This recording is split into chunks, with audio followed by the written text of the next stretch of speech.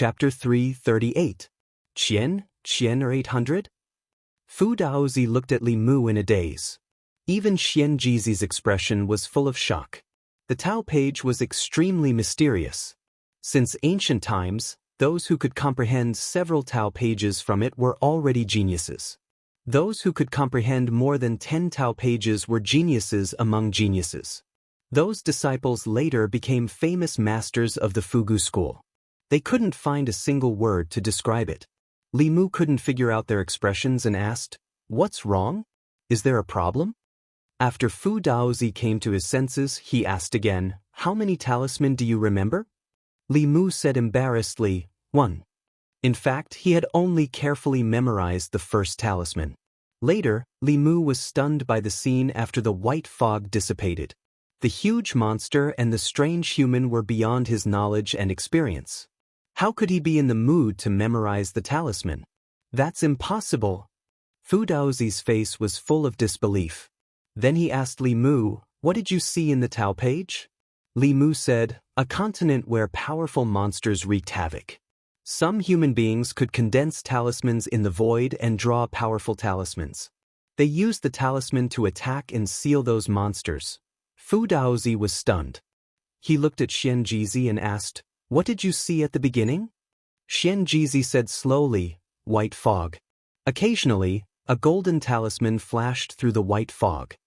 Fu Daozi looked at Li Mu again and said in confusion, "It's strange. All the people who comprehended the Tao page saw fog." "Why did you see this?" Li Mu explained. "In the beginning, there was only white fog. However, as one's heart calmed down, the white fog would become thinner. When one's heart calmed down completely, the white fog would completely dissipate. The golden talismans that you saw flashing through the white fog were created by those humans. They used their fingers to draw talismans in the air. Their purpose was to attack some of the monsters in the fog." I knew it.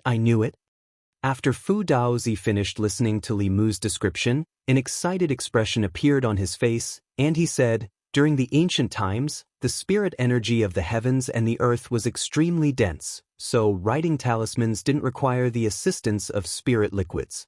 Later on, the spirit energy of the heavens and the earth thinned greatly, so the seniors of the Dao sect relied on various spirit objects of the heavens and the earth to liquefy their spirit energy and use it as materials for writing talismans.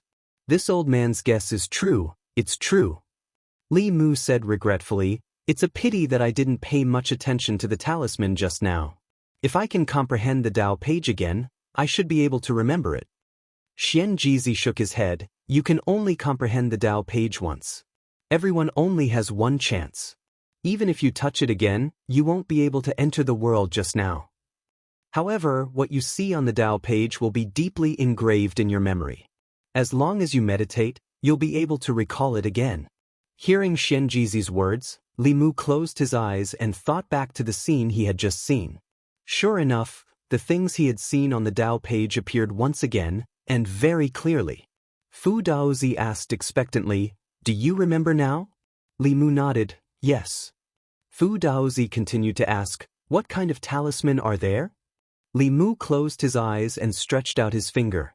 According to the scene in his mind, he drew a few talismans in the void and said, "This talisman can turn an area into a sea of fire.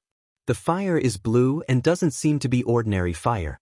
As long as you touch it, you won't be able to get rid of it." Then he changed to another talisman and continued to speak.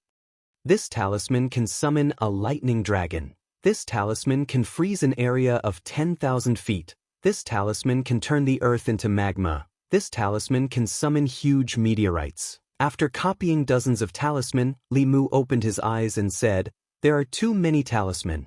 I'm afraid there are more than 1,000 talismans. I can't finish them all in a short time." Fu Daozi looked at Li Mu in shock. After a while, he finally came to his senses and looked at Xianxia, saying, "You should abdicate." He put one hand on Xianxia's shoulder and said, "The Fugu school is destined to prosper in the hands of my disciple. If you don't give up the position of the headmaster, you will be hindering the prosperity of our sect. You have to apologize to the ancestors." Li Mu hurriedly said, "Master, forget it. There's no hurry." Fu Daozi didn't insist to the end. Instead, he said happily, after seeing those talisman, I have comprehended something. I need to cultivate in seclusion for a few days to comprehend it. Fu Daozi left in a hurry. Li Mu stood in the Taoist palace and asked Xianxia, what are those monsters? Xianxia shook his head and said, in ancient times, the spiritual qi of heaven and earth was rich and everything flourished. However, there weren't many things that were really passed down from that era. Everything that happened in that era has always been a mystery in the cultivation world. Li Mu asked doubtfully, the Tao scripture didn't seem to be born that long ago, did it? Xianxia explained, people think that the Tao scripture was compiled by countless Taoist seniors more than 1,000 years ago. But in fact, the Tao scripture has existed for even longer. Perhaps it can be traced back to the ancient times. At that time, the Taoist seniors only passed down the orthodoxy of the various Taoist sects by comprehending the Tao pages. The ancient times were a long time ago for the people of this world. There were few records about the ancient times in this era. For some reason, the inheritance between the two eras was broken. The only thing that could be confirmed was that the spiritual qi of heaven and earth was very rich in the ancient times, which was many times richer than today's. The cultivation of cultivators was related to spiritual qi. The masters of this era all stopped at the transcendence realm. In that era, there should have been cultivators at the 8th or even the 9th realm. Li Mu thought of those monsters. Their strength might be related to the density of spiritual qi. With the thin spiritual qi of heaven and earth, it was difficult for such huge monsters to be born. They might have gone extinct in the long river of time. No one could explain the scene that happened in the Tao page to Li Mu. Li Mu stopped thinking about it and asked Xianxia, is there any way to show the scenes that I saw in the Tao page? Xianxia shook his head and said, you can show ordinary memories with the cultivation strength of the 5th realm. However, you can't show the insights in the Tao page. Li Mu found that he couldn't show the scenes in his mind with spiritual spell visual projection. It seemed that the problem didn't lie with him but with the Tao page. He waved his hand and said, I'll go back now. Don't forget that you still owe me 5 heaven-level talisman. Standing in the Daoist palace, Xianxia watched him leave as if he saw the beginning of the change in the cultivation world. White Cloud Peak, Li Mu had been in seclusion cultivation for 7 days after he returned. After 7 days, he opened the door and stood in the courtyard. Under the long-awaited sunlight, he stretched lazily. During these 7 days, he had watched the scenes that he saw in the Tao page countless times. He recorded all the talisman that he could see and organized them into a jade slip. Similar to a USB flash drive, jade slips were used by cultivators to store information. If it was recorded on paper, it would take at least 1,300 pages. If it was recorded on jade slips, 1 jade slip would be enough. Li Mu flew up and came to the main peak again. Then he landed in a Daoist palace. Talisman Daozi walked out. Li Mu handed him the jade slip and said, Master, take this. Talisman Daozi took the jade slip and asked, What's this? Li Mu said with a smile, You'll know when you see it. Talisman Daozi pressed the jade slip to his forehead. His expression gradually became sluggish, and even his body trembled slightly. Li Mu looked at him and said, These are all the talisman images in the Tao page. I hope you can understand the great Tao of the talisman from them, Master. Talisman Daozi looked at Li Mu with his beard trembling. He tried to speak several times but failed. Li Mu bowed and said, I won't disturb Master. I'll go back now. He flew out of the Daoist palace and returned to the White Cloud Peak. He let out a long sigh of relief. This was the only thing he could do for Talisman Daozi. Li Mu used the talismans on the Tao page to repay the favor of Talisman Daozi for giving him the comprehension of the Tao of talismans. As for whether Talisman Daozi could comprehend the Tao of transcendence from it, that would depend on himself. Not long after, an aura familiar to Li Mu landed outside the small building. Li Mu opened the door. Elder Su said respectfully, Uncle Master Li, the sect master invites you in. In less than half a month, he had changed the way he addressed Li Mu from Lord Li to Uncle Master Li.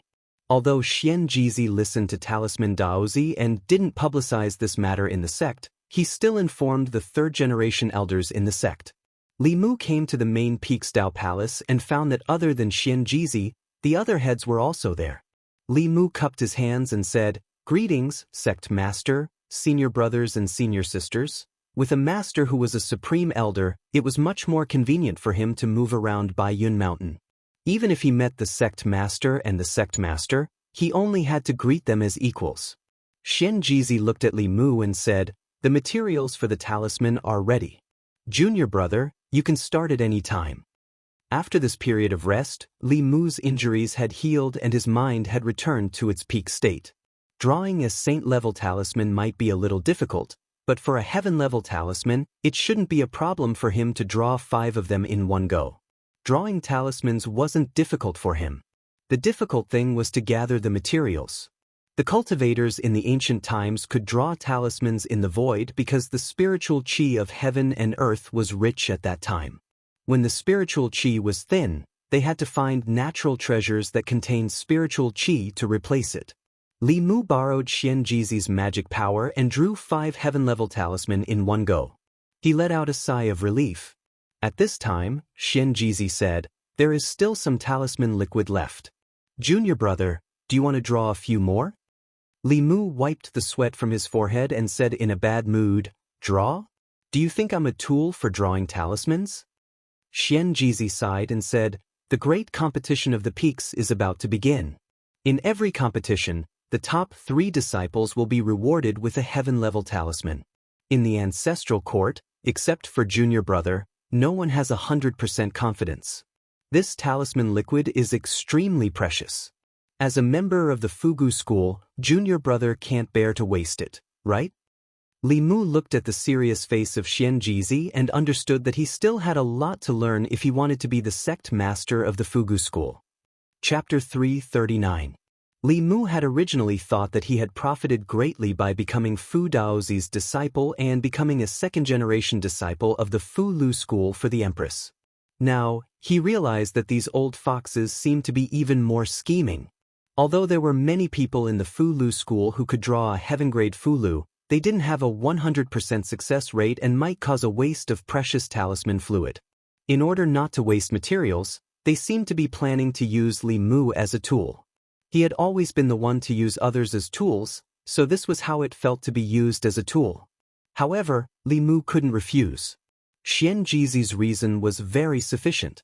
Li Mu was a disciple of the talisman sect, so he naturally had the responsibility to save resources for the sect. If Li Mu refused, it would be disloyal to the sect. How could someone who was disloyal to the Fu Lu school become the Fu Lu school's headmaster? Thus, Li Mu was able to draw 3 more heaven-grade Fu Lu. The function of these Fu Lu was to repair the physical body. Even if one's limbs were chopped off, they could be regenerated in an extremely short amount of time. In the underground karst cave, Wu Bo had been ambushed by senior brother Qin and crushed his heart. He had used this talisman to regenerate a new heart. Anyone wouldn't be able to endure 8 times in 2 hours. After Li Mu finished the last stroke, he supported himself on a stone pillar in the Dao Palace and walked to the front of the hall.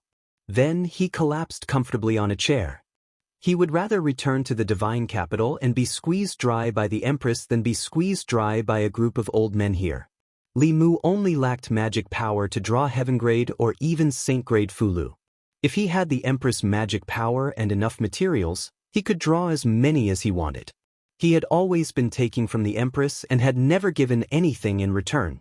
When he returned to the Immortal's capital, he would also draw some Fu Lu for the Empress. Although the Empress was rich, she didn't have a lot of good things on her. For example, the heaven rank Fu Lu was a rare item in the Fu Lu school. In the 10 continents and 3 islands, besides the Fu Lu school, almost no one could draw a Fu Lu of this level. The only one the Empress gave to Li Mu was one that Li Mu gave to Xiao Bai for protection. Other than that, the highest rank Fu Lu she gave to Li Mu was only Earth rank.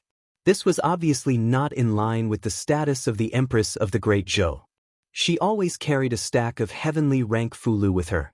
In the future, when she rewarded her meritorious subjects, she would be able to take it out. The position where Li Mu was lying was the headmaster's position. Fu Lu school had a hierarchy, and his action was against the rules. However, the heads only looked at each other and didn't say anything. They had already heard from the headmaster that he had comprehended all of the pages. The founder of the Fulu school only comprehended a portion of the pages, and yet he was able to establish the Fulu school. What would happen if he comprehended all of it?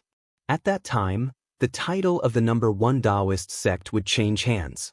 Xianxia looked at Li Mu, who was lying on the chair, and asked, "Junior brother, have you comprehended all of the pages?" Li Mu extended his hand, and a jade slip appeared in his palm. He threw the jade slip to Xianxia and said, "The Fulu that appeared in the pages are all in here." Nothing ventured, nothing gained. The future leader had to have the bearing of a future leader.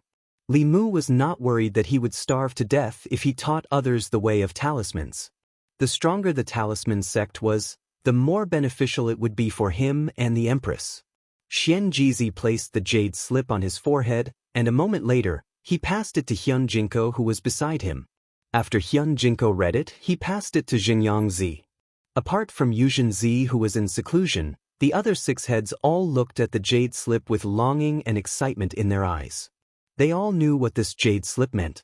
The founder of the Fulu school founded, and Li Mu would lead the Fulu school to an unprecedented peak. Not to mention that he had completely comprehended the pages and contributed the complete contents of the pages, just by relying on his heart of 7 orifices. If he was tied to the Fulu school and drew talismans day and night, in the future, the Fulu school's disciples would each have a saint-level attacking Fulu. Their attacks would be at the 7th realm, and they would be able to beat the 10 demonic sects together. Unfortunately, they couldn't tie him up. Not to mention that the materials needed for a saint-level Fulu were hard to find, and it was impossible to create an unlimited number of them. Martial Uncle Fu Daozi would also not allow them to do so. Not to mention, he had the Empress of the Great Zhou behind him. He was a treasure in the Fulu school, and in the heart of the Empress, he would also be a treasure. If the Fulu school forcibly detained him, it was very likely that the Great Zhou court would send a large force to suppress them. The strength of the Fulu school was unquestionable, but in the Great Zhou, the strength of any sect could not compare to the Great Zhou court. Xianxia put away the jade slip and bowed to Li Mu with cupped fists, saying, "Thank you, junior brother." As the head of the Fulu school, his bow represented the highest etiquette of the Fulu school. He bowed to Li Mu for his contributions to the Fulu school and for bringing the Fulu school to a new height. Li Mu waved his hand and said, "We're on the same side, there's no need to thank me." Xianxia smiled and said, "In that case, senior brother won't be polite. In fact, there's another important matter that concerns the future of the sect, and I need junior brother's help." Seeing Xianxia's expression, Li Mu began to regret what he had just said. As the head of the sect, Xianxia's face was as thick as his cultivation.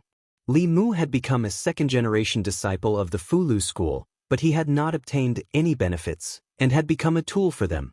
Now, he actually had something to ask of him. How could he not feel embarrassed? Li Mu did not speak, but Xianxia took the initiative to say, "Although the ancestral court holds a trial of the Tao of Talismans every 4 years, the disciples who pass the trial have the aptitude for the Tao of Talismans, but most of them lack the talent for cultivation. Junior brother is a pillar of the Great Zhou, a favored minister of the Empress. Can you borrow the power of the imperial court to help the sect recruit some cultivation geniuses with special constitutions from the common people, and nurture them from a young age?" This head of the sect was really squeezing Li Mu's value in all aspects. Li Mu's face revealed a difficult expression. He said, "Senior brother also knows that the imperial court has its own rules. In principle, the local government is forbidden from revealing the people's birth characters." At this point, his tone changed and he said, "Of course, although I'm an official of the Great Zhou, I'm also a disciple of the Fulu school. I'll definitely think of the sect. After I return to the divine capital, I'll mention this matter to Her Majesty, but I don't know if Her Majesty will agree." Xianxia cupped his fists and said, "Senior brother thanks junior brother in advance." Li Mu continued, "The imperial court's attitude towards the various sects is the same, and it's not easy to make an exception. I think that if we can show some sincerity, the possibility of Her Majesty agreeing might be greater." Xianxia asked, "What sincerity?" Li Mu looked at him and said leisurely, "Her Majesty has just ascended the throne and is short of manpower. If the ancestral court can cooperate with the imperial court and send some elders to be stationed in the imperial court in the capacity of a consecrator, then make a request, wouldn't it be difficult for Her Majesty to refuse?" Li Mu needed to correct the misconception of the upper echelons of the Fulu school that they always liked to freeload when they encountered problems. Freeloading would not last long. Cooperation was a win-win situation. Only with effort would there be returns. Not everyone was like Li Mu, willing to indulge their bad habits. After thinking for a while, Xianxia nodded and said, "This is not difficult." Since the two of them had reached an agreement on this issue, the following matters were much simpler. Li Mu was not only a second-generation disciple of the Fulu school, but also an official of the Great Zhou. It was more than suitable for him to be the middleman. The Empress was already short of manpower, and the internal guards had undergone a wave of purges. If an expert of the Fulu school joined, she would not have to experience the awkwardness of having no one to rely on. He could not wait to tell the Empress this good news. After watching Li Mu walk out of the palace, Xianxia thought for a while and said, "I've decided to pass the position of headmaster to junior brother Li. This was originally the most important matter of the Fulu school, and it required everyone to discuss and decide." However, after Xianxia spoke, none of the heads objected. Hyun Jinko hesitated for a moment and said, "The current him is not suitable for this position. After all, he's only at the 4th realm. It's not a good thing to push him to the front so early." Xianxia shook his head and said, "Of course not now. At the very least, we have to wait until he enters the 7th realm." Hyun Jinko's eyes were filled with anticipation. He said, "I wonder what heights he will bring the Fulu school to, Baiyun Peak." Li Mu had just returned to his room. Having learned his lesson from last time, he first cast a soundproof spell, then took out the conch. After activating it with his transcendence energy, he said impatiently, "Your Majesty, let me tell you a piece of good news." Chapter 340. Li Mu wondered if he was born to be busy. Taking advantage of his vacation time, he even facilitated the cooperation between the Fulu school and the court. In the past, although the court had cooperated with the various sects, it was only at a superficial level. For example, the large sects allowed their low-level disciples to be stationed in local government offices to help the local officials govern their areas. The court gave the sects their territories and allowed them to recruit disciples in the vicinity of the power they belonged to, and so on. This kind of cooperation on a deeper level rarely happened in the past. The reason was naturally the distrust between the two sides. The power and strength of these sects were too strong enough to threaten the rule of the court. Moreover, the court had absolute control over the 36 counties in name. The 4 sects and 6 schools' activities in the secular world were greatly restricted. Because of this suspicion and distrust, the Great Zhou court had never had an official from the 4 sects and 6 schools. Even a minor official was required to not have a sect background, and the high-level positions of these sects were not held by officials of the court. Li Mu was probably the first person to hold both a high position in the court and a high level of a sect. With him as the middleman, it was most appropriate.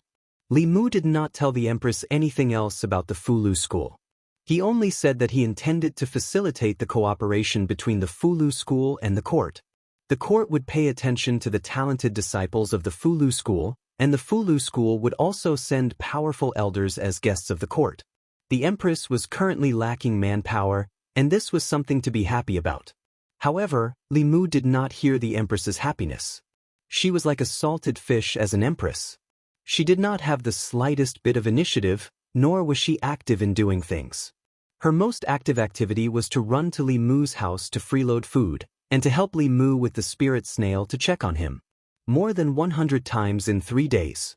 Not to mention a superior, even a girlfriend rarely did this. Fortunately, Lu Hanyan was different from her. Otherwise, Li Mu would probably go crazy. In the spirit snail, the Empress said calmly, "You can decide on this matter." This could also be considered a national policy. From a certain point of view, it was Li Mu's duty as the censor of the palace secretariat. However, he still had to ask for the Empress's permission, so as to avoid the bad reputation of a favored official causing chaos in the government. Li Mu sighed. The Empress didn't even care about collaborating with Fulu School. He didn't know what she cared about. On the other side, the Empress no longer mentioned this matter. Instead, she asked, "When are you coming back?" Li Mu replied, "I will do it as soon as possible." The voice in the conch was clearly dissatisfied. "You said it would be quick more than a month ago. How quick is it?" Li Mu explained helplessly, "This time, it's really as fast as possible. The shortest is 3 days, the longest is 5 days. After spending a few days with Lu Hanyan, she went into seclusion with Yu Zhenzi." Li Mu could have returned to the fairy's capital now, but the Seven Peaks disciple competition was about to begin. As a second-generation disciple, he needed to attend. The Empress was really too much. She didn't care about the country's affairs and urged him to go back to work so urgently. This also affected Li Mu's enthusiasm. Great Zhou was her great Zhou, and Li Mu was working for her. She couldn't always sit at the top and let Li Mu do all the work. She should at least give him some response. This way, Li Mu would have more motivation to do things. Li Mu put down the spirit conch and heard a buzzing sound coming from outside the courtyard. The Dao bell was urging him from outside. Li Mu put away the spirit conch and walked out of the door. He said, "Don't rush me. I'm coming, White Cloud Mountain." Today was the day of the ancestral court of Fulu School's Seven Peaks competition. The all-peak competition was held once every 4 years like the Talisman Dao trial. There was only a month's difference in time. In the past, the results of the Talisman Dao trial would be a hot topic among the disciples of the sect. However, this year, after the trial ended, it didn't cause much of a stir. This was because the trial left too many mysteries for the disciples. First of all, the first place of the previous trial would immediately become a core disciple and receive great support from the sect. They could enjoy cultivation resources that ordinary disciples couldn't enjoy. For a long time after the trial ended, the first place of the trial would be the object of envy of all the disciples. However, the identity of this year's first place was still a mystery. It wasn't just the first place. After the trial ended, the first and second place of the trial completely disappeared as if they had evaporated into thin air. Other than that, on the day of the trial, there was a strange phenomenon on Mount Baiyun. No one knew what was going on.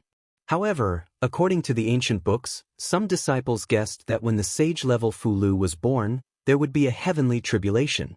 The strange phenomenon on Mount Baiyun that day was very similar to a heavenly tribulation. As soon as this was said, there were different opinions. Some people said that the sect master drew the sage-level Fulu. Some people said that the strange phenomenon was caused by the sect master's advancement to transcendence. Some people said that the person who drew the sage-level Fulu was the first place of the trial. However, the sect had never explained this, and this matter had never been concluded. Before the grand competition, the disciples of the various peaks had already gathered around the main peak square. This grand competition was related to the honor of the participating disciples, and also related to the resources that each peak could obtain from the sect in the next 4 years. The top 3 disciples of the grand competition would each receive a heaven-level Fulu. The first place of the grand competition would also have the opportunity to become a direct disciple of the sect master and be promoted to a third-generation elder. The top 10 disciples of the grand competition would also receive an earth-level Fulu and the opportunity to receive guidance from the sect master. Therefore, every time the grand competition was held, the disciples of the various peaks would do their best to obtain the highest ranking. This was not only for themselves, but also for the honor of the various peaks. Li Mu originally wanted to return to the divine capital as soon as possible so that the Empress wouldn't nag him all day long. However, Xianxia said that he had to participate in this grand competition. He could skip the disciple recruitment ceremony, but as the disciple of the Grand Elder and a second-generation disciple of the Fulu School, he had to show his face in front of the disciples of the ancestral court and the important figures of the Fulu School's branches. For this reason, he even gave Li Mu a Daoist name, Ling Jizi. In the Fulu School, not everyone had a Daoist name. The third-generation and fourth-generation disciples didn't have high cultivation bases, so most of them called themselves by their secular names. Generally, Only after they advanced to the Dongxian level would they consider giving themselves a Daoist name. After all, Sect Master Xianjizi and Sect Master Yuzhen sounded more like experts than Sect Master Wang Ergu and Sect Master Chen Ernyu. Although Li Mu wasn't used to his new Daoist name, he didn't resist it. As soon as Li Mu landed on the main peak square, Hanja walked over from a certain direction and asked in surprise, "You haven't returned to the divine capital yet?" Li Mu replied, "I'll leave after the grand competition." "You'll participate in the grand competition?" Hanja was stunned for a moment, then a surprised expression appeared on his face. He asked, "You've also joined our Fulu school? Don't tell me you've also taken a sect master as your master?" Li Mu shook his head and said, "No." Hanja breathed a sigh of relief and asked, "Which elder is your master?" Li Mu replied, "Fu Daozi." Hanja touched his head and shook his head. "I've never heard of him. Which peak is he from?" Li Mu replied, "The main peak." Hanja said enviously, "The main peak is good. The main peak is full of core disciples. You can have whatever you want. You don't even need to fight. I told you, with your relationship with Lu, Martial Uncle Lu, you won't do too badly after joining the sect." Li Mu looked around and asked, "Why haven't I seen Junior Sister Qin today?" At the mention of Junior Sister Qin, Hanja looked helpless and said, "Don't mention it. I told her to reflect on her mistakes behind closed doors." Li Mu asked, "What's wrong with her now? You still have the nerve to ask?" Hanja glared at Li Mu and said, "If you hadn't left first last time, I wouldn't have asked Junior Sister Qin to drink with me. With her alcohol tolerance, she got drunk after just a few glasses. Moreover, she liked to take off her clothes when she was drunk. Not only did she take off her own clothes, but she also took off my clothes. Fortunately, I woke up at the critical moment. Otherwise, I really don't know how to face Senior Brother Qin's soul in heaven. The primordial yang body that I've maintained for more than 20 years might have been lost." Li Mu looked at him sympathetically and said, "Yes, it's too dangerous. Anything can happen when a man and a woman are alone. You'd better protect yourself. If you lose your primordial yang, it will be a big loss." Hanja agreed and said, "I didn't expect Junior Sister Qin to be so bad at drinking. I won't drink with her anymore." While they were chatting, more and more people gathered in the square of the main peak, and the sound of discussion was endless. "I wonder which peak's senior brother will get first place in the competition this time. The reward for first place is too generous. Not only will you become a third-generation disciple, but you'll also get a heaven-grade Fulu. That's equivalent to having an extra life. I wonder how many people are eyeing those 3 positions? Why is there an extra seat in front? Well, let me count. 1, 2, 3, 9, there's really an extra one." All the disciples looked at the square in front of them, stunned. During the competition, the sect leader and the 7 peak chiefs would watch from the front. Therefore, there would be 8 seats in front of the square. These 8 huge seats were made of spiritual jade and had runes carved on them. They floated in front of the square, dignified and noble, showing the owner's identity and status. The sect leader and the 7 peak chiefs should have 8 seats. This was the usual practice in previous years. However, this year, there were 9 seats in front of the square. Could an elder have advanced to the 6th realm? I don't know. If an elder had advanced, how could the peaks not know? Could it be that one of the Grand Elders has returned? That's not very likely. The Grand Elders have been wandering outside for more than 10 years without any news. Even if they have returned, they have never cared about the competition between the peaks. Hanja looked at the 9 seats in front of him with a puzzled expression. He mumbled, "This year's competition seems a little different from the previous years." When he turned around to look at Li Mu, he seemed to have noticed something. He looked Li Mu up and down a few times before lowering his head to look at himself. He asked in confusion, "Why is your Daoist robe different from mine?" Hanja's Dao robe had a blue base, while Li Mu's Dao robe was mainly white. In the Fulu school, disciples of different levels wore Dao robes of different colors. For 4th-generation disciples like Hanja, their Dao robes were mainly sky blue. For 3rd-generation disciples, the elders of the peaks, their Dao robes were pale yellow. Only the sect leader and the peak chiefs would wear white Dao robes. Before Li Mu could speak, Han Zhi suddenly seemed to think of something. He looked at him in surprise and said in shock, Fu Daozi, isn't Fu Daozi the Taoist name of the Grand Supreme Elder who disappeared for a long time? You took the Grand Supreme Elder as your master? Li Mu did not deny it, which was equivalent to admitting to Han Zhi's words. Han Zhi was stunned. Really? Li Mu replied, really? Han Zhi grabbed his hair and mumbled, let me straighten it out first. You're a second-generation disciple and I'm a fourth-generation disciple. Doesn't that mean I have to call you Grandmaster Martial Uncle? Li Mu nodded and said, in theory, yes. Han Zhi suffered a huge blow. Although he didn't want to compare himself to Li Mu, his former friend had now become his martial granduncle. Li Mu even had to bow to him when he saw him in the sect. This was something that Han Zhi couldn't accept. However, he quickly realized something and raised his head to look at Li Mu. He asked, you're my martial granduncle? Doesn't that mean you're Miss Hanyan's martial granduncle and junior sister Li's martial granduncle? Wait, your relationship is too messy. Let me sort it out. After counting with his fingers, he finally figured it out and said, junior martial sister Li is no longer a disciple of the Fulu school. But Miss Han Yan is Yu Zhenzi's disciple. You're Yu Zhenzi's junior martial brother, so you're her grandmaster martial uncle. You're your future wife's grandmaster martial uncle. Then what's the seniority of your child? Is he the same generation as me or a generation older than me? Wait a minute, I'm confused again. Before Han Zhi could figure it out, a bell rang from above, indicating that the competition was about to begin. Han Zhi glanced at Li Mu, then ran away like a wisp of smoke. Li Mu felt that it would be difficult to find him for a drink in the future. As the bell rang, the disciples of the various peaks had already taken their positions outside the square. Several figures flew out from the Dao Palace of the main peak. Xianxia and the heads of the various peaks each took a seat. Even Yu Zhenzi, who was in a state of seclusion, came out and sat to the right of Xianxia. Of the 9 chairs, only the one to the left of Xianxia was empty. The disciples of the various peaks gathered and began to discuss in low voices. That seat was originally Yu Zhenzi's. Why is Yu Zhenzi sitting to the right of the sect master this time? Who else can sit to the left of the sect master? Even if there's a new elder, he doesn't have the qualifications to sit there. Could it really be a grand elder? That should be it.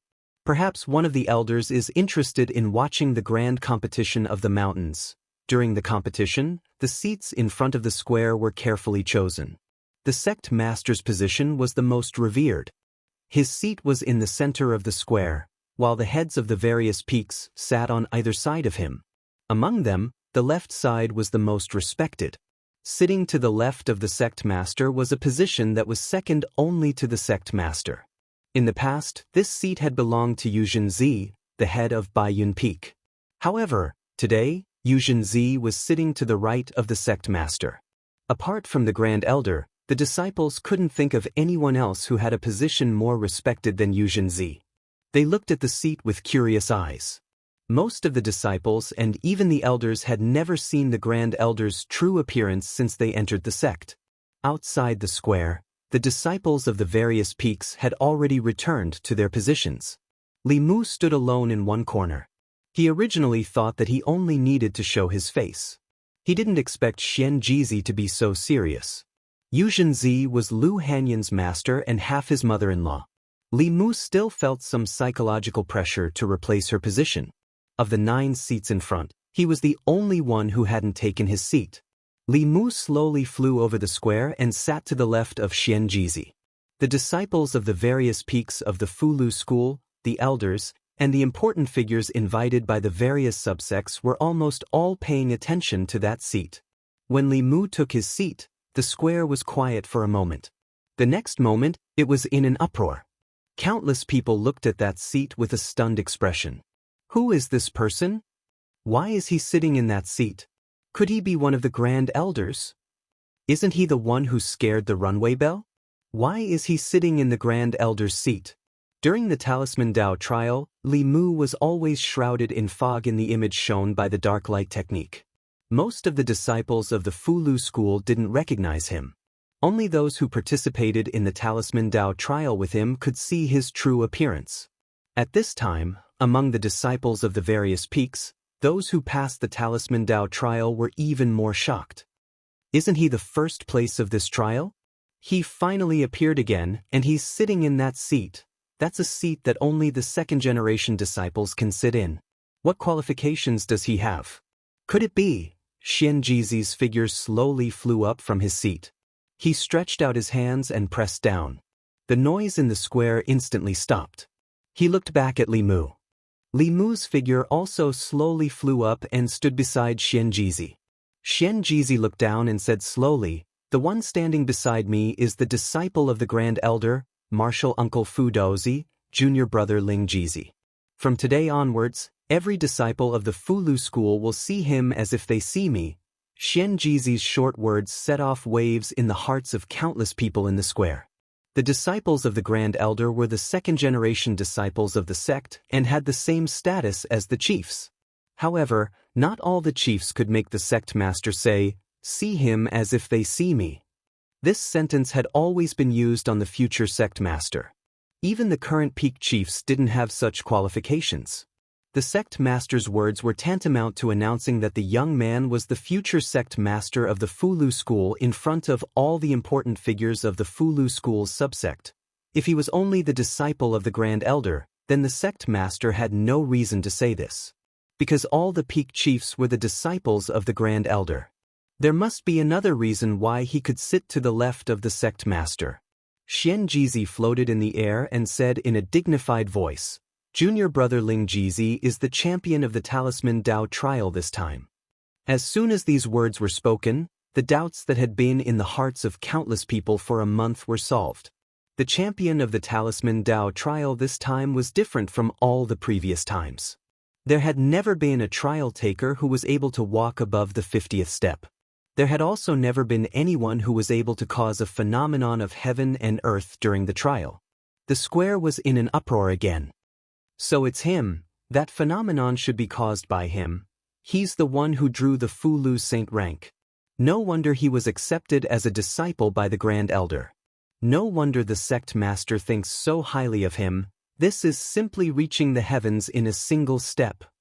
Chapter 341.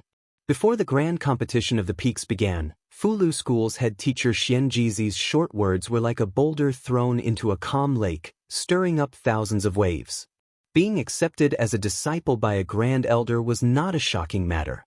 At most, the disciples were a little envious. However, sitting to the left of the head teacher and being regarded as the future head of Fulu School was too inconceivable. Fulu School was one of the 6 Daoist sects. Its Daoist teachings were spread throughout the ancestral province, and it had a great influence in the cultivation world. The selection of the Fulu School's head teacher was a major matter for the entire cultivation world.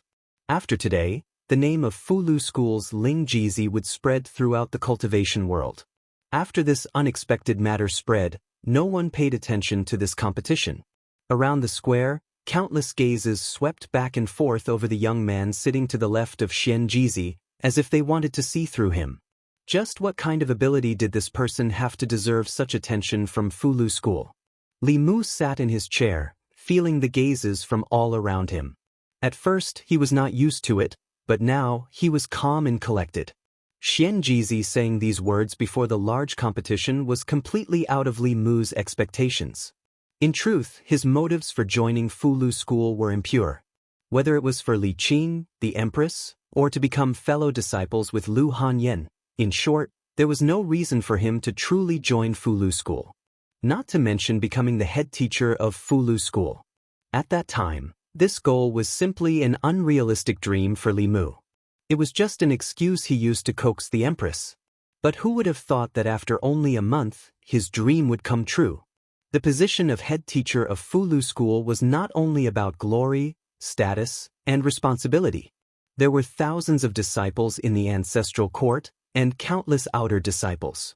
As the head teacher of Fulu School, he had to be responsible for them.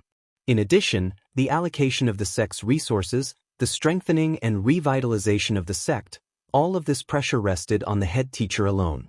Once he became the headmaster, Li Mu would not only have to worry about the empress, but he would also have to worry about the Fulu school. There were all sorts of things happening in the imperial court, and it was enough to worry about the empress alone. It was better for the Fulu school to slip away as soon as possible. Before the first day of the competition ended, Li Mu planned to sneak away with Wan and Xiaobai. After Lu Hanyan's closed-door cultivation ended, she would come to Fairy's capital to look for him. Wan was also alone here, so Li Mu planned to bring her back to Fairy's capital this time. This way, she and Xiaobai would have each other's company. As soon as the three of them left White Cloud Peak, several figures flew out from the main peak. Xianxia looked at Li Mu and asked, "Junior brother, where are you going?" Li Mu smiled and said, "I've been away from Fairy's capital for almost 3 months, and His Majesty has urged me many times. It's time for me to go back. If Master comes out of closed-door cultivation, I'll have to trouble you to inform him." Xianxia nodded and said, "Junior brother, you must cultivate diligently this time. Whether or not our Fulu school can prosper in the future will depend on you." Li Mu said awkwardly, "My cultivation is low now, and I can't take on the responsibility of the school. In the next few decades, the school will have to rely on you, senior brothers and sisters." As soon as Li Mu finished speaking, another stream of light flew out from the main peak. The law bell became the size of a palm and flew around Li Mu, circling around him.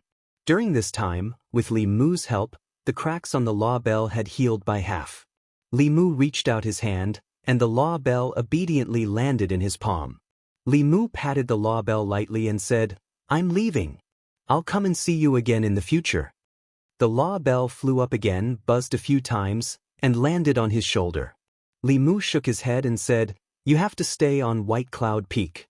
"You can't go with me." Xianxia thought for a moment and said, "If the law bell is willing to follow you, then let it follow you." Li Mu looked at the law bell and gulped.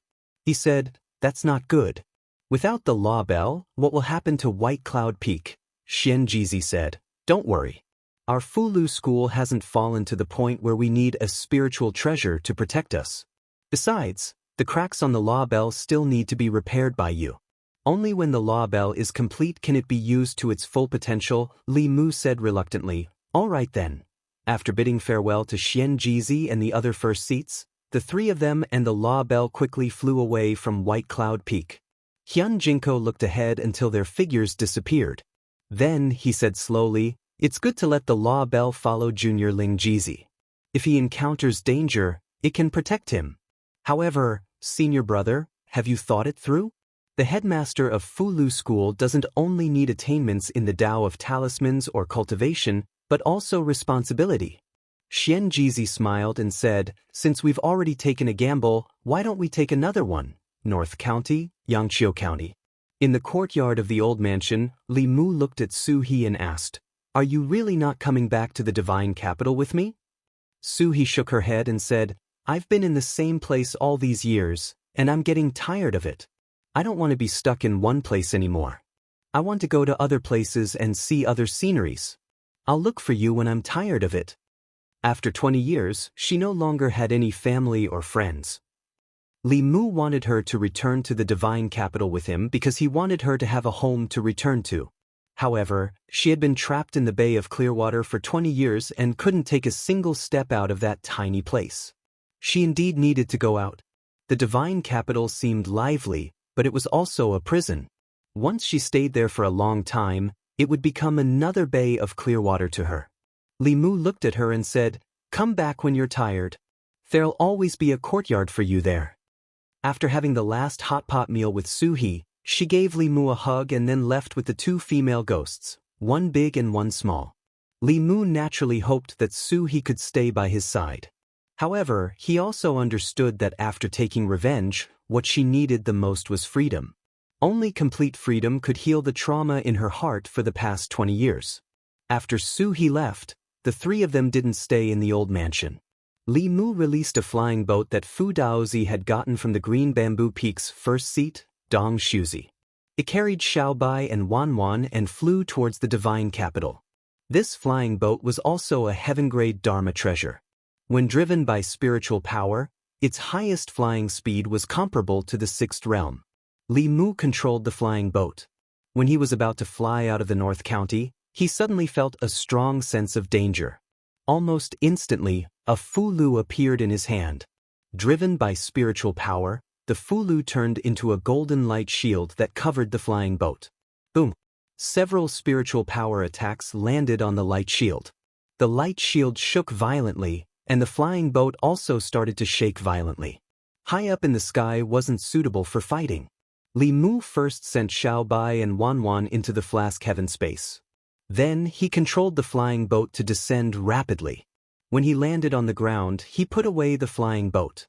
Several figures appeared around him and surrounded him from several directions. A figure covered in ghostly qi looked at Li Mu and said eerily, "We've been guarding here for more than 2 months. We thought you were going to hide in the Fulu school for the rest of your life and not come out." Another brawny man with a towering demonic qi grinned and said, "You're finally willing to leave White Cloud Mountain. You made us wait for a long time." Li Mu looked at the 2 figures in front of him. One of them was a demon, and the other was a ghost. Clearly, they were both 5th realm powerhouses. Not only that, but the other 5 people beside and behind him also exuded an aura that was not weaker than the 5th realm. 7 5th realm powerhouses.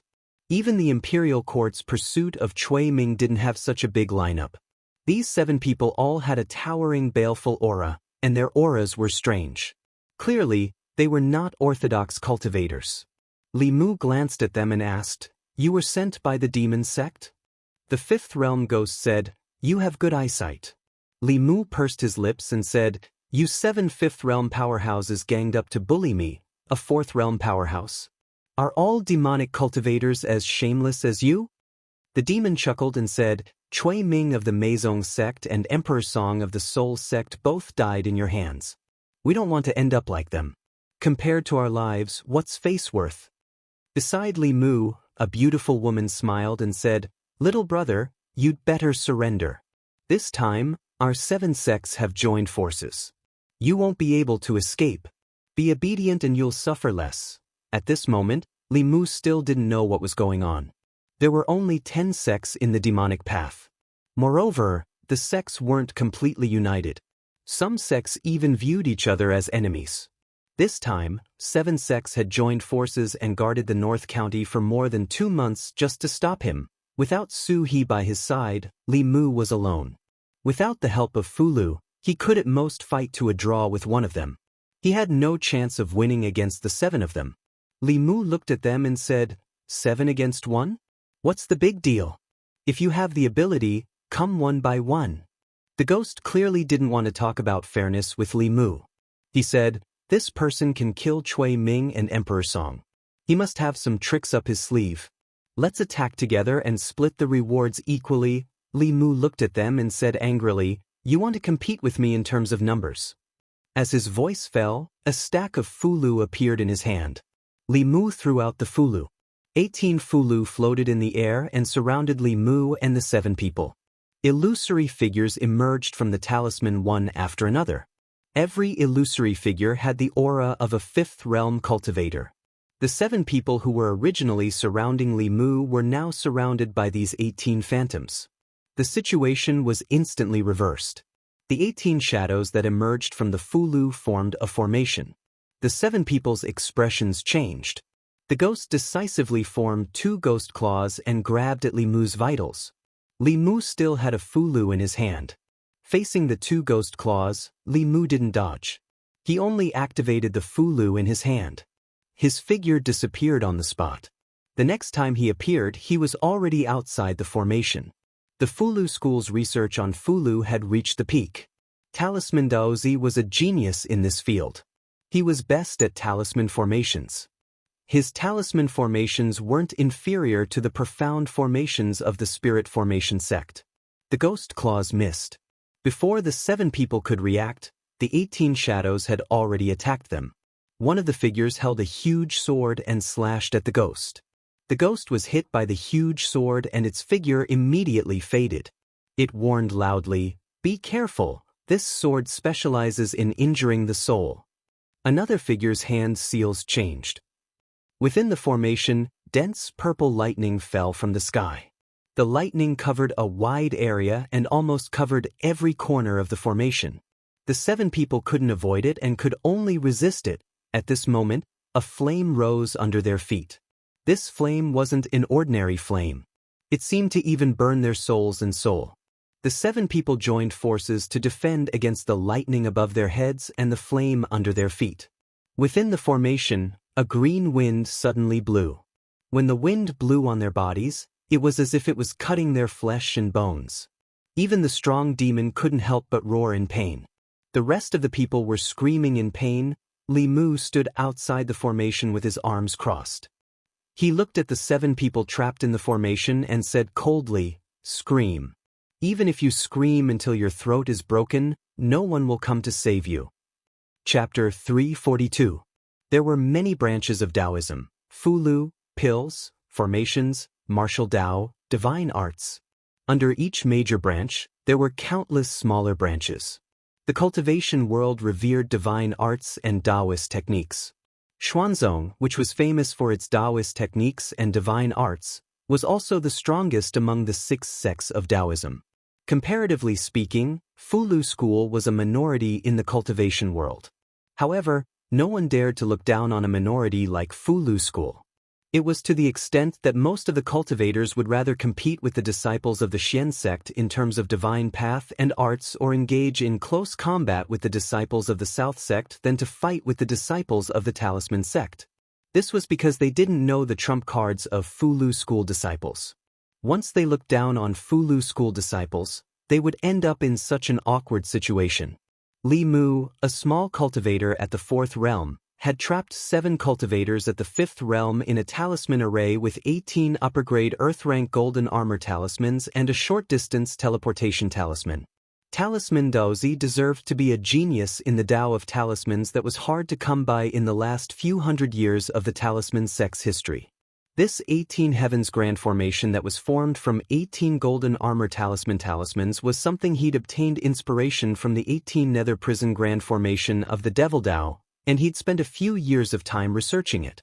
This talisman array not only had a power equal to the 18 prison array, it also overcame the 18 prison array's weakness. The 18 prison array set up by Chu Jiang of Gojoseon required 18 ghost generals to sacrifice their lives. Moreover, their positions couldn't be moved. The 18 Heavens array only required 18 golden armor talismans. The array was portable and mobile. The power of the array was related to the Fulu's grade. 18 Earth high-grade Fulu could trap Dongxian. If there were 18 Heaven high-grade Fulu, it wouldn't be a problem to trap a Transcendence Realm cultivator. These golden armor talismans each had their own divine arts. The 7 people in the array had to endure 18 different attacks.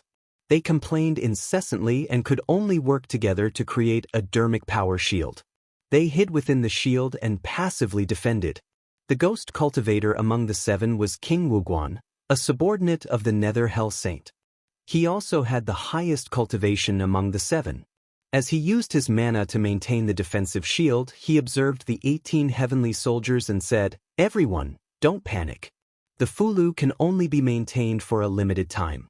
Once the spiritual energy is exhausted, it will lose its effect.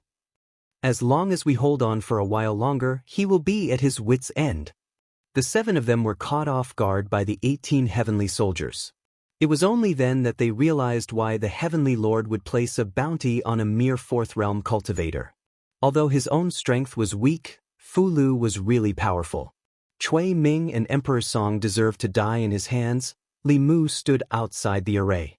Ever since the 7 of them gave up attacking and joined forces to resist, the situation on the battlefield had become a stalemate. Although the Fulu formation was simple and easy to carry, it also had its flaws. If the 18 Capital Heaven formation was set up by 18 Creation Realm experts, their mana would be endless. When it was exhausted, spiritual jades could be used to replenish it. The array could last for a long time. However, the Fulu's spiritual energy was limited and could not last indefinitely. The few of them joined forces to create such a protective shield. As time passed, it was possible that it could last until the Fulu's spiritual energy was exhausted. King Wuguan hid in the shield and looked at Li Mu mockingly. He said, Emperor Song died in your hands like this. I don't believe it. Your Fulu's spiritual energy is endless. Let's see how long you can trap us. Of course, the Fulu's spiritual energy was not endless. At most, in 15 minutes, these heavenly soldiers would dissipate due to the exhaustion of their spiritual energy. Of course, Li Mu had more than one set of array talismans in his hands. Because a certain first seat really did not have anything good to give as a meeting gift, Talisman Daoist had extorted many talisman materials. Li Mu had used them to draw many Fulu formations. Just the 18 capital heaven formations array talismans alone was enough for him to gather 2 sets. However, Li Mu was not willing to use both sets of array talismans on these people from the demon sect. He whistled. Suddenly, something flew out of his ear. At first, it was so small that it was almost invisible. In an instant, it grew to about 10 feet tall. Li Mu whistled again. The enlarged Dao bell suddenly charged into the array formation. Under the horrified gazes of the 7 people, it fiercely slammed into the protective shield that they had conjured. When the Dao bell hit the shield, it was like an egg hitting a rock. It instantly collapsed. Puff! Among the 7 people, those with physical bodies spat out blood. Those without physical bodies had their souls dissipated. What was more serious was that without the protection of the shield, the 7 of them had to face the attacks of the 18 heavenly soldiers again. King Wuguan was already seriously injured. After the shield disappeared, he was caught off guard by a thunderbolt. His soul was even more scattered. He used the last of his spiritual energy to resist the burning of the Samadhi true fire. At this moment, a heavenly soldier had already slashed down with a giant golden sword in his hand. No! King Wuguan roared. His voice was filled with unwillingness and fear. As the giant sword fell, King Wuguan's soul collapsed and turned into pure spiritual energy. Of the 7 people from the demon sect, only 6 were left. Following that, the beautiful woman's physical body was finally destroyed after enduring several attacks. Her primordial spirit had just escaped when it was sucked into the Samadhi true fire. After letting out a series of shrill cries, it was quickly burned into nothingness. There was also a man in a red robe. When he saw that 2 of his companions had already been killed by the array formation, his body decisively exploded, turning into a cloud of blood mist. It was unknown what mysteries this blood mist had, but it actually passed through the array formation directly. After escaping from the array formation, the blood mist didn't stop at all. Without hesitation, it fled into the distance. Li Mu looked at the blood mist in the distance and threw out another Fulu. The Fulu turned into a small purple person. Inside the small person's body, lightning flashed chaotically and emitted a terrifying pressure. With a step, it crossed a distance of several hundred feet and appeared in the blood mist. After the small lightning person exploded, an extremely shrill scream came from within the blood mist. The blood mist began to boil and eventually evaporate into nothingness. The blood sect expert's body and soul were also destroyed. After the protective shield was destroyed by the Dao Bell, 3 of the 7 demon sect experts were killed in the blink of an eye. The remaining 4 were scared out of their wits and joined forces to break out of the encirclement. However, in the face of 18 divine weapons of the same level as them, they could only hold on for a while before they followed in the footsteps of the previous 3. Not long after, the spiritual energy of the 18 Fulu was exhausted. The figures of the divine weapons slowly dissipated between the heaven and earth. Of the 7 people in the array formation, only the monster was left. Its intelligence had been erased and its eyes had lost their light. It was only left with a walking corpse. Li Mu walked over and pressed his hand on its head. Although the monster was at the 5th level, its intelligence had been erased. Li Mu could easily search its memories. 10,000 illusions Lord, Bounty, Enlightenment page. After searching through the monster's memories, Li Mu's face was filled with astonishment. It turned out that after he killed the 10,000 illusions Lord's avatar, the 10,000 illusions Lord had issued a bounty for him. As time passed, the bounty on his head became heavier and heavier. At first, the bounty was only a precious treasure and personal guidance. Later, the bounty was increased. Anyone who captured or killed Li Mu would get a chance to comprehend the Dao page. This bounty had caused many people in the demon sect to fall into a frenzy. Li Mu didn't expect that the demon sect would also have a Dao page. If the Dao page in the hands of the 10,000 Illusions Lord was the same as the one in the Fulu school, then there might be some kind of inheritance in that Dao page. The Talisman Dao of the Fulu school, the Alchemy Dao of the Elixir Cauldron sect, the Array Dao of the Spirit Array sect, Xuanzong's Divine Power, the Martial Dao of the South sect, and the Artifact Refining Dao of the North sect were all comprehended and passed down by the seniors in the sect from the Dao pages. Which one did the 10,000 Illusions Lord have? Li Mu casually struck the monster with a bolt of lightning and turned it into ashes. He released the flying boat again and didn't let Wan and Xiaobai come out. The 10,000 Illusions Lord had spent a lot on him.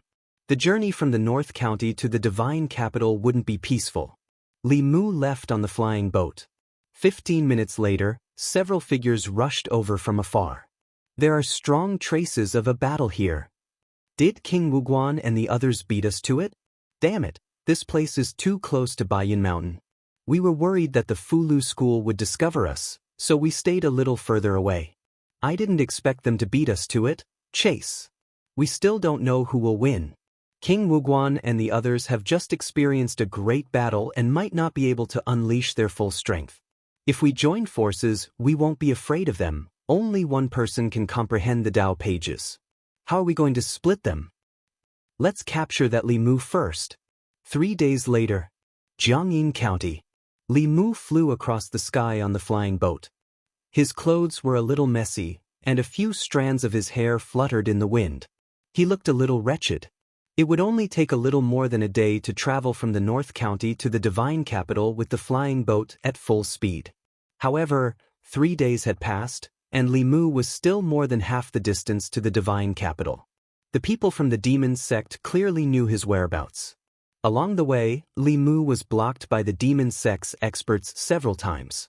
More than 50 people from the demon sect had died in his hands. Among them, there were more than 20 people who were at the 5th realm.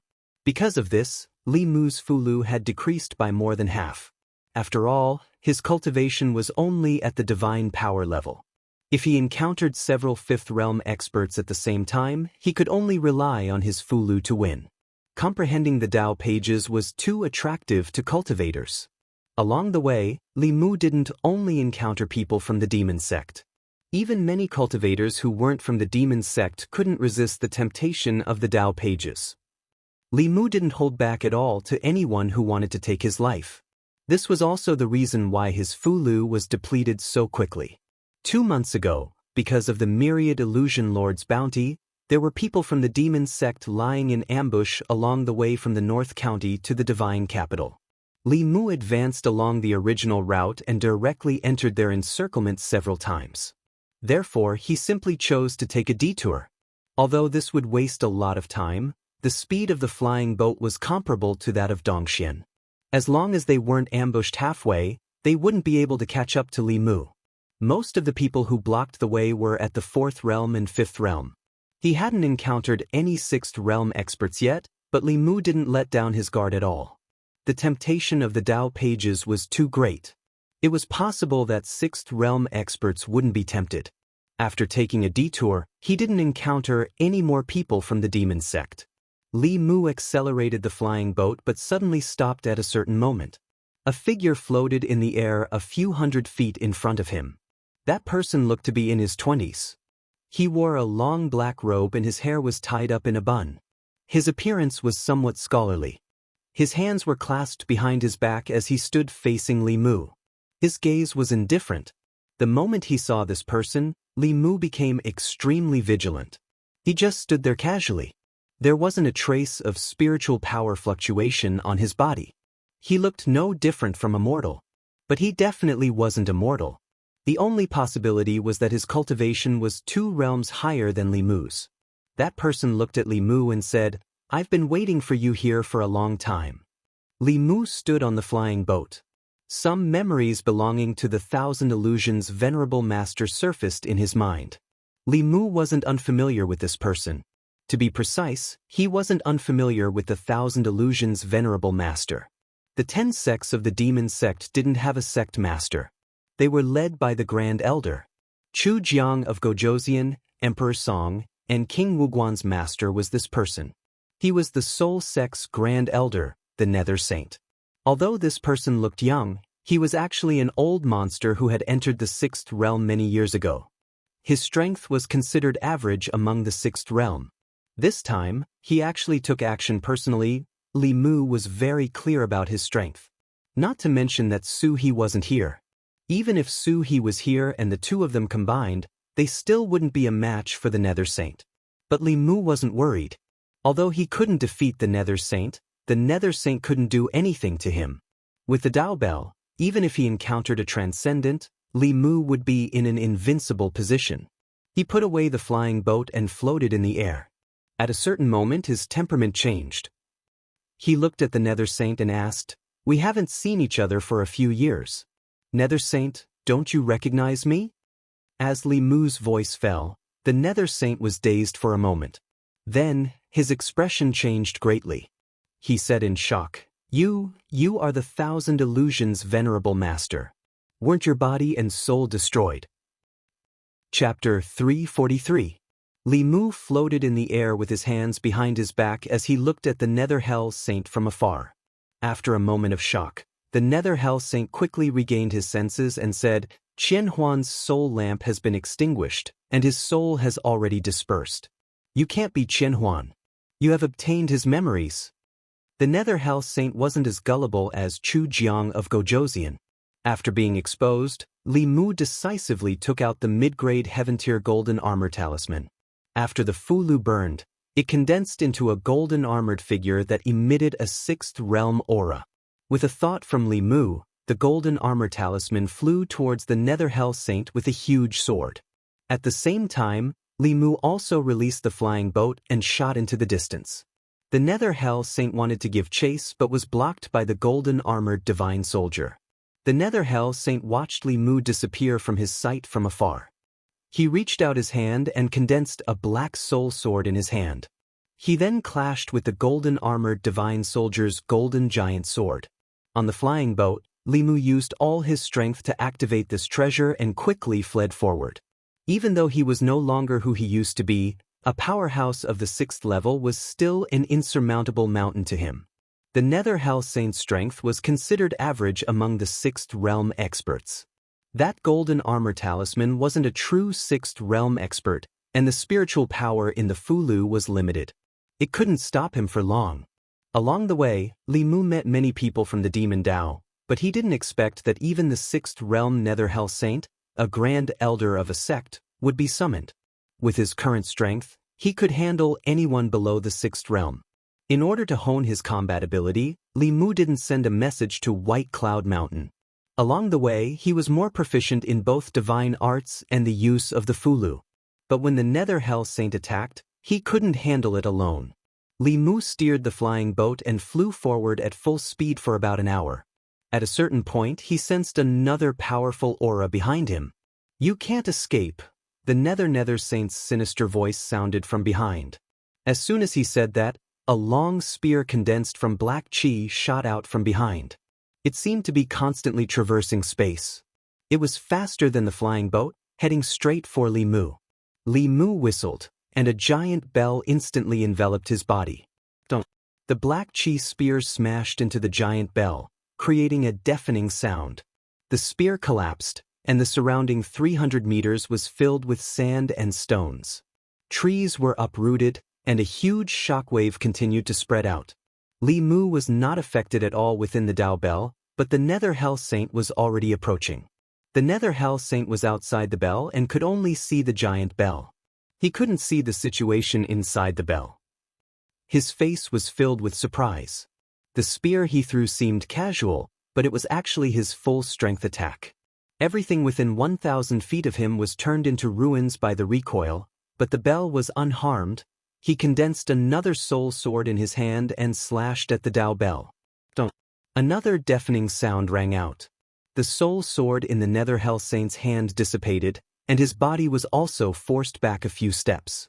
The defense of the bell was beyond imagination. The Nether Hell Saint retreated 30 meters, and countless black qi gushed out from his body. The black qi condensed into several giant pythons, which twisted their bodies and crashed into the giant bell. Don't. The giant pythons dissipated when they crashed into the bell, but the giant bell remained in its original position, undamaged. Lord Netherhell's expression darkened, and he tried to attack it several more times, but it was still to no avail. The sturdiness of this bell was beyond his imagination. Even with his sixth realm power, he was actually unable to do anything to it. The recoil from the bell caused his own aura to become unstable instead. He looked at the bell again and finally discovered something.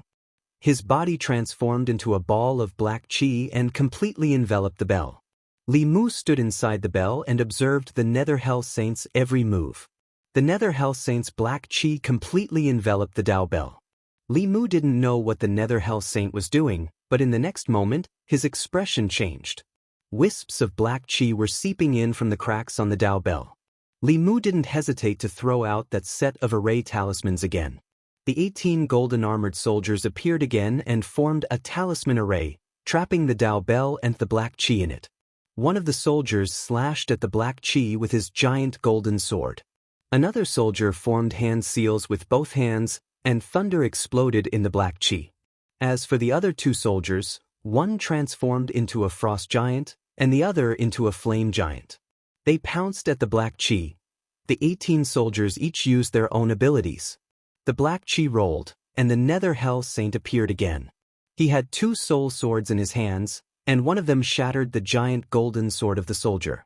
After withstanding several thunderbolts, the Netherhell Saint only had an unstable aura.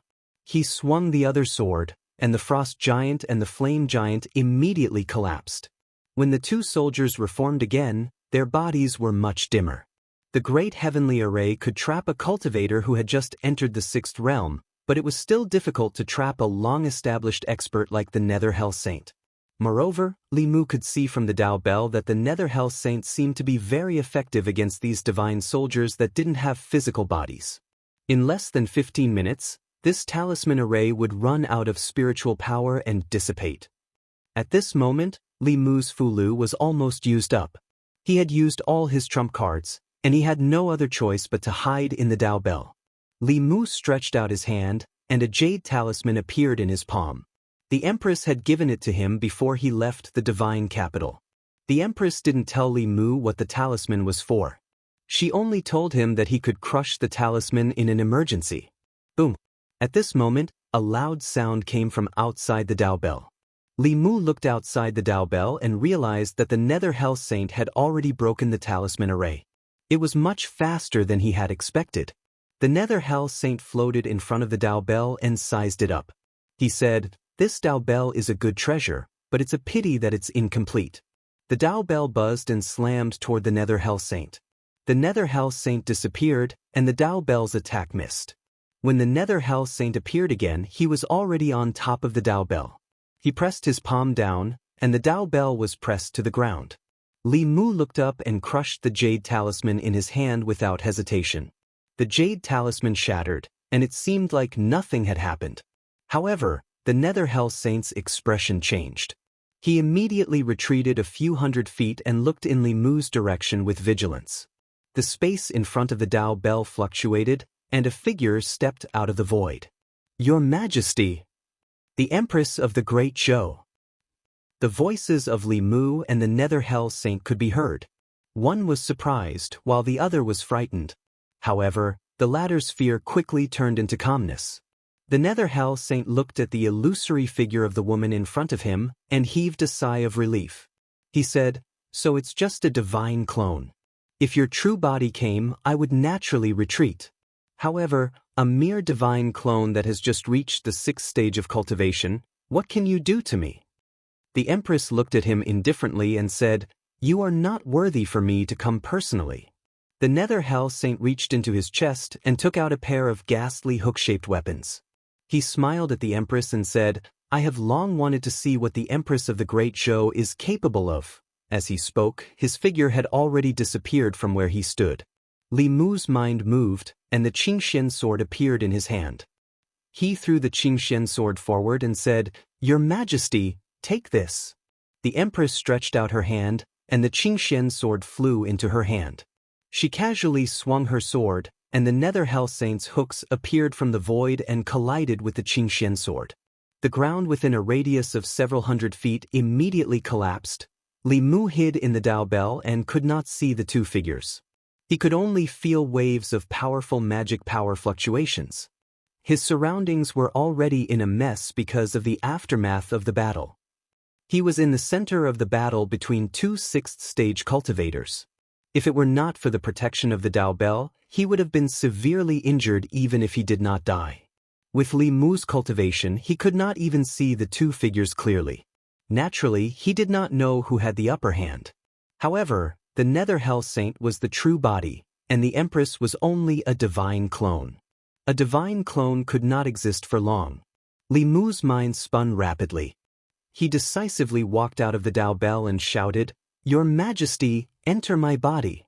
In the void, a figure paused for an instant. Then, without hesitation, it returned and entered Li Mu's body. Li Mu's aura instantly surged. From the divine arts realm, he quickly broke through the creation realm and finally gave off the aura of the early stage of Dongxian. The Nether Hell Saint floated high in the sky and looked down at Li Mu. Although the aura on his body was similar to the Empress of Great Zhou's divine clone, the current Li Mu gave him an extremely dangerous feeling. Li Mu raised his head and looked at the Nether Hell Saint. He cracked his knuckles and said, "It's my turn, Yudu's ghost region." It was a place that was forever shrouded in darkness and could not see the sun. In a palace that was filled with a ghostly aura, a weak light shone. In front of the palace, 2 rows of ghostly blue lights flickered with a strange light. There were 2 rows of lights. The first row only had 1 light, and the second row had 7 lights. That 1 light was brighter than the other 7 lights combined. 2 ghostly figures stood in front of the palace and conversed softly. His Highness Chu Jiang of Gojosian is dead. His Highness Emperor Song is dead. His Highness King Wuguan is also dead. There are only 7 Yama kings of the 10 halls left under the saint. I wonder who will replace them in the future. When the saint returns, he will probably fly into a rage again. I hope it won't affect us. The 2 ghostly figures conversed softly and turned back to look at the light that was burning the brightest. Fear appeared on their faces. In the next moment, the fear on their faces turned into astonishment. The light that was burning peacefully suddenly started to shake violently. What happened? Could it be that the saint is fighting with someone? The saint might have met a 6th realm strong practitioner of the righteous path. The 2 ghostly figures' faces were filled with fear as they quickly ran into the palace. However, before they could reach the front of the palace, the light that was burning the brightest in the first row suddenly extinguished after shaking violently for a while. The 2 ghostly figures fell to the ground. Their faces were filled with astonishment, and their voices were filled with boundless fear. The saint has fallen. Chapter 344. The 10 sects of the Devil Path were spread all over Ancestral State. Among them, the Soul Sect was located in the ghost region of Yudu. At this moment, the Soul Palace was in chaos. A soul lamp was a soul flame that was ignited using the soul as a guide. Its function was no different from a life talisman. If the soul lamp burned, the owner's life would not be in danger. If the soul lamp extinguished, it meant that the owner's soul had dissipated. All the experts of the Soul Sect, including the Great Elder Nether Saint Monarch, had left their soul lamps in the Soul Palace. More than half a year ago, Chu Jiang of Gojosian's soul lamp extinguished. 3 months ago, Emperor Song's soul lamp extinguished. 3 days ago, King Wuguan's soul lamp went out. Today, the Nether Saint's soul lamp was extinguished. The Great Elder was the faith of the sect. The sudden extinguishing of his soul lamp had caused a great uproar in the Soul Sect. Countless disciples of the Soul Sect were at a loss when they heard that the Great Elder's soul lamp had extinguished. The entire Soul Palace was in chaos. How did the Grand Elder's soul lamp go out? Could it be that the Great Elder has really fallen? The Great Elder has fallen. What's going to happen to the Soul Sect? What are we going to do? Shut up! An angry roar came from outside the palace, causing the chaos in the Soul Palace to calm down. The ghosts saw a tall and sturdy figure floating in from outside the palace. They all bowed and said loudly, "Greetings, Your Highness King Qingguang." King Qingguang walked to the front of the hall and looked at the extinguished soul lamp in the first row. His face darkened completely. As long as the owner's soul was not extinguished, his soul lamp would last forever. If the sage's soul lamp was extinguished for no reason, it meant that he had already died. It was very likely that he had encountered a righteous expert when he went out to investigate the cause of Emperor Song's death. King Qingguang looked at the extinguished soul lamp again and said in a deep voice, "King Pingding, King Chakravarti." Two ghostly figures floated in from outside the palace and said, "Big brother." King Qingguang said, "Something has happened to the holy monarch. I'm going to report to the sacred sect. You two stay here and guard the soul sect. Don't let anything happen here." The two of them replied in unison, "Yes." King Qingguang floated out of Soul Palace and quickly disappeared. Under the pacification and suppression of the King of Equality and the King of Chakravarti, the chaos in the Soul sect gradually subsided. At the entrance of Soul Palace, the two little ghosts let out a light breath. "I didn't expect that an existence like a saint would actually fall. I don't know who killed the saint monarch. The sage has fallen. King Wuguan's death cannot be blamed on us." What you said makes sense. The death of the first elder was a huge matter. Naturally, it was impossible to hide it. Soon, through a special method of communication, the various demonic Dao sects learned of this matter. Because of this news, all of the demonic path subsects were in an uproar. What? Yu Ming has fallen? How is that possible? Who would have the ability to kill him? Could it be that he encountered a righteous seventh realm cultivator? Damn it. First it was the 1,000 illusions, and now it's the netherworld. Do they really think that our demon sect is easy to bully? In the past year, the demon sect had lost 2 first elders. Among them, the 1,000 illusions of the corpse sect had already reached the peak of the 6th realm. He had hopes of peeking into the transcendence great Tao.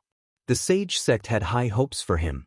Once the 1,000 illusions of the 1,000 illusions advanced, the demon sect would have another supreme expert. Although the netherworld saint's strength was not as strong as the 1,000 illusions of the 1,000 illusions, he was still in charge of a sect. He was one of the core higher-ups of the demon sect. His fall made the strongest sage sect elder of the 10 sects furious. He ordered all of the demon sect disciples to investigate this matter. After leaving the ghost region of Yudu, the netherworld saint did not hide his tracks.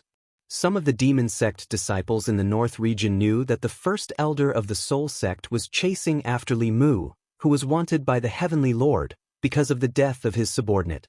Later on, a disciple provided information that he had seen the battle between the netherworld saint and Li Mu from afar in Jiangyin County. However, because he was afraid of being affected by their battle, he hid from afar. He originally thought that the bounty this time would be taken by the Lord Saint. Who would have thought that the first elder of the soul sect would also die in the hands of Li Mu? This news was no different from a sudden clap of thunder. It shocked many people. Using this matter, the various demon sects exchanged information and found out that in these 3 days, dozens of demon sect disciples had died in the hands of Li Mu. Among them, there was no lack of 5th realm experts. More than 25th realm experts, and 1/6th realm first elder. After knowing this number, those demon sect disciples who were still dreaming of capturing or killing Li Mu alive to obtain the heavenly lord's reward instantly extinguished this thought. Although the reward was great, one still needed to be alive to receive it. Even the first elder of the soul sect, a 6th realm expert, had died in body and soul. How could they be stronger than the netherworld saint? After this incident, Li Mu's name had become a kind of deterrent in the demon sect's 10 sects. Shin, Du, Li residence. Li Mu lay on a chair as Xiao Bai massaged his shoulders. Wan peeled the seedless grapes from the west region that the Empress had rewarded him and fed him. It was good to have one more person at home. It was really a wise decision for him to bring Wan to Shin, Du. His days in Shin, Du were much more leisurely and comfortable. After returning from the north region, Li Mu wasn't in a hurry to go to the secretariat. Instead, he enjoyed the last of his leisure time at home. Of course, he didn't spend all his time enjoying the service of Wan and Xiaobai. After returning to Shendu, Li Mu spent most of his time repairing the Dao Bell. Because of his own sins, he almost died in the hands of the Netherworld Saint. The Dao Bell enveloped Li Mushi. Other than the bell's body, the bottom of the bell was also impenetrable. The only flaw was the crack on the bell's body, which had almost allowed the Nether Hell Saint to take advantage of it. In the end, he had to crush the jade talisman that the Empress had given him to allow the Empress's avatar to descend. If one were to say that the Empress doted on him, the bunch of old men from the Fulu school wouldn't be so considerate. After being possessed by the Empress avatar, Li Mu's cultivation temporarily reached the early stage of the 6th realm. With the help of Dao techniques, he was almost invincible below the 7th realm. The Netherworld Saint was only at the middle stage of the 6th realm. Under the joint attack of Li Mu and the Empress, he couldn't even escape. Li Mu had never thought that he would have the chance to kill a 6th realm expert with his own hands. In terms of strength, people like Lord Thousand Illusions and the various peak masters were unreachable in his eyes. However, when he was possessed by the Empress, Li Mu even developed a kind of confidence that he could compete with a transcendent being. Of course, this confidence also disappeared without a trace when the Empress avatar left. Back then, Cui Ming sacrificed his blood essence and lifespan to allow the 10,000 Illusions Lord to descend. The Empress avatar descended without any sacrifice. She used her own great magic power to break open space and force the avatar to travel thousands of miles. The Empress herself also paid a considerable price because of this. After Li Mu returned to the Immortal's capital, she went into seclusion and didn't hold morning court for 2 times. At a certain moment, the space in the courtyard fluctuated, and a familiar figure appeared before Li Mu's eyes. Xiaobai ran over quickly and said happily, "Big Sister Zhou, you're here." She pulled Wan and introduced her to Zhou Yi. "Big Sister Zhou, this is the Big Sister Wan I always tell you about." Wan was different from Xiaobai. After knowing that the beautiful Big Sister in front of her was the Empress of the Great Zhou, she was a little restrained. She grew up in the Immortal's capital and had a very strong sense of hierarchy. She didn't dare to imagine that Xiaobai actually dared to call the Empress Big Sister Zhou. After a while, she pulled Xiaobai into the room. Li Mu gave up his seat and said, "Your Majesty, have some grapes." Zhou Yi sat in Li Mu's seat and said, "The imperial court found out from the spies in the demon sect that some elders of the demon sect were furious because of the Nether Saint's death. It's best that you stay in the Immortal's capital from now on and don't go out casually." Li Mu nodded and then asked, "Is your Majesty's injury all right?" Zhou Yi shook her head and said, "It's fine. I'll be fine after a few days of rest." When a transcendent expert sent their avatar from afar, if they didn't sacrifice others, they would have to sacrifice themselves. The myriad illusion monarch naturally wouldn't sacrifice his own cultivation for Cui Ming. If he knew that the Empress didn't hesitate to get injured for him, Li Mu would also be willing to stab himself a few times like Cui Ming. Li Mu bowed and said, "Thank you, Your Majesty, for saving my life." Zhou Yi said indifferently, "You're working for me. I won't let anyone hurt you." Li Mu was slightly moved. As the Empress of a country, she was willing to go to such extent for a subject. This made him feel that all his previous efforts were worth it.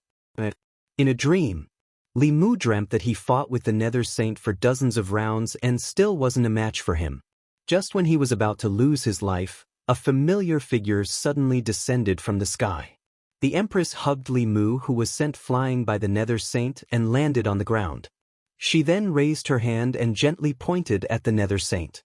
With this point, the Nether Saint's soul body directly collapsed and dissipated between heaven and earth. The Empress looked at Li Mu and said gently, "I won't let anyone hurt you." Li Mu sat up from the bed with a blank expression. Chapter 345. Li Mu sat on the bed for 2 hours. After careful analysis, he felt that the reason he kept having these kinds of dreams was because he relied on the Empress too much. Other people were always the hero saving the damsel in distress, but he was always waiting for the damsel to save him. Over time, his subconscious would be affected. Li Mu didn't want to completely fall to the point of relying on a woman's protection. He decided to take the initiative to do something. If he could make the Empress rely on him, perhaps she would be the one having these kinds of dreams in the future. But she was the Empress of the Great Zhou, and also a seventh realm cultivator. If she couldn't handle someone, Li Mu couldn't either. How could he become the Empress's reliance? After deep thought, the only thing he could rely on was probably his cooking skills. Although his cooking skills couldn't compare to the imperial chefs in the palace, it was obvious that the Empress was used to eating delicacies and preferred his home-cooked meals. When she completely got used to Li Mu's cooking and couldn't leave Li Mu's side, it would be time for him to take the initiative.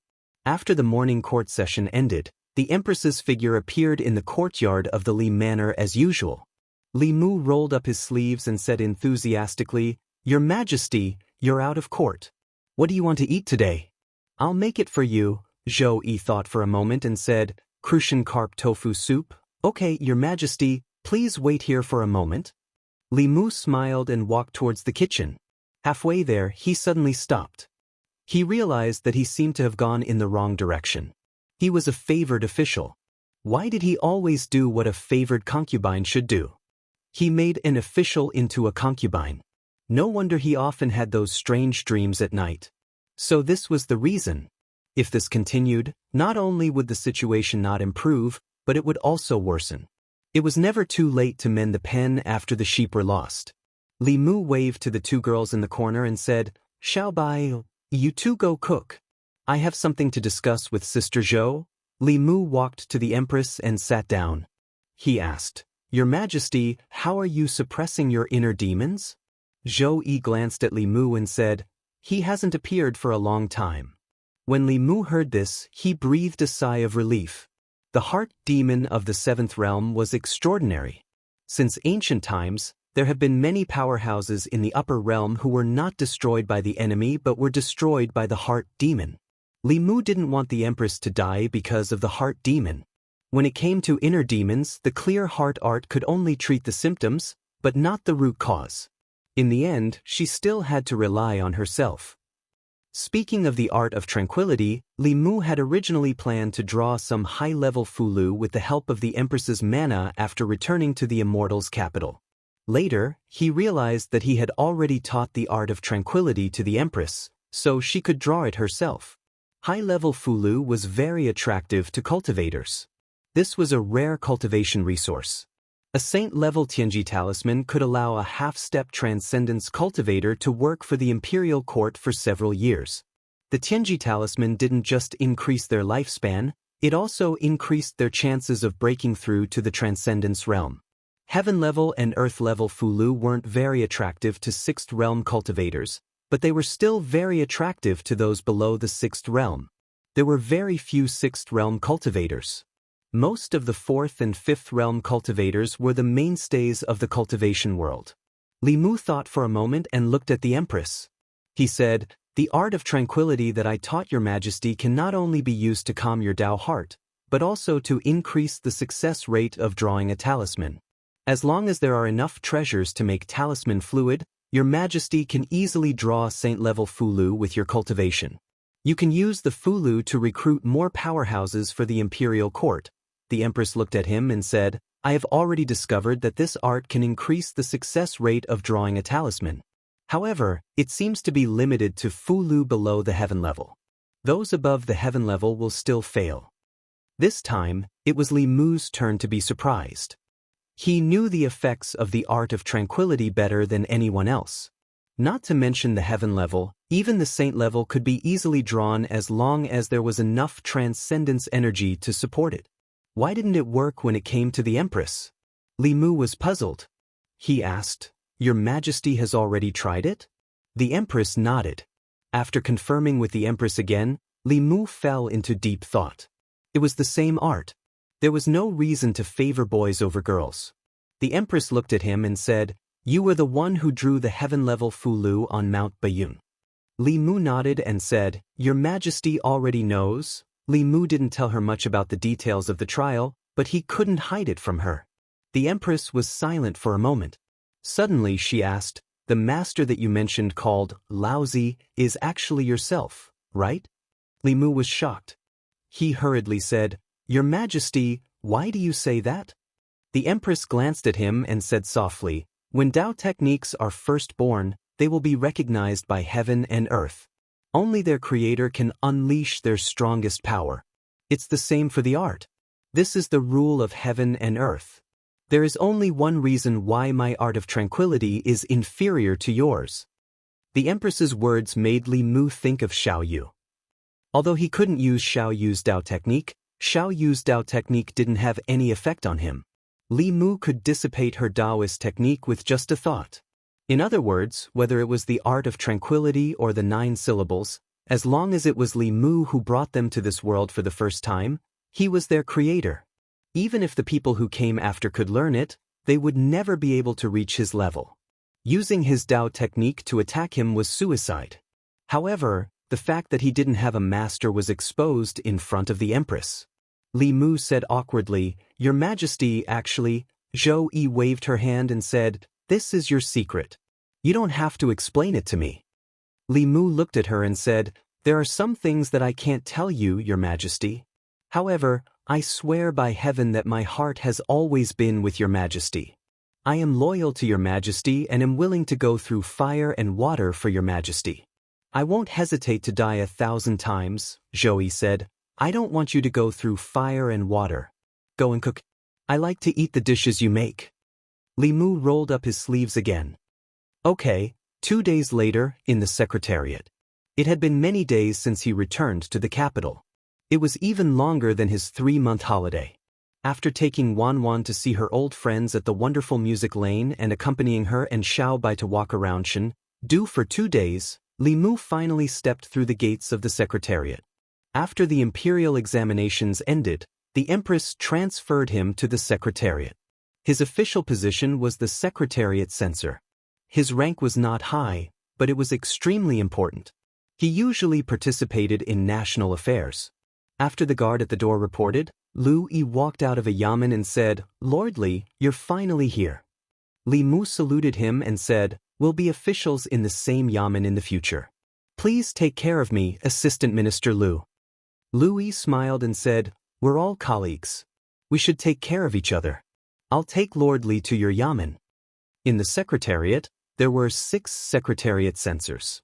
They were the backbone of the yamen. Each of them had a yamen that corresponded to the affairs of the 6 ministries. Li Mu took over Lu Yi's original position and was in charge of the Ministry of Justice. The Secretariat censors didn't specifically interfere with the operations of the ministries. However, they had the responsibility of supervising and guiding the official affairs of the ministries. Li Mu's yamen was very large. When he walked in, the table in the yamen was neatly piled with memorials. Lu Yi said, "Lord Li, you haven't been in the yamen for the past 3 months.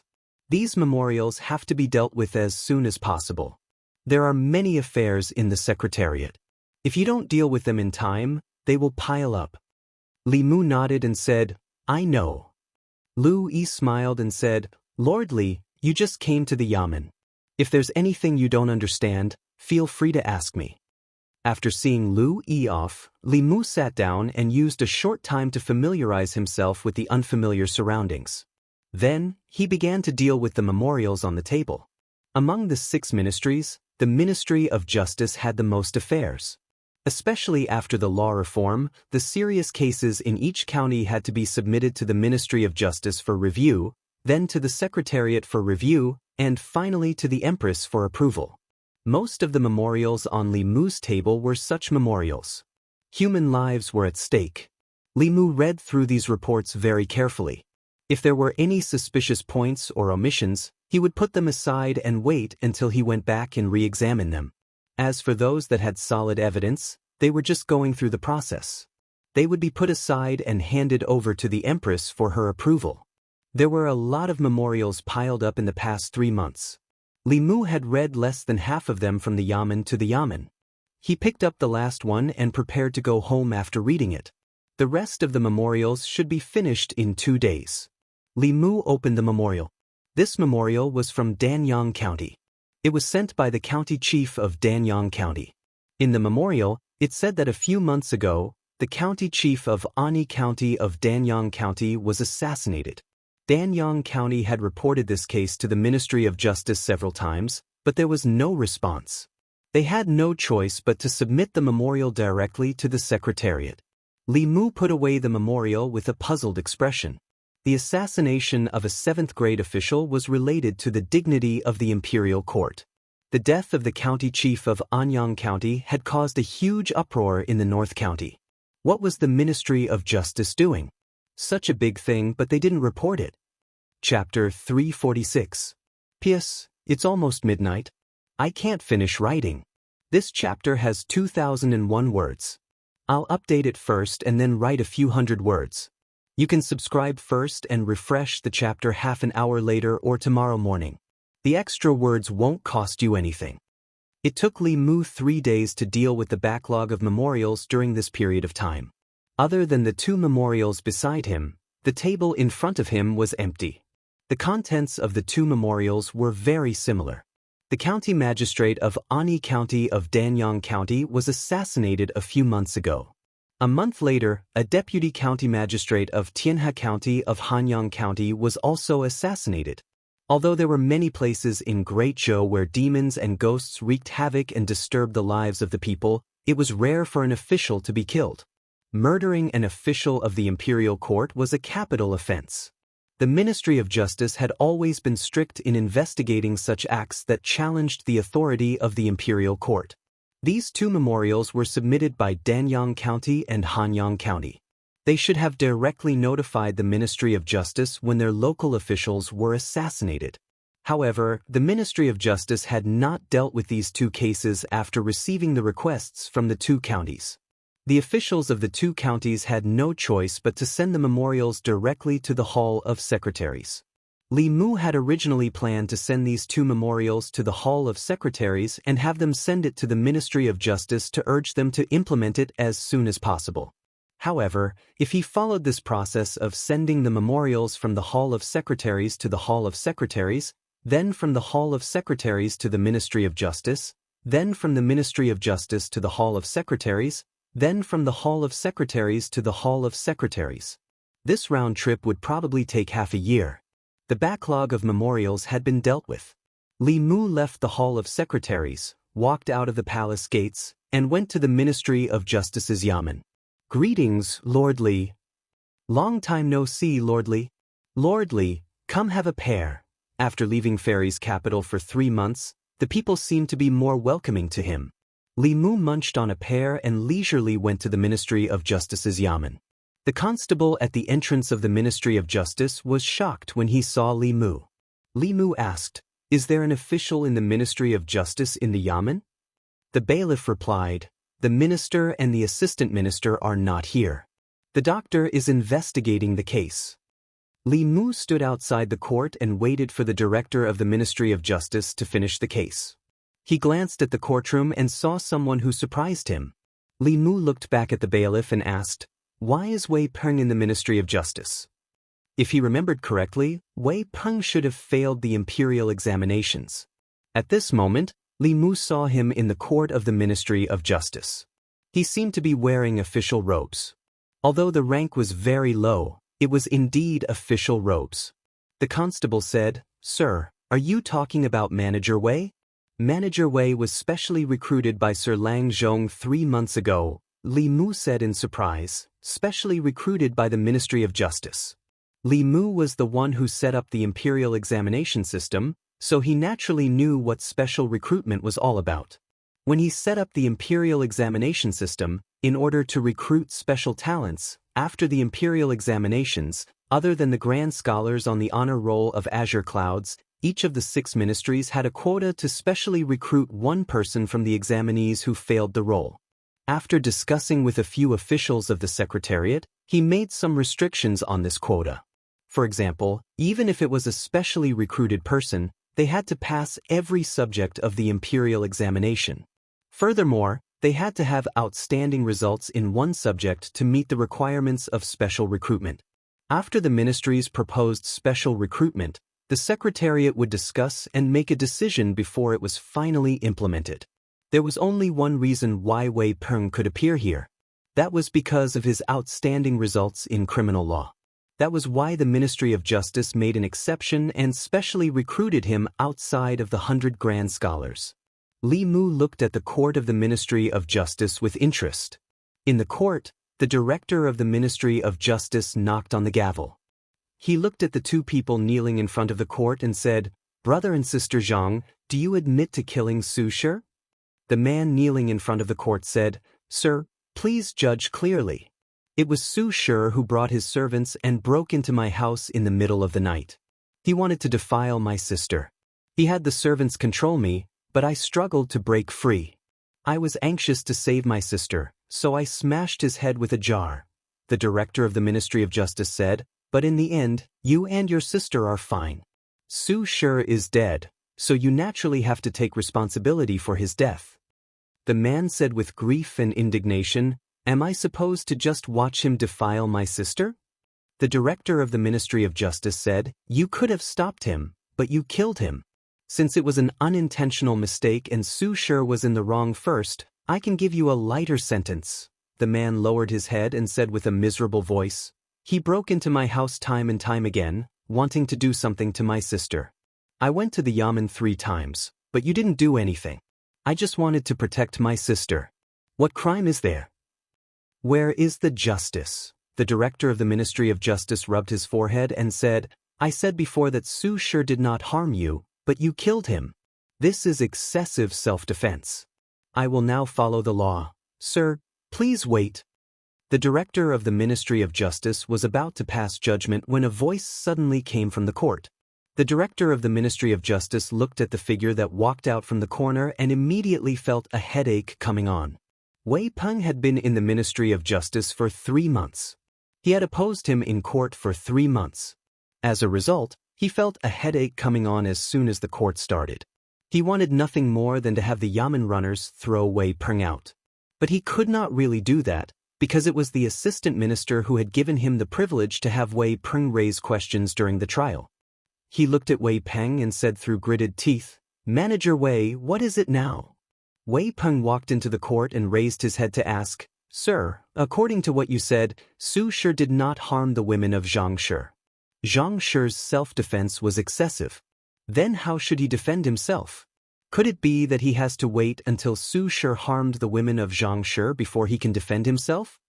The director of the Ministry of Justice said, "Of course, that is not what I meant." Wei Peng continued, "According to what you said, if Su Shi harmed the women of Xianxia, they planned to leave the Zhang family and did not continue to harm them. At this time, if Xianxia counterattacked, would that not be taking the initiative to attack?" The director of the Ministry of Justice said, "Of course, according to the law." Wei Peng looked at the director of the Ministry of Justice and asked, "Sir, you are familiar with the law. Then please tell me, when can Xianxia counterattack?" The director of the Ministry of Justice rubbed his forehead. "This," Wei Peng said in a heavy voice, "Sir, if Xianxia was attacked by a group of villains in the middle of the night and wanted to defile your wife, what would you do? Could it be that you still have to consider when you should defend yourself? Is it after they defile your wife or after they draw a sword and slash you?"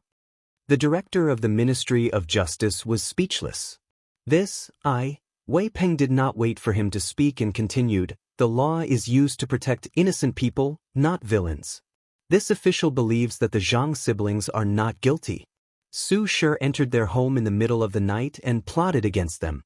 She deserved to die. The Su family should compensate the Zhang siblings for this case." The director of the Ministry of Justice thought carefully and seemed to have been convinced by Wei Peng. He sighed and slammed the gavel. "This official now pronounces that Su Shi trespassed and committed murder. She deserved to die. The Zhang siblings are not guilty. Thank you, sir. Thank you, sir, for upholding justice for us." The Zhang siblings were moved to tears.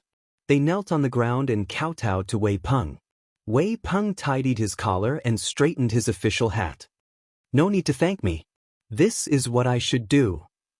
Chapter 347. Li Mu looked at the fulu on the table thoughtfully. The Tao of talismans in this era originated from the ancient times, and it was passed down from the talisman sect's Tao page. Most of the later generations only inherited and used it, and only the geniuses in the Talisman Tao of Talismans of the Talisman sect possessed the ability to innovate and create their own talismans. If this Fulu was really created by Zhou Zhong, then his talent in the Fulu was not inferior to that of Talisman Daozi. He was even better than the peak chiefs of the Fulu school. Such a person would not be unknown in the cultivation world. However, Zhou Zhong's name was known by everyone only because he was a pawn of the old party, a lackey of the Shao royal family, and not because of his talent in the way of talismans. At a certain moment, there was a sound of gentle footsteps outside the assistant minister's office. Zhou Zhong walked into the assistant minister's office and looked at Li Mu. He asked, "When did you come back to Luoyang?" Li Mu said, "Not long ago." Zhou Zhong walked to the table and sat down. He asked, "You never come here without a reason. What's the matter this time?" Li Mu asked, "Assistant Minister Zhou, do you know about the assassination of Ani County Magistrate and Tianhe County Deputy?" Zhou Zhong thought for a while and nodded. He said, "I remember that there were 2 cases." Li Mu continued to ask, "Why did the Ministry of Justice repeatedly slack in investigating the case when 2 court officials were assassinated? If it weren't for the fact that Danyang and Hanyang counties failed to report the case several times and directly bypassed the Ministry of Justice and sent the memorial to the Secretariat this time, I don't know how long these 2 cases would be delayed." Zhou Zhong took a sip of tea and explained, "You know that a few months ago, the Ministry of Justice was busy because of the students of the academy and the case of Cui Ming. They could not even take care of the case in Luoyang County, let alone the distant Danyang County and Hanyang County. After that, they were delayed for a long time because of the imperial examination, so I forgot about these 2 cases. I only remembered them when you mentioned them today. I will immediately send someone to investigate this case." Li Mu's job was to supervise and remind the Ministry of Justice. Since Zhou Zhong had agreed, he had nothing else to say. The division of labor between the 3 provinces and 6 ministries was very clear. The Secretariat was responsible for formulating policies, but the specific implementation was decided by the 6 ministries. Li Mu walked out of the assistant minister's office and saw a figure standing outside the duty room opposite him. Wei Peng had once been the most typical hedonistic son of a wealthy family in the divine capital. However, today, Li Mu had a whole new level of respect for him. The 2 of them looked at each other and didn't say anything. Although they were once enemies, the grudges of the past had long disappeared with time. Inside the assistant minister's office, Zhou Zhong looked at the director of the Ministry of Justice and said, "I'll leave the cases of Danyang County and Hanyang County to you." The director of the Ministry of Justice bowed and said, "Yes." The expression on his face was submissive, but he was complaining in his heart. In the beginning, it was Assistant Minister Zhou who didn't let him handle these 2 cases. Now, it was still Assistant Minister Zhou who let him handle them. When the cases had just happened, it was obviously when there were the most clues and the easiest time to investigate. Now that half a year had passed, the 2 people's graves were already covered in grass. How was he supposed to investigate? Wasn't it obvious that Zhou Zhong was pushing the blame of his own negligence to him? Although he complained, he still had to do the work that was supposed to be done. After all, he was just a lowly director. At the right time, he took the initiative to take the blame for his superior's mistakes. This was the self-cultivation of a subordinate. The director of the Ministry of Justice walked out of the assistant minister's office and saw a figure standing outside the duty room opposite. He suddenly had an idea and said, "Manager Wei, come here." Wei Peng walked over and asked, "What orders do you have for me, Lord Yang?" The director of the Ministry of Justice patted him on the shoulder and said, "Don't you like to handle cases? I happen to have 2 important cases here for you to handle. I give you 3 months to investigate the assassination of Ani County Magistrate and Tianhe County Deputy. If you can't find out, I'll deduct 2 months of your salary." At the assistant minister's office, Zhou Zhong picked up a brush and wrote a few runes on a piece of paper. The runes were crooked and couldn't form Fulu at all. This was the result of not being able to calm his mind while writing the runes. He slammed the brush on the table and gripped the piece of paper in his hand. The veins on the back of his hand were bulging. After leaving the Ministry of Justice, Li Mu returned to the Li residence. The cracks on the Dao bell had almost been repaired. He was still searching for new spells that had never appeared in this world to help it become complete as soon as possible. Only a complete Dao bell could unleash its absolute defense. Even if there was a small crack, it would be a huge flaw in the eyes of a high-level cultivator. Li Mu only realized now that the group of old foxes had let him take away the Dao bell so easily. As expected, it wasn't that simple. An incomplete Dao bell wasn't very useful to the Fulu school. If it were to slowly repair itself, it would take at least 10 years or even decades. Li Mu thought that he had gained an advantage, but in reality he had lost out again, unless he could keep the Dao bell by his side forever. Inside the Li residence, sometimes it rained, sometimes it snowed, and sometimes it thundered. However, because of the array's obstruction, the fluctuations of spiritual qi and magic power didn't spread outside the residence. The Dao bell was extremely excited. It grew to about 3 feet tall and completely enveloped Li Mu. The golden spots of light at the crack were repairing the cracks on the Dao bell bit by bit. After a while, Li Mu stopped the spell. The Dao bell turned back to the size of a palm and floated on his shoulder. The Empress walked out of the void and looked at the Dao bell that was happily revolving around Li Mu. She asked, "Can I take a look at it?" Apart from Li Mu, the Dao bell was more resistant to everyone. It swayed left and right and buzzed a few times to express its resistance and unwillingness. Li Mu smacked the top of its head and said, "Go." The Dao bell buzzed a few more times before reluctantly flying toward the Empress. Zhou Yi stretched out her hand. The Dao bell floated above her hand and didn't fall down. Zhou Yi looked at it for a while and then withdrew her hand. The Dao bell flew back to Li Mu's side. She looked at the Dao bell and said, "This bell should be a treasure from the ancient era. No wonder it has such power." The ancient era usually referred to the era 10,000 years ago. The Dao of cultivation had developed rapidly in the past 1,000 years. 1,000 years ago, the Dao of cultivation had experienced a barbaric period that lasted for thousands of years. Its development was extremely slow, and it only reached a peak in the past 1,000 years. However, countless cultivators discovered through research that in the ancient times 10,000 years ago, there was another peak in the path of cultivation. That was a golden age that was even more prosperous than the current cultivation world. There was enough evidence to prove that whether it was the Dao scripture, the Dao bell, or the treasures of the other sects, they were all products of the previous era. The Dao techniques of that era were even more powerful. Fulu, pills, formations, weapon forging, and martial arts were also more mature. Today's cultivators could establish their own sects just by learning the basics. That was an era that the current cultivators envied and yearned for the most. Li Mu looked at the Dao bell in front of him. In this era, it could become the treasure of the Fulu school. However, in the ancient era, it might just be an ordinary treasure. As Li Mu sighed, the door of the Li residence was suddenly pushed open. A figure walked in from outside. Lu Hanyan looked around and asked, "Is this our new home?" Wan flew over from the corner and hugged her arm. She said happily, "Young mistress." Li Mu's figure flashed and appeared beside Lu Hanyan. He asked in surprise, "Why are you in the divine capital? Are you still going back to Baiyun Mountain?" Lu Hanyan smiled at him and said, "I'm not going back." Then she saw another figure standing in the courtyard. She asked, "She is," Li Mu said, "This is Her Majesty, the Empress." Then she introduced her to the Empress. "Your Majesty, this is my fiancé." Lu Hanyan had lived in the divine capital since she was young. She knew the meaning of the Empress better than Xiaobai. She quickly bowed and said, "Greetings, Your Majesty." The Empress looked at them and said, "I still have some memorials to deal with in the palace. I won't disturb you." After she finished speaking, her figure gradually faded away in front of the two of them. Lu Hanyan had heard about Big Sister Zhou from Xiaobai a long time ago.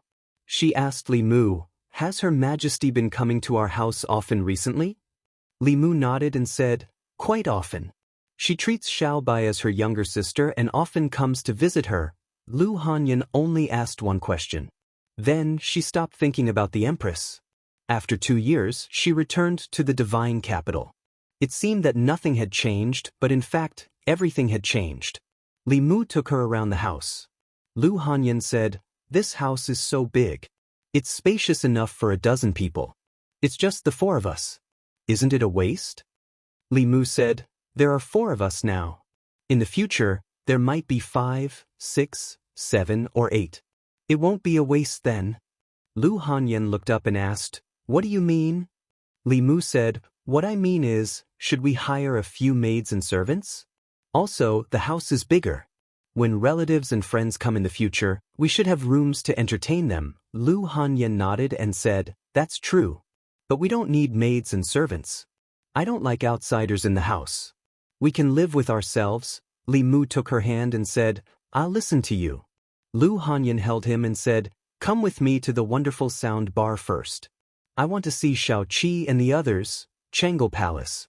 Mr. Mei and Shangguan Li were sorting the memorials from the various departments. There was a fluctuation in the space in the hall. The Empress appeared out of thin air. She looked at the two and said, "You two can leave first." Mr. Mei and Shangguan Li walked out of the hall. He was puzzled and asked, "Why did your Majesty come back so early today?" Shangguan Li shook her head and said, "I don't know." Mr. Mei thought for a moment and said, "You stay in the palace. I'll go to the Li mansion to take a look." In the Chang'e Palace, Zhou Yi calmly opened a memorial. Her eyes were slightly unfocused. She didn't know why, but there was an inexplicable ripple in her calm heart. This was the sign of the inner demon. This time, she used her spiritual power, but she couldn't erase this ripple no matter how hard she tried.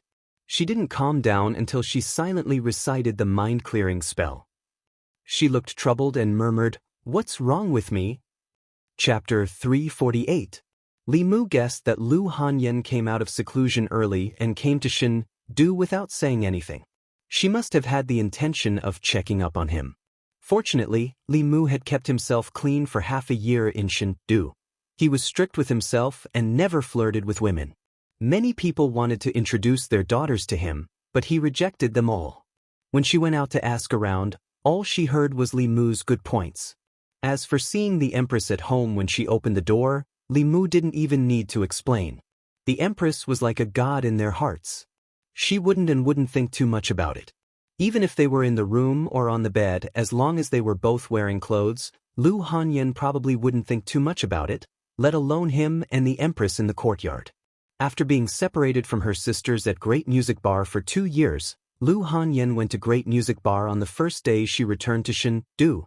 She met up with Yinin, Miao Miao, 16, 7, and other good friends.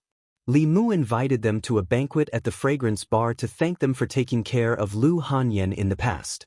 16 sat beside Lu Hanyan and hugged her arm. She rested her head on Lu Hanyan's shoulder and said, "I thought I wouldn't see you again in this lifetime." Her other arm was hugged by 7. 7 looked at her and complained, "Sister Hanyan, you're so cruel. Last time you snuck away, I cried for a long time." Most of the girls at Great Music Bar were sold by their families when they were young.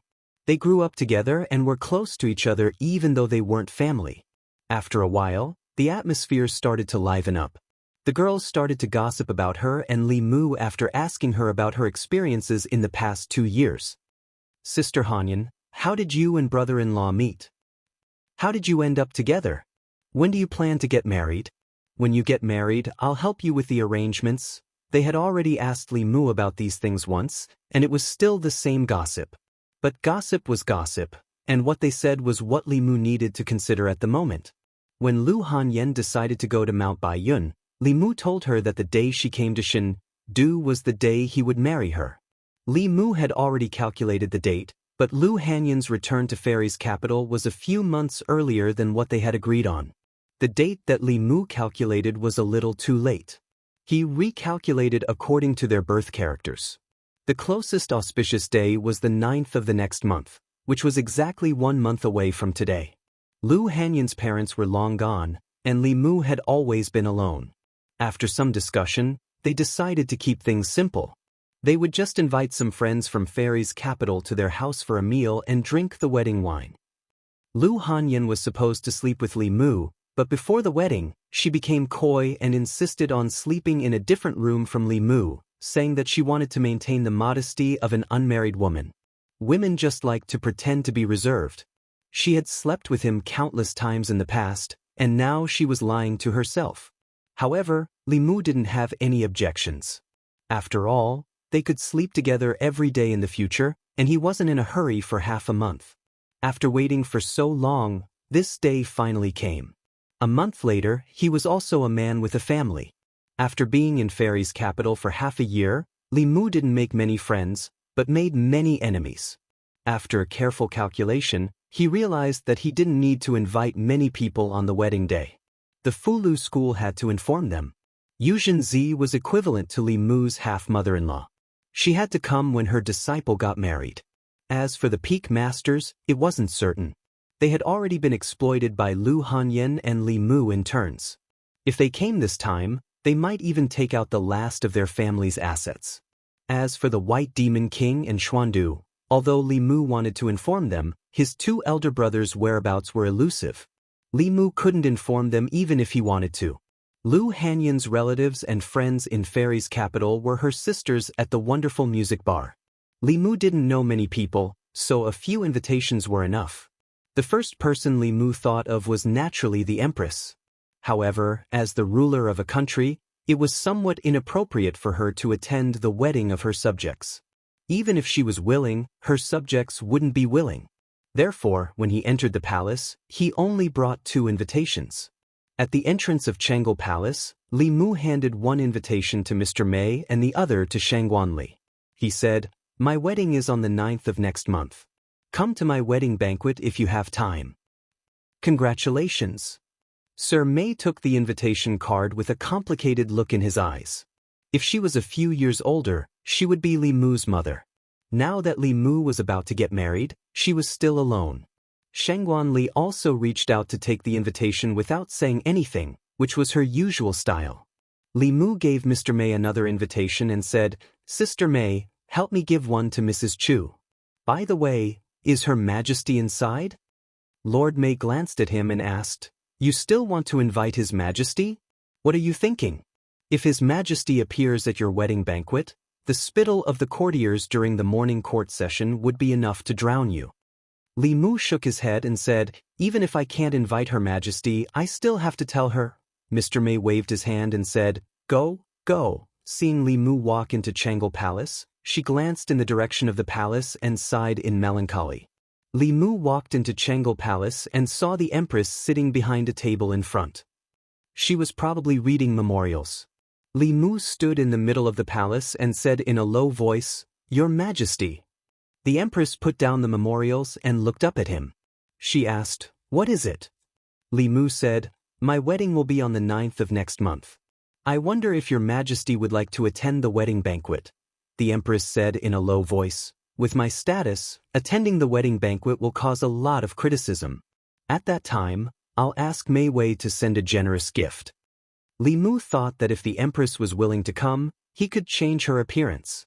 Since she said so, Li Mu didn't insist. He bowed and said, "Thank you, Your Majesty. I'll leave now."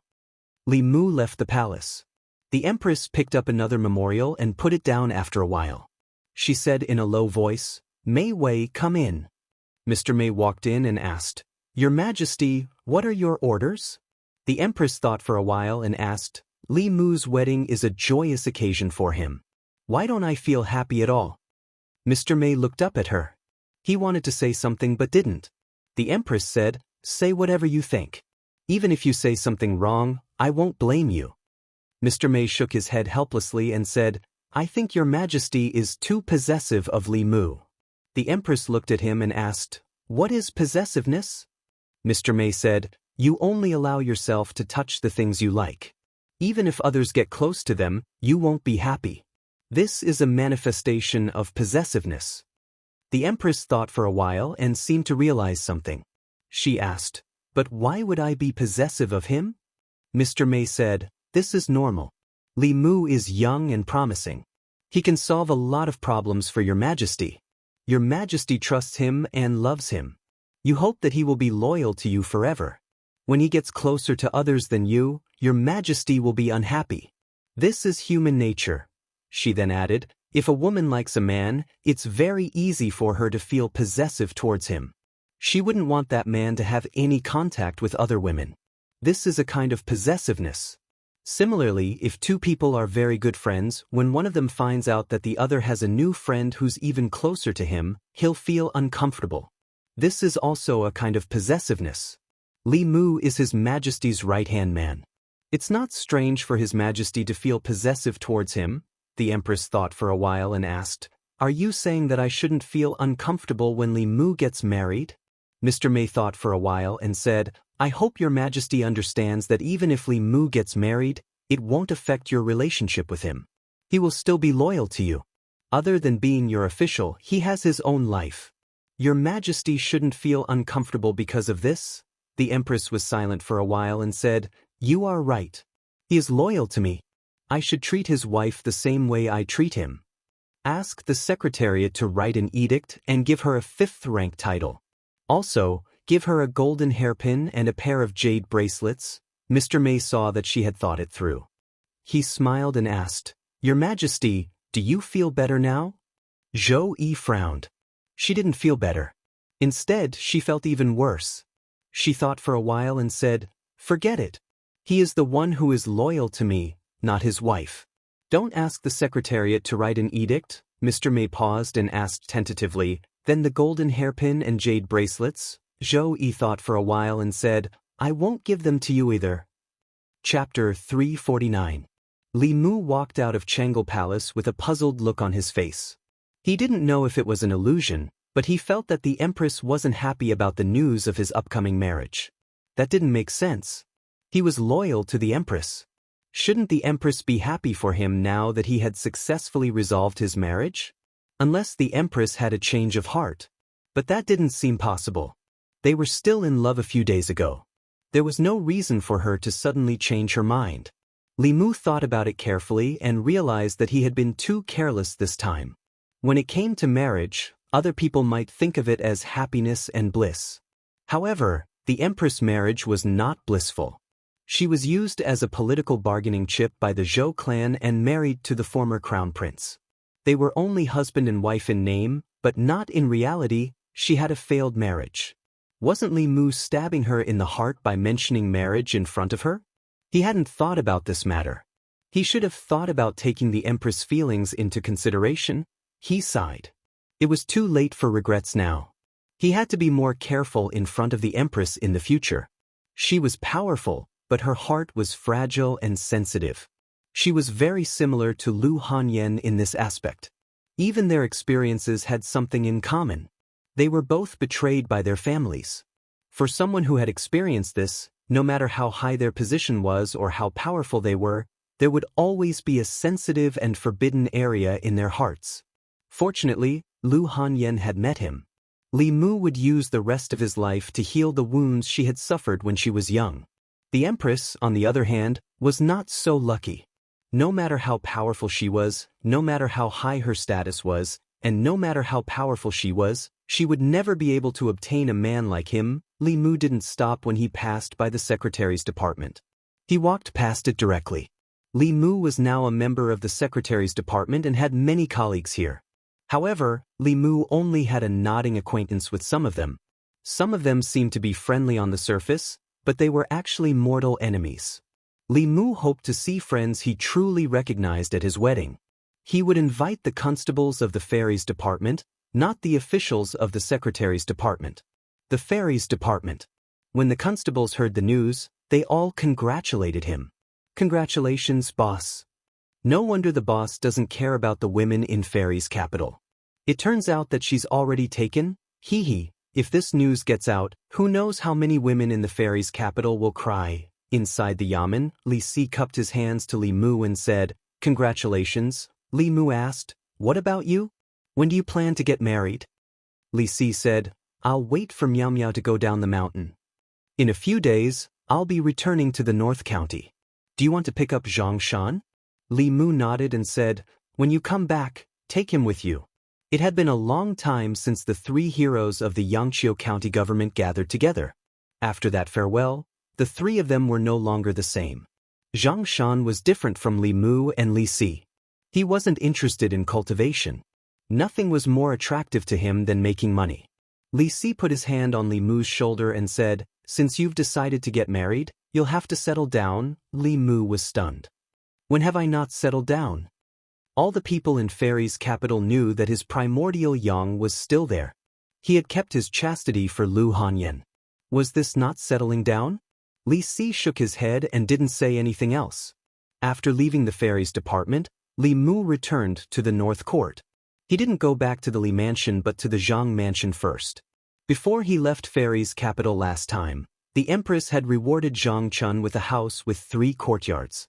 Although it was still a distance away from his dream of a house with 5 courtyards, it was still the envy of countless officials in the court to own a house with 3 courtyards in a place like the North Court where every inch of land was worth its weight in gold.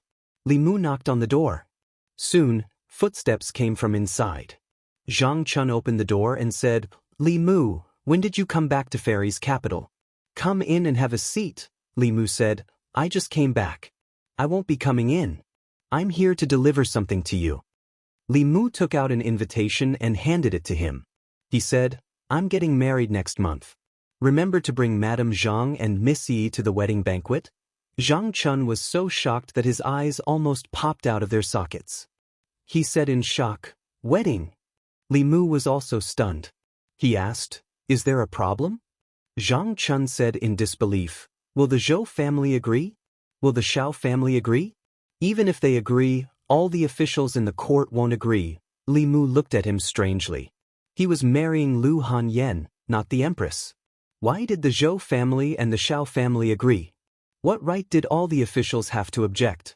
Zhang Chun flipped open the invitation and was stunned for a long time before he came back to his senses and said, "So it's with Miss Lu?" Li Mu said, "Who else can it be?"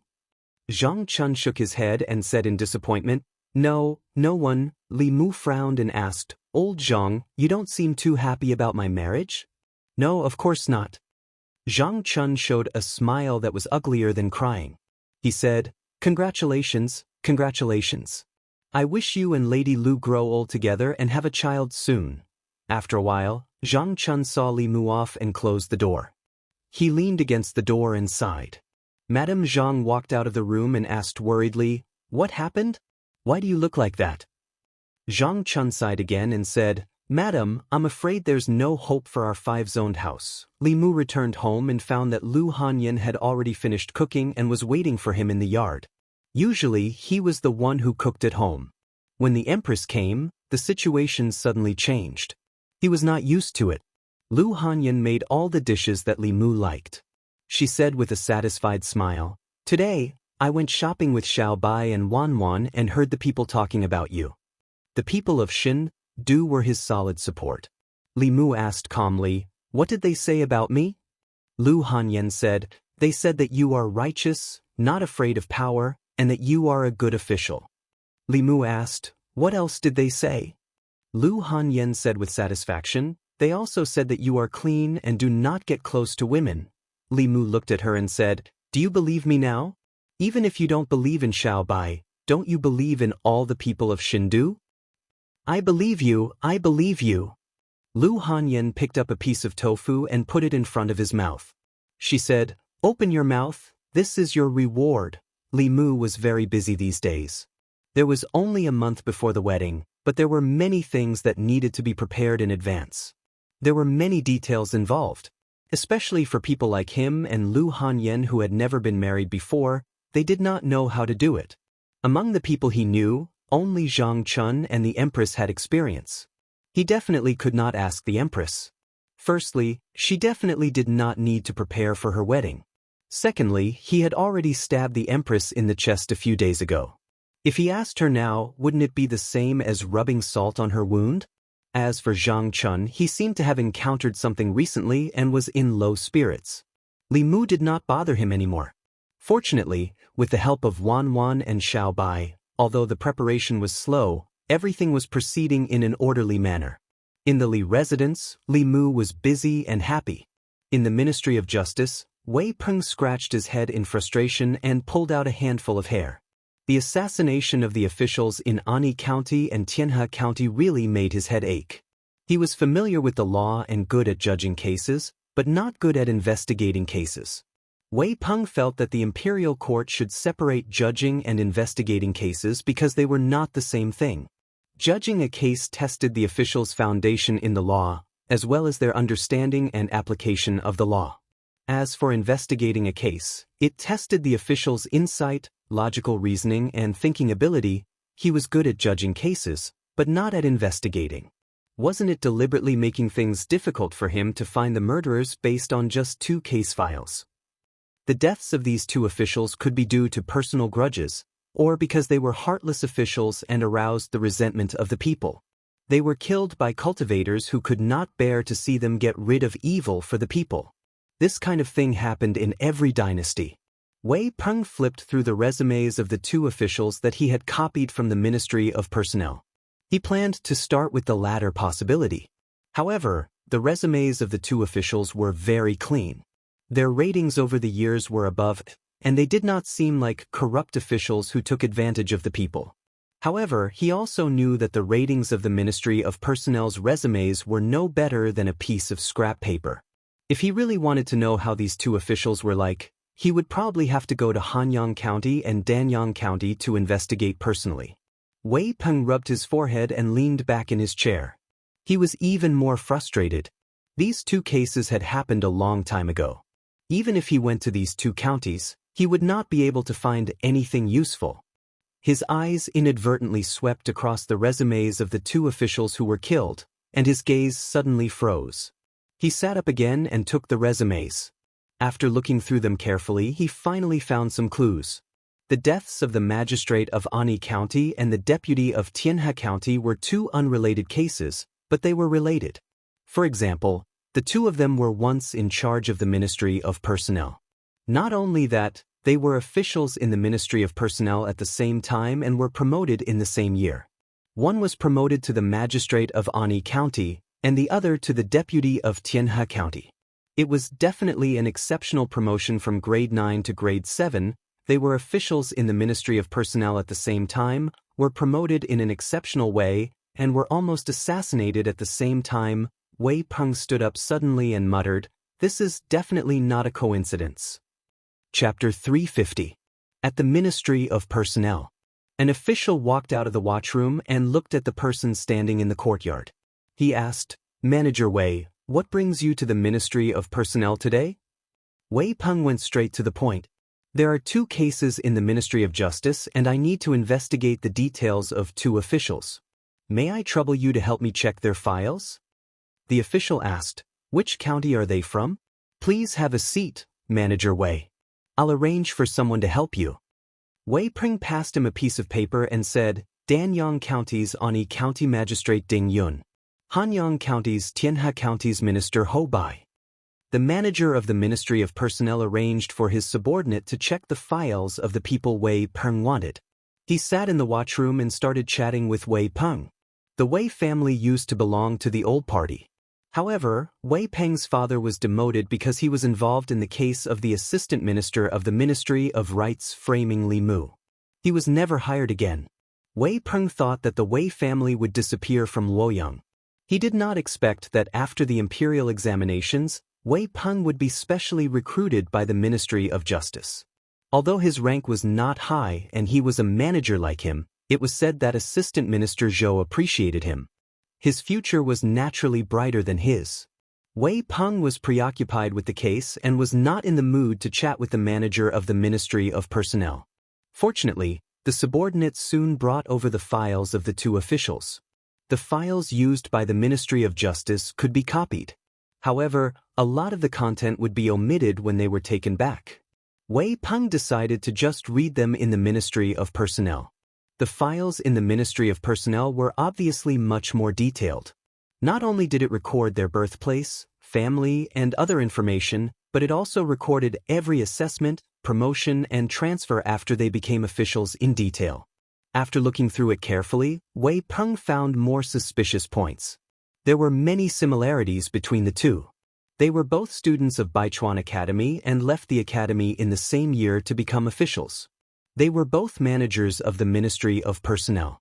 They were promoted at the same time and were assassinated at the same time. Even the way they died was very similar. It was difficult to explain this with the word coincidence. After returning to the Ministry of Justice, Wei Peng told Zhou Zhong about his findings. Zhou Zhong's index finger gently tapped on the table as he asked, "So, you suspect that these two cases were done by the same person and that the mastermind has a grudge with these two people?" Wei Peng nodded and said, "It's impossible for two cases to have so many coincidences. The possibility of a vendetta is very high, but without more clues, finding the murderer is like finding a needle in a haystack." Zhou Zhong said, "The Ministry of Justice is only in charge of investigating the case. Pursuing the culprit is the imperial court's business. The Ministry of Justice has already investigated up to this point. Let's leave the rest to the imperial court." Wei Peng bowed. Wei Peng actually wanted to investigate further, but since the assistant minister had spoken, he didn't insist. It was better to hand over the case as soon as possible, lest he lose all his hair at such a young age.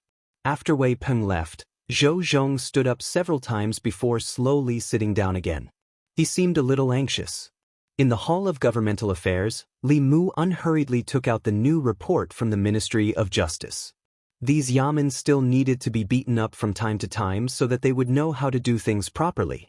After he had urged the Ministry of Justice the last time, the Ministry of Justice had given a reply regarding the assassination of the two officials in just a few days. Li Mu hadn't thought that these two unrelated cases would have such a connection. In this way, when the imperial court sent people to pursue the culprit, they would have a clear direction. The matter of pursuing the culprit was the responsibility of the Ministry of Worship. The Ministry of Worship was an organization independent of the imperial court. There were experts recruited by the imperial court from all over the world, and they specialized in dealing with important cases that the local government couldn't handle. After the incident in Yang County, the people who went to capture Xiao Yu were the Ministry of Worship. Li Mu handed the report from the Ministry of Justice to the Hall of Governmental Affairs Assistant Minister Lu. Lu Yi quickly gave an order for someone to send it to the Ministry of Worship. At this point, Li Mu had fulfilled his duty. He returned to his own yamen. Not long after sitting down, he felt a familiar aura coming from outside the Hall of Governmental Affairs. He walked out of the Hall of Governmental Affairs yamen and saw Mr. Mei standing at the door. He asked, "Sister Mei, what's the matter?" Mr. Mei glanced at him and said, "Nothing. I just haven't seen you in a few days, so I came to see you." Li Mu scratched his head. "How many days has it been?" Mr. Mei said, "You really do have a wife. You forgot about His Majesty. You haven't been to Chengel Palace for 5 days." Li Mu corrected her. "What do you mean I forgot about His Majesty because I have a wife? I'm just worried about irritating His Majesty." Mr. Mei asked, "Why would you irritate His Majesty?" Li Mu said in a low voice, "You also know that His Majesty's marriage is not that happy. My wife is so beautiful, and her marriage is so happy. If she appeared in front of His Majesty every day, His Majesty might feel bad." Mr. Mei hit him on the head angrily and said, "If His Majesty hears this, be careful of your but." Li Mu glanced at her and said, "Didn't you say that His Majesty's heart is broader than the sea?" Mr. Mei's eyes wandered and said, "Even if His Majesty is broad-minded, it is not a reason for you to talk about His Majesty behind his back. What nonsense was this? The Empress' marriage was not happy to begin with." Li Mu was just stating the truth. He was taking care of the Empress' emotions. As long as the Empress was reasonable, she would not blame him. Among all the women that Li Mu was familiar with, there was no one who was more reasonable than the Empress. Merely the fact that she had taken the initiative to admit her mistakes and change after realizing her mistakes had already defeated the majority of women. Not only that, ever since Lu Hanyan came to Shendu, she never entered Li Mu's dream again, nor did she come to the Li mansion. It seemed that even the Empress knew that she should not disturb the couple's private time. Mr. Mei shook his head and looked at Li Mu. He said, "Regardless of whether His Majesty is broad-minded or not, you can't neglect His Majesty just because you have a wife. Did you forget how you felt when His Majesty neglected you last time?" Li Mu thought about it carefully. After Lu Hanyan came back to Shendu, he did seem to neglect the Empress. The Empress's heart was not as broad as it seemed. Maybe she was already holding a grudge against Li Mu. When they passed by the market, Li Mu bought a crucian carp and a piece of tofu. He was going to make crucian carp and tofu soup the next morning. When they got home, Lu Hanyan looked at the fish in his hand and said in surprise, "We already have one fish at home. Why did you buy another one?" Li Mu said, "I'm saving this one to make soup for tomorrow. I'll give it to His Majesty during the morning court." Lu Hanyan asked in confusion, "Why are you making soup for His Majesty?" Li Mu put the fresh fish in a small water tank and explained, "It's a long story. The real His Majesty is not like what you see." Li Mu told Lu Hanyan about the Empress. After hearing the story, Lu Hanyan held Li Mu's arm and said in shock and sympathy, "If that's the case, His Majesty is too pitiful." Lu Hanyan and the Empress had similar experiences, but they were also different. She was abandoned by her parents because of her pure Yin body. She had not seen her family since she was a child. The Empress was used by her family more than once. Even now, the Zhou family was still using her to achieve their goal of stealing the country. The similar experiences made Lu Hanyan feel pity for her. In her opinion, the Empress was more pitiful than herself. Li Mu continued, "When you were not in Luoyang, His Majesty treated me very well. If it were not for His Majesty's protection, I would not have been able to deal with the old and new parties, as well as the academy. The house we are living in now is a gift from His Majesty. His Majesty often teaches me cultivation and has rewarded me with many things. Therefore, I want to do more for His Majesty." Lu Hanyan nodded and said, "That's what I should do. Sleep a little more tomorrow morning. I'll make the soup for His Majesty." Li Mu said, "Let's do it together." The two of them had to wake up together tomorrow morning, so it was natural for them to sleep together at night. Lu Hanyan seemed to have forgotten what she had said a few days ago. At night, she climbed into Li Mu's bed again. In her sleep, she still held his hand tightly. Li Mu kissed her gently on the forehead and closed his eyes. Late at night, the space in the courtyard fluctuated and a figure slowly appeared. She took a step forward and suddenly stopped. She did not enter the room as usual. The space in the courtyard fluctuated again and the figure slowly faded away. In the room, Li Mu and Lu Hanyan were sleeping in each other's arms. Thousands of miles away, in Baiyu County of Yushan Commandery, the county magistrate of Baiyu County suddenly woke up from his sleep. He looked at the figure in his room and said in shock, "Who are you? How dare you trespass into the county office? Leave immediately." What answered him was an incomparably sharp swordlight. Under the sword, the county magistrate of Baiyu County was beheaded. A shadow flew out from his corpse. His primordial spirit looked at the figure in the room in horror and said in a shrill voice, "I am an official of the imperial court. If you dare to kill me, the imperial court will not let you go. No matter where you run to, you can't escape death." Boom! Before he could finish his sentence, a purple thunderbolt suddenly exploded in the room.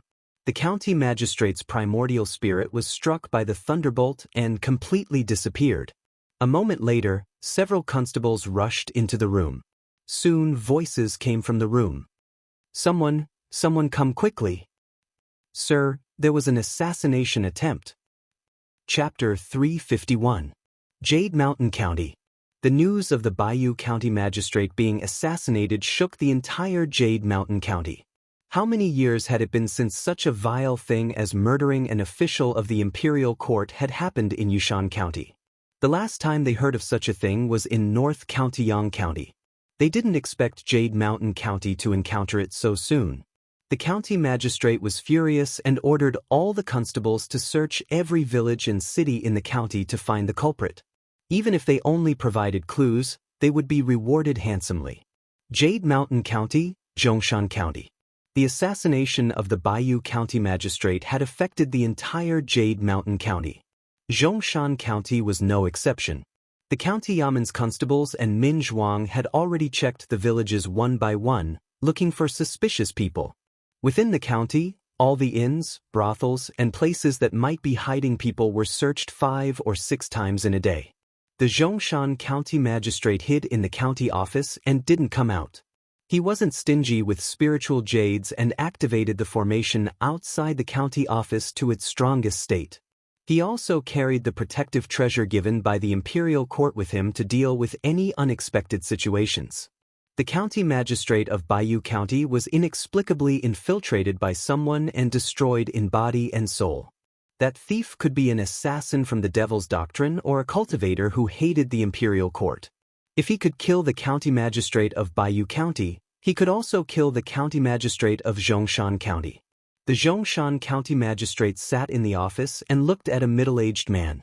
He said, "Magistrate Huang, I suggest you stay in the county office. It's obviously not peaceful recently. I heard that Hanyang County and Danyang County officials were also killed. It'll be safer if everyone stays together." The middle-aged man smiled and said, "I'm just a magistrate. Even if it's a culprit, I won't care. It's fine." With that, he slowly walked out of the county office. The Zhongshan County magistrate looked at his back with dissatisfaction. Of course, he didn't keep Magistrate Huang in the county office for his safety. It was only because Magistrate Huang had level 4 supernatural power that he could feel more at ease with such an expert in the county office. Magistrate Huang walked out of the county office and passed through 2 streets before arriving in front of a house. As a magistrate, he didn't choose to live in the county office. Instead, he rented a small courtyard in a remote area of the county. He rented it for 14 years. He opened the courtyard door and entered. He saw a figure standing in the courtyard. The figure was tall and slender, and from the silhouette, it should be a woman. The woman stood with her back facing the door. She wore a conical bamboo hat on her head. A black veil hung from the edge of the hat, covering her face. County Magistrate Huang looked at the figure and paused for a moment. The next moment, he walked into the yard and closed the door. He looked up at the woman's back and shook his head. "I've waited here for 14 years. The woman turned around and looked at him through the black veil on his bamboo hat. There was a trace of melancholy on County Magistrate Huang's face as he muttered to himself, "For the past 14 years, I haven't had a good night's sleep. I knew that you would find me in the end. I wanted you to come, but at the same time, I didn't want you to come. Why?" The woman's voice was cold, as if it didn't contain any human emotions. County Magistrate Huang said slowly, "The past 14 years have been too painful for me. I hope that you can set me free. However, I also know that if you come to find me, it means that you've already embarked on this path. This is a path of no return. The moment you set foot on it, there's no turning back." He looked at the woman and said, "Those who have passed away forever. Those who are still alive must live on even more." The woman said faintly, "Some people don't deserve to live." County Magistrate Huang was silent for a moment before he nodded and said, "Some people don't deserve to live, but can you let my family go? That matter has nothing to do with them." The woman was silent for a moment before she said calmly, "All right. Thank you." County Magistrate Huang heaved a sigh of relief and said, 14 years ago, I sent them back to their hometown. I've waited here alone for you for 14 years. You've finally come." His voice was calm, and there was a trace of relief in it. The woman looked at him and asked, "Why?" County Magistrate Huang knew what she was asking. He shook his head and said, "It's meaningless to talk about this now. Everyone has to be responsible for their mistakes. I'm indebted to you, sir. I've let you down." He faced the woman and knelt on the ground. There was a trace of relief in his voice as he said softly, "I'm sorry." After he finished speaking, his head slowly drooped. At this moment, this fourth realm cultivator's 3 souls and 7 spirits dissipated. A day later, in the courtyard, County Magistrate Yushan stood in front of County Magistrate Huang's kneeling corpse. His expression was extremely gloomy. He gritted his teeth and said, "Arrogant, too arrogant. If I don't catch you, I'm not human."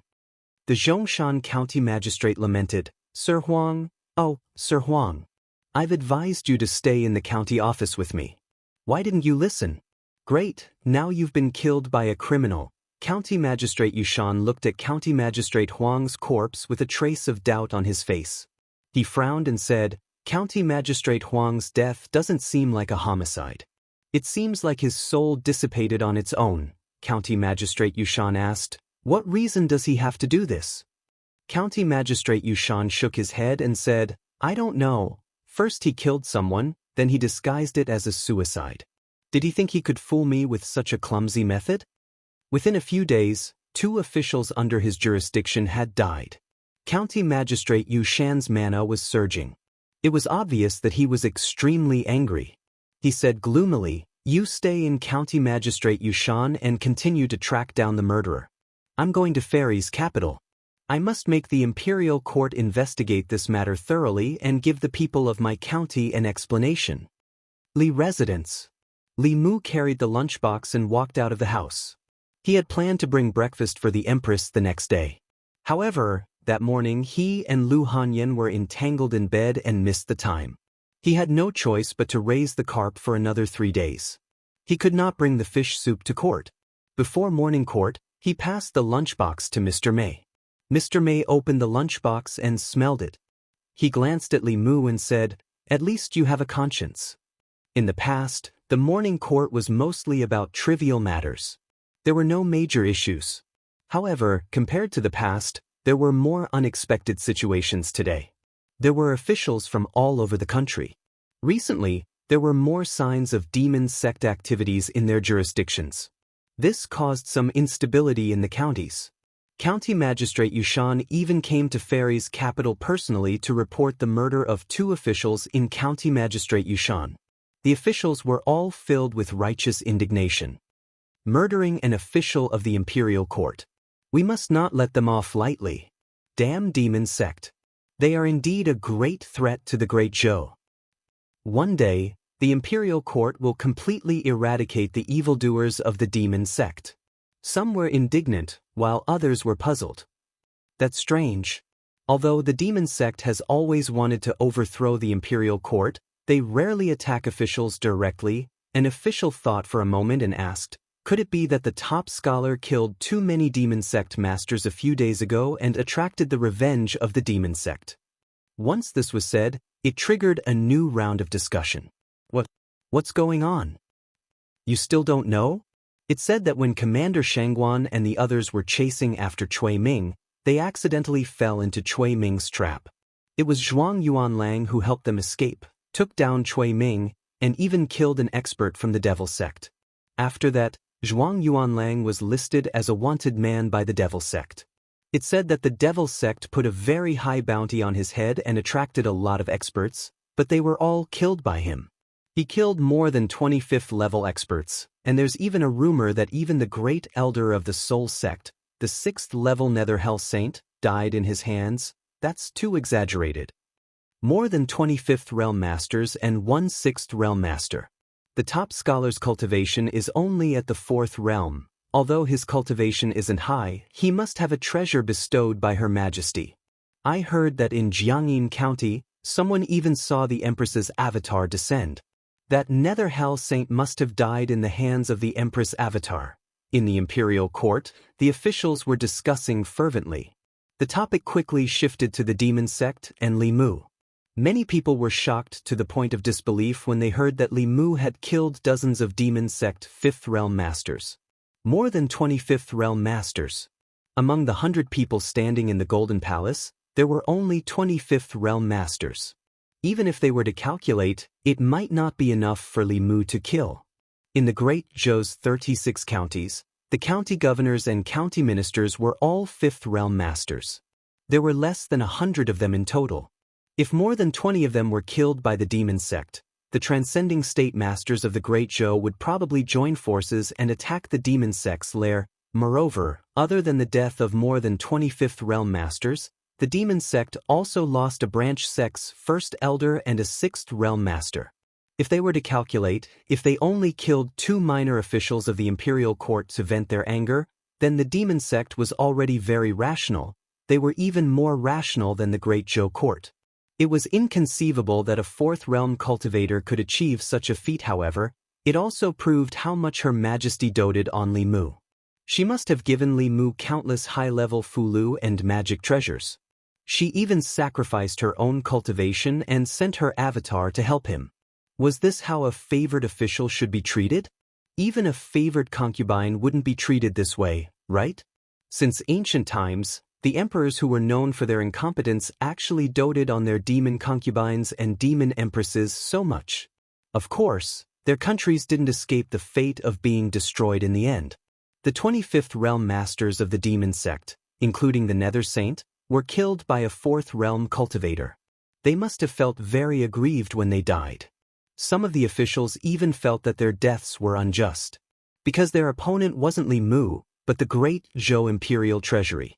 They even guessed that if the person who wanted to kill Li Mu was a 7th realm master of the demon sect, the empress would probably come personally. So many experts of the demon sect had died, but the officials were only shocked for a moment. 2 7th rank officials had died, but the investigation had to be carried out. This was the principle of the imperial court. The Department of Offerings had sent 5 Blessed Realm offerings to Yu County with the Yushan County chief to chase after the culprit. This was enough to show how much importance the imperial court attached to this case. When Li Mu walked out of Crepe Myrtle Hall, he was very unconvinced. He had killed so many experts of the demon sect. This was a great contribution to the imperial court. Some bastard officials even wanted to blame the deaths of the 2 officials of Yushan County on him. What did this have to do with him? If the demon sect wanted to take revenge, he couldn't stop them. However, if those 2 officials had really died because of the demon sect's revenge, Li Mu would still feel very apologetic. If the trash of the demon sect wanted to take revenge, they could come to him. Why did they have to vent their anger on innocent people? When his cultivation improved a little more, he would equip the Fulu school with a bunch of heaven-rank Fulu. Sooner or later, he would wipe out the nests of the 10 demon sects. After the imperial court, Zhou Yi returned to Chang'e Palace. Mr. Mei walked in with a soup bowl. "Your Majesty, this is the soup that Li Mu made for you. He gave it to me before the imperial court. He also told your Majesty to drink it while it's hot." Zhou Yi could already smell her favorite Crucian carp tofu soup. It had been a long time since she drank the soup personally made by Li Mu. After Mr. Mei filled a bowl for her, she picked up the spoon and took a small sip. Then her brows furrowed slightly. "That's not right," Mr. Mei was surprised. "What's wrong? Doesn't it taste good?" Zhou Yi shook her head. "It tastes good, but it doesn't taste like what he made." She closed her eyes and counted with her fingers. Her expression was somewhat complicated. After drinking another mouthful of soup, she looked at Mr. Mei and said, "I think it's better to give her a title of nobility." Mr. Mei froze for a moment. He quickly realized who she was talking about. After thinking for a moment, he asked, "Then the jade bracelet and the golden hairpin, no." Chapter 352. Mr. Mei's visit today surprised Li Mu. She was here to reward Lu Hanyan on behalf of the Empress. Li Mu was a 5th rank official, and Lu Hanyan was also given a 5th rank title by the Empress. Although the rank of a lady was lower than that of her husband, there were many officials in the imperial court, and not all the wives of officials could have such an honor. In a family, the husband was an official in the imperial court, and the wife was a lady. Only then could she be considered to have entered the circle of nobles. Li Mu had no interest in entering this circle. He just felt that this set of ladies' clothes looked beautiful on Lu Hanyan. Yinin, Miao Miao, and the others happened to be in the residence. They urged Lu Hanyan to put on the dress and then surrounded her with envy. Like officials, a lady had a rank and salary. For a woman, having a lady's title was equivalent to entering the ranks of nobles. Yinin looked around and asked curiously, "Is this the only dress?" Lu Hanyan asked, "What else?" Yinin said, "Even if there isn't any precious jewelry, there should be silk or something like that."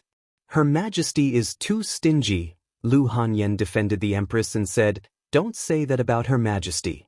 I didn't do anything, and I got a lady's title. This is already Her Majesty's special gift."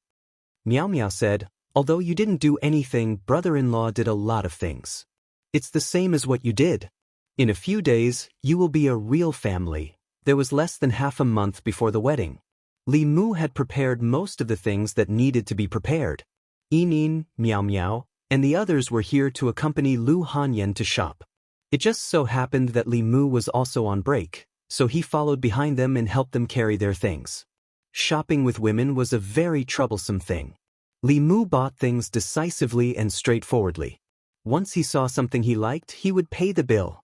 They, on the other hand, had to pick and choose and shop around. Even though she was not short of money now, she still enjoyed this kind of thing. Lu Hanyan and the girls walked out of a rouge shop. On the street, a young man suddenly walked up and asked in surprise, "Miss Hanyan, is it really you?" Lu Hanyan looked at him and asked doubtfully, "You are?" The young man said, "I am Du Ming, a student of the Myriad Scroll Academy. I used to listen to you play a lot. Don't you remember me?" Lu Hanyan thought for a moment and replied politely, "Oh, it's young master Du I remember." Du looked at her and asked, "Miss Hanyan, are you still there? Ever since you left, there weren't many musicians who were worth listening to." Lu Hanyan shook her head and said, "I'm not there anymore."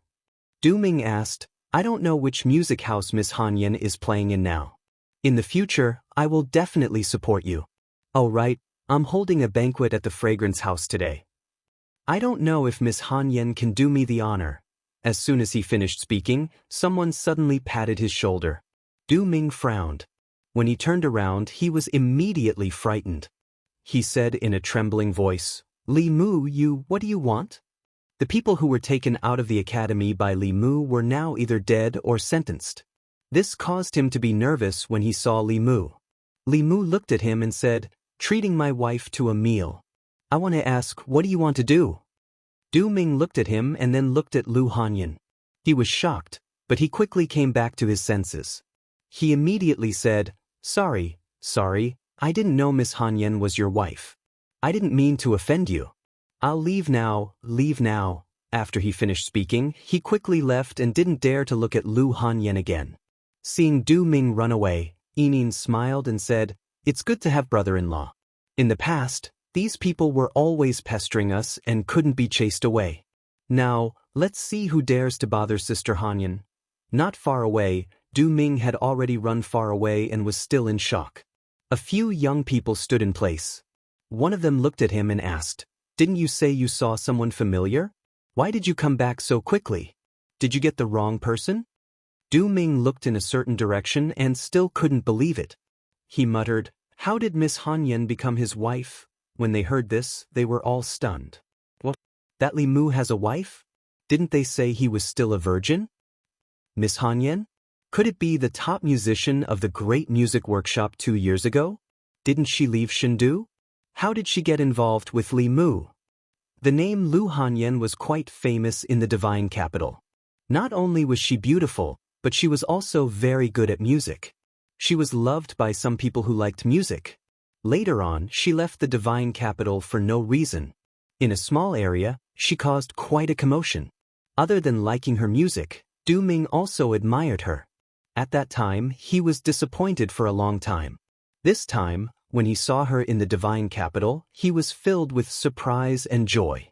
The flame in his heart that had been extinguished was reignited. Then, it was extinguished by Li Mu's cold water. He looked in a certain direction and sighed.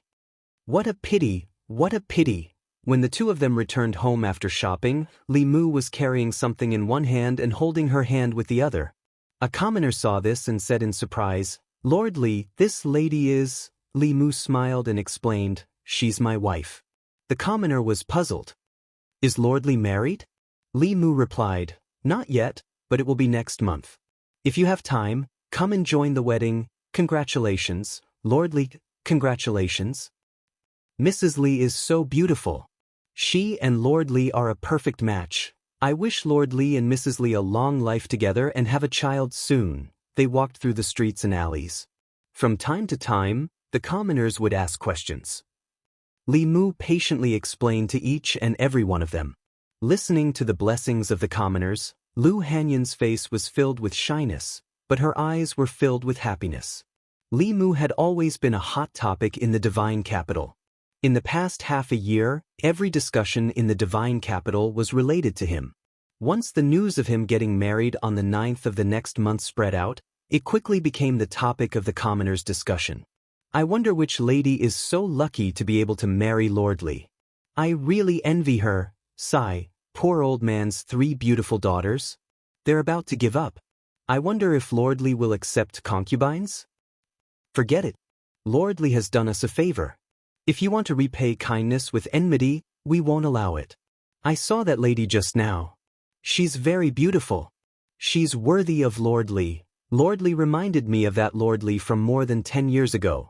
He was also a good official who made decisions for the commoners. I think his surname was also Li. Unfortunately, Sai, I remember too. Unfortunately, Lord Li didn't meet a wise ruler. The previous emperor wasn't Her Majesty the Empress. The house Lord Li is living in now is the Li residence from back then. Those who killed him back then will die a horrible death. Shu, you don't want to live anymore. If someone hears you, even if you have 10 heads, it won't be enough to chop them off. The 7th of the 10th month. Today was not a special day. The residences of some officials and nobles were as usual.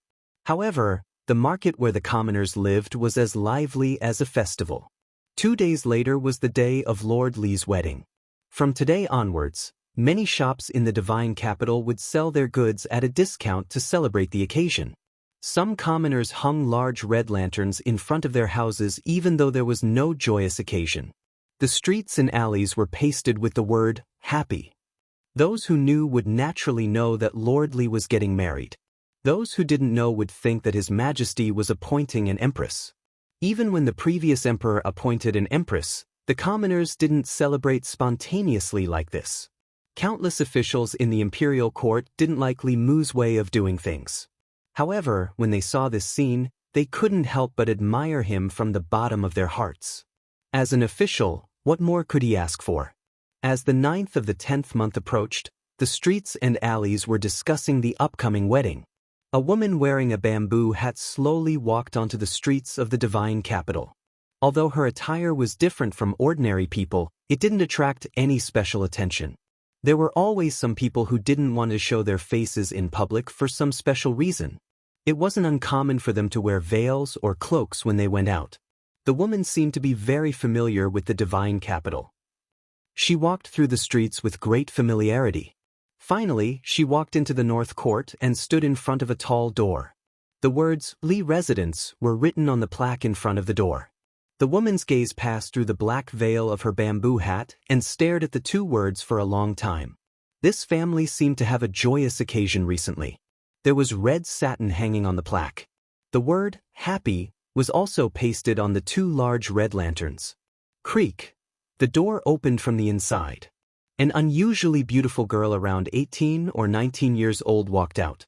She asked in confusion, Sister, who are you looking for? The woman didn't answer. She slowly turned and left. Xiao Bai closed the door and walked back. Wan poked her head out of the garden and asked, Who is it? Xiao Bai shook her head and said, I don't know. She must have entered the wrong door. Outside the door, the woman walked 100 steps before a peddler carrying a load walked over. The woman stopped the peddler and pointed at the residence in front. She asked softly, Excuse me, may I ask who lives in the Li residence in front? The peddler thought that someone was buying and was just feeling happy. However, when he heard that the woman was asking for directions, he became rather displeased. However, when he looked in the direction the woman was pointing at, he immediately beamed with joy again. He put down his load and said, Miss, you must be a foreigner. If you're from the divine capital, you definitely know who lives there. Lord Li is the justice in our hearts. He doesn't fear the powerful and has redressed the grievances of countless people. This residence was bestowed to him by the Empress. Speaking of Lord Li, the peddler began to talk endlessly. At a certain moment he saw 2 figures walking over from the front. He said, What a coincidence. That's Lord Li and his wife. Miss, don't you think they're a match made in heaven? There was no sound from beside him. The peddler turned around and suddenly shivered. There was no one beside him. There was no girl. It was noon and the sun was warm, but he felt a chill rushing from his tailbone to his brain. He grabbed his load and ran toward the crowded street. In front of the Li residence, Li Mu held Lu Hanyan's hand. Just as he was about to step through the door, he suddenly sensed something and turned to look in a certain direction. There was only a peddler carrying a load there. For some reason, he was running for his life. Lu Hanyan saw him stop and also look back. She asked in confusion, What's wrong? Li Mu shook his head and said, It's nothing. Let's go in. Chapter 353. At that moment, Li Mu inexplicably felt a strong throbbing in his heart. For cultivators who had refined their 3 spiritual and 7 physical souls, it was rare for them to have such a feeling. Most of their senses had a reason, but when Li Mu looked over, he did not find anything. The two of them walked into the house and the door of the Li residence closed. In a shallow alley in the north court, in a place that Li Mu could not see, a woman leaned against the wall. Her face under the cloak was extremely pale. The 8th of October. There was only 1 day left until the wedding day. Lu Hanyan returned to the Great Music Lane, which she regarded as her maiden home. Tomorrow, Li Mu would bring her back in a palanquin with 8 carriers. As the wedding day approached, Li Mu became leisurely. He did not invite many people, and there were not many guests coming tomorrow. Fu Daozi was still in seclusion. Yuzhenzi and Hyun Jinko came as representatives of the Fulu school. Although the headmaster and the other peak chiefs did not come, they still sent their gifts. The talismans on Li Mu's body had been almost used up in the battle with the killers of the Devil's Doctrine. He took advantage of this wedding to replenish them. Hanja and junior sister Qin also came with Yuzhenzi and the others. Hanja looked at Li Mu with regret and said, "Actually, I thought that you and Li..." Before he could finish, he was kicked by Li Si behind him. Zhang Shan covered his mouth from behind and dragged him away. After a while, Hanja came back and said, "No matter what, congratulations to you for marrying such a good woman like Martial Aunt Lu. I wonder where my future Dao companion is now." Junior sister Qin casually walked in front of Hanja, coughed softly and puffed out her small chest. Hanja glanced at junior sister Qin and looked at Chen Miao Miao, who was standing beside Li Si and had lost a lot of weight. He said, "Even Li Si has junior sister Chen. God is really unfair." Chen Miao Miao also came with Li Si this time. She had an earth elemental body. Before her cultivation reached a high level, her body shape would be different from ordinary people. But after cultivation, she was much thinner than before. Of course, even if she had lost half of her weight, Li Si still looked like a little bird standing beside her. Li Mu's eyes inadvertently glanced and saw a figure passing by outside the door. He was surprised and did not know why Zhou Zhong would appear here. Calm, other than his 2 old friends, Zhang Chun and Li Si, Li Mu did not invite any of the officials of the court. Zhou Zhong belonged to the opposing camp. He could not have come to congratulate Li Mu on his marriage. Li Mu walked out of the gate and saw Zhou Zhong standing beside the carriage, looking at the gate of the Li estate. Li Mu walked over and asked, "Assistant Minister Zhou, is something the matter?" Zhou Zhong looked at the plaque of the Li estate and said indifferently, "Nothing." Li Mu remembered that Zhou Zhong had once said that this was the residence of a friend of his. The original owner of the Li estate seemed to have been a criminal official, but Li Mu did not know what crime he had committed. These 2 days were good days. He could temporarily put aside the matter of the camp. Li Mu said, "Assistant Minister Zhou, do you want to go in and have a cup of tea before you leave?" Zhou Zhong shook his head and said, "Today is the death anniversary of my old friend. I am not in the mood for tea." Li Mu's face darkened. The little good impression he had of Zhou Zhong disappeared. Bang! Li Mu walked through the gate, and the gate of the Li estate closed with a loud bang. Even if today was the death anniversary of his old friend, he should not have said it in front of Li Mu, who was about to get married. If he was not the assistant minister of the Ministry of Justice, being caught and beaten for speaking so rudely before someone's wedding was already a light punishment. If he met someone with a bad temper, he would probably be hung up and beaten. Tomorrow was the day of the wedding. Li Mu did not want to be affected by these matters. He took a deep breath and threw Zhou Zhong to the back of his mind. The 9th day of the 10th month. The festive atmosphere in the divine capital reached its peak on this day. Li Mu had too many labels on him. The top scholar, the empress favored minister, the divine capital's righteous sky. At noon, when he rode on his horse and married his bride, the streets of the divine capital were empty. There were only a few tables set up for the wedding banquet in the Li estate. However, on the wide street outside the Li estate, the crowd was crowded with heads and feet. There was a row of long tables on both sides of the street outside the estate. No matter the identity of the guests, they could drink a cup of wine here. The commoners lined up outside the Li estate, fighting to be the first to present congratulatory gifts. Some gave half a piece of cloth, while others gave a pair of red candles. Although they were not valuable, it was a token of their sincerity.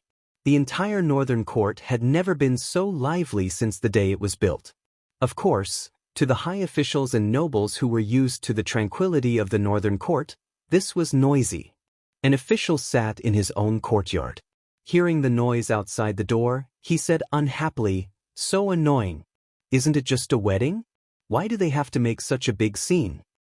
His wife stood beside him and said, "They did not make such a big scene. This is the celebration of the commoners. When Master can make the commoners like this, I will wake up laughing in my dreams." The official pursed his lips and said unhappily, "What's the point of winning over these unruly commoners? He doesn't have many friends in the imperial court." His wife looked at him and said disdainfully, "Those in the imperial court can be considered friends. They call you friends on the surface, but who knows how they are scheming against you behind your back." In another mansion, the assistant minister of the Ministry of Personnel stood in the courtyard. He was not affected by the noise outside at all. He walked into the study and asked, "Are you sure?" An official in the study said with a gloomy face, "Tianhe County Minister Hou Bai, Ani County Magistrate Ding Yun, Baiyu County Magistrate Deng Zhua, and Zhongshan County Magistrate Huang Ding. Sir, don't you think these names are familiar?" The assistant minister of the Ministry of Personnel narrowed his eyes and said, "It is indeed the four of them." The official said, 14 years ago, the four of them were all in charge of the Ministry of Personnel. They were also involved in that incident. 14 years later, they were killed one after another. These cases were not done by the demon sect. The assistant minister of the Ministry of Personnel said, "You mean that someone is avenging that person?" The official said, "There is no other possibility." The assistant minister of the Ministry of Personnel narrowed his eyes and said, 14 years have passed, and they are still so persistent. Who could it be?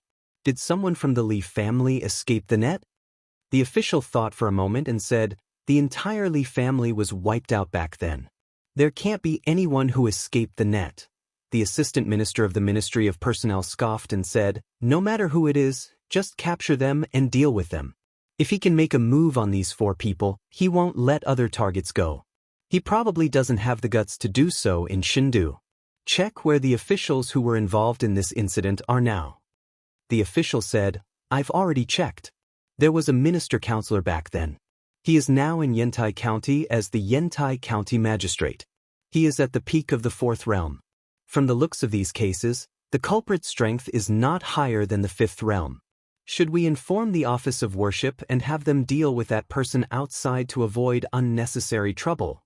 The assistant minister of the Ministry of Personnel laughed mockingly and said, "Unnecessary trouble?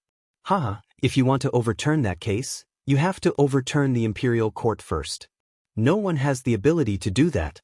Whether it is the new party or the old party, or His Majesty, none of them will let that happen." The official asked, "Then what do you mean?" The assistant minister of the Ministry of Personnel said, "Have the people from the Department of Offerings guard Yantai County. According to the law, the culprit should be brought back to Luoyang to be punished for murdering an official of the imperial court. Have them follow the rules and don't do anything unnecessary. Bring him back to Luoyang. I'd like to see who is so overconfident." The official nodded and said, "Yes." A moment later, he walked out of the residence of the assistant minister of the Ministry of Personnel and passed through the bustling crowd outside. When he passed by the Li Manor, he even looked inside curiously. In the Li Manor, the wedding ceremony had already begun. Li Mu and Lu Hanyan did not have any relatives. They were only friends in the manor. Mr. Mei was the host of the wedding. He stood in front with a smile on his face. "First bow to heaven and earth. Second bow, if there are no parents, then bow to Master. Husband and wife bow to each other. Send them to the bridal chamber."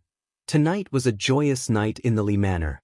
Both inside and outside the manor were filled with jubilation. In the bridal chamber, Li Mu slowly lifted Lu Hanyan's veil. The two looked at each other and raised their wine cups. As their arms crossed, countless bright fireworks rose into the night sky outside the window, blooming with dazzling colors. In a wine shop in Chengdu. The bright fireworks lit up the night sky and also illuminated the beautiful face of the woman in the wine shop after she took off her bamboo hat. She picked up the wine jar and finished it in one gulp. Putting on her bamboo hat, she turned and walked out of the wine shop. Looking in the direction of the fireworks, she whispered, "Congratulations, Changel Palace." Zhou Yi leaned lazily on the chair and took a sip of wine. He frowned and said, "What kind of tribute wine is this? It has no taste at all. Don't send it next year." Chapter 354. The past night was destined to be a sleepless night for many people in the divine capital. The famous Lord Li had just gotten married.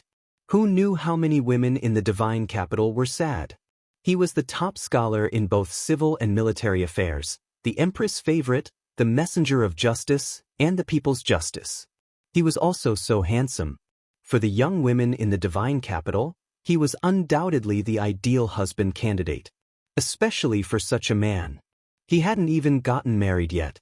Some women who thought they were pretty would intentionally or unintentionally linger in front of the Li Manor, fantasizing about having a romantic encounter with him and becoming the mistress of the Li Manor in the future. Before Li Mu's wedding, they still had some hope. Now their hopes were dashed.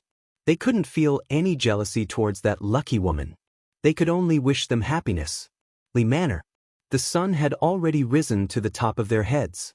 Li Mu and Lu Hanyan walked out of the room. Lu Hanyan's face was rosy. She hid the smile in her eyes.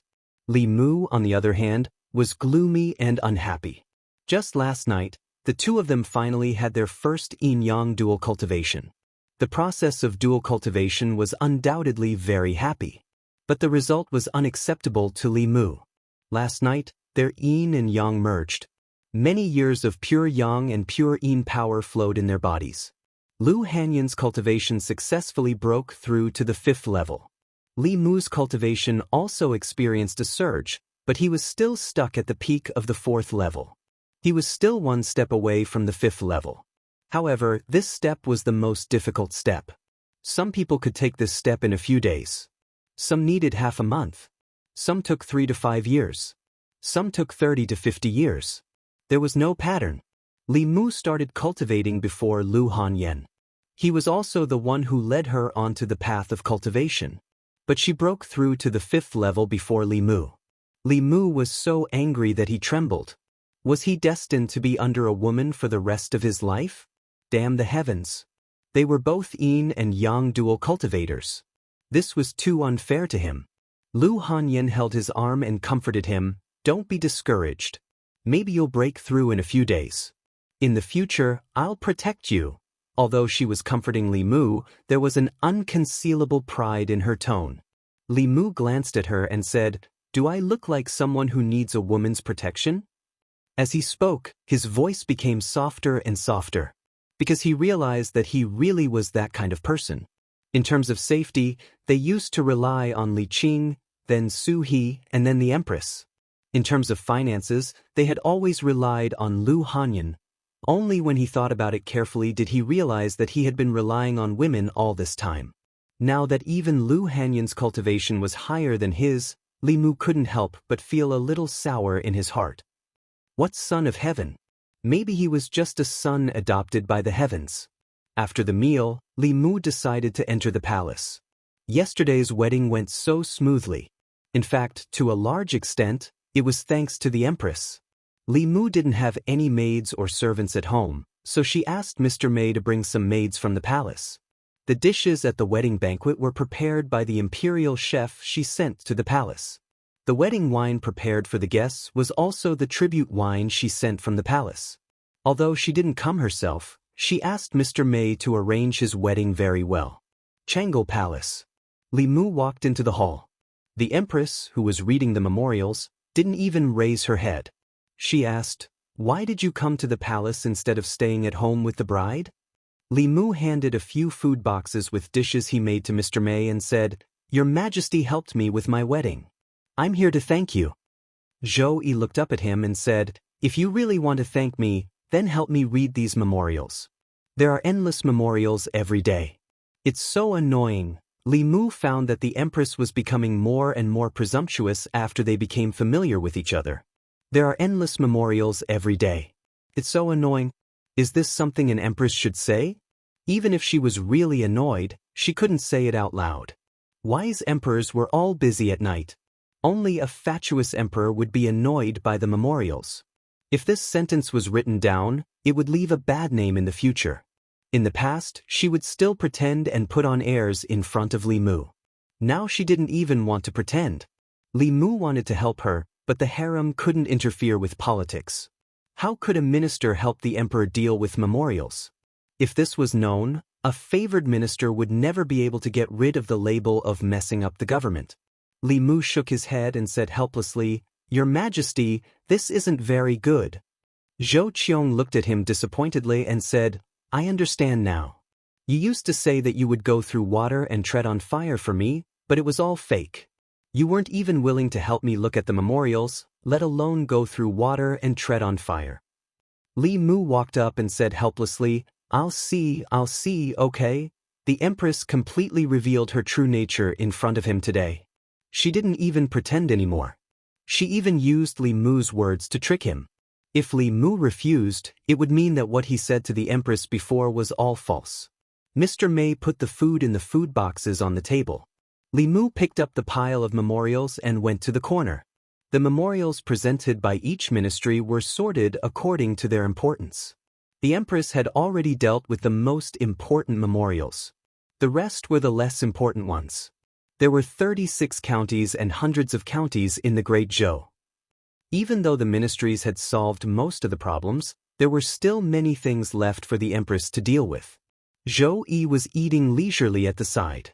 She glanced at Li Mu and said, "I haven't seen you for a few days. Your cultivation has improved a lot."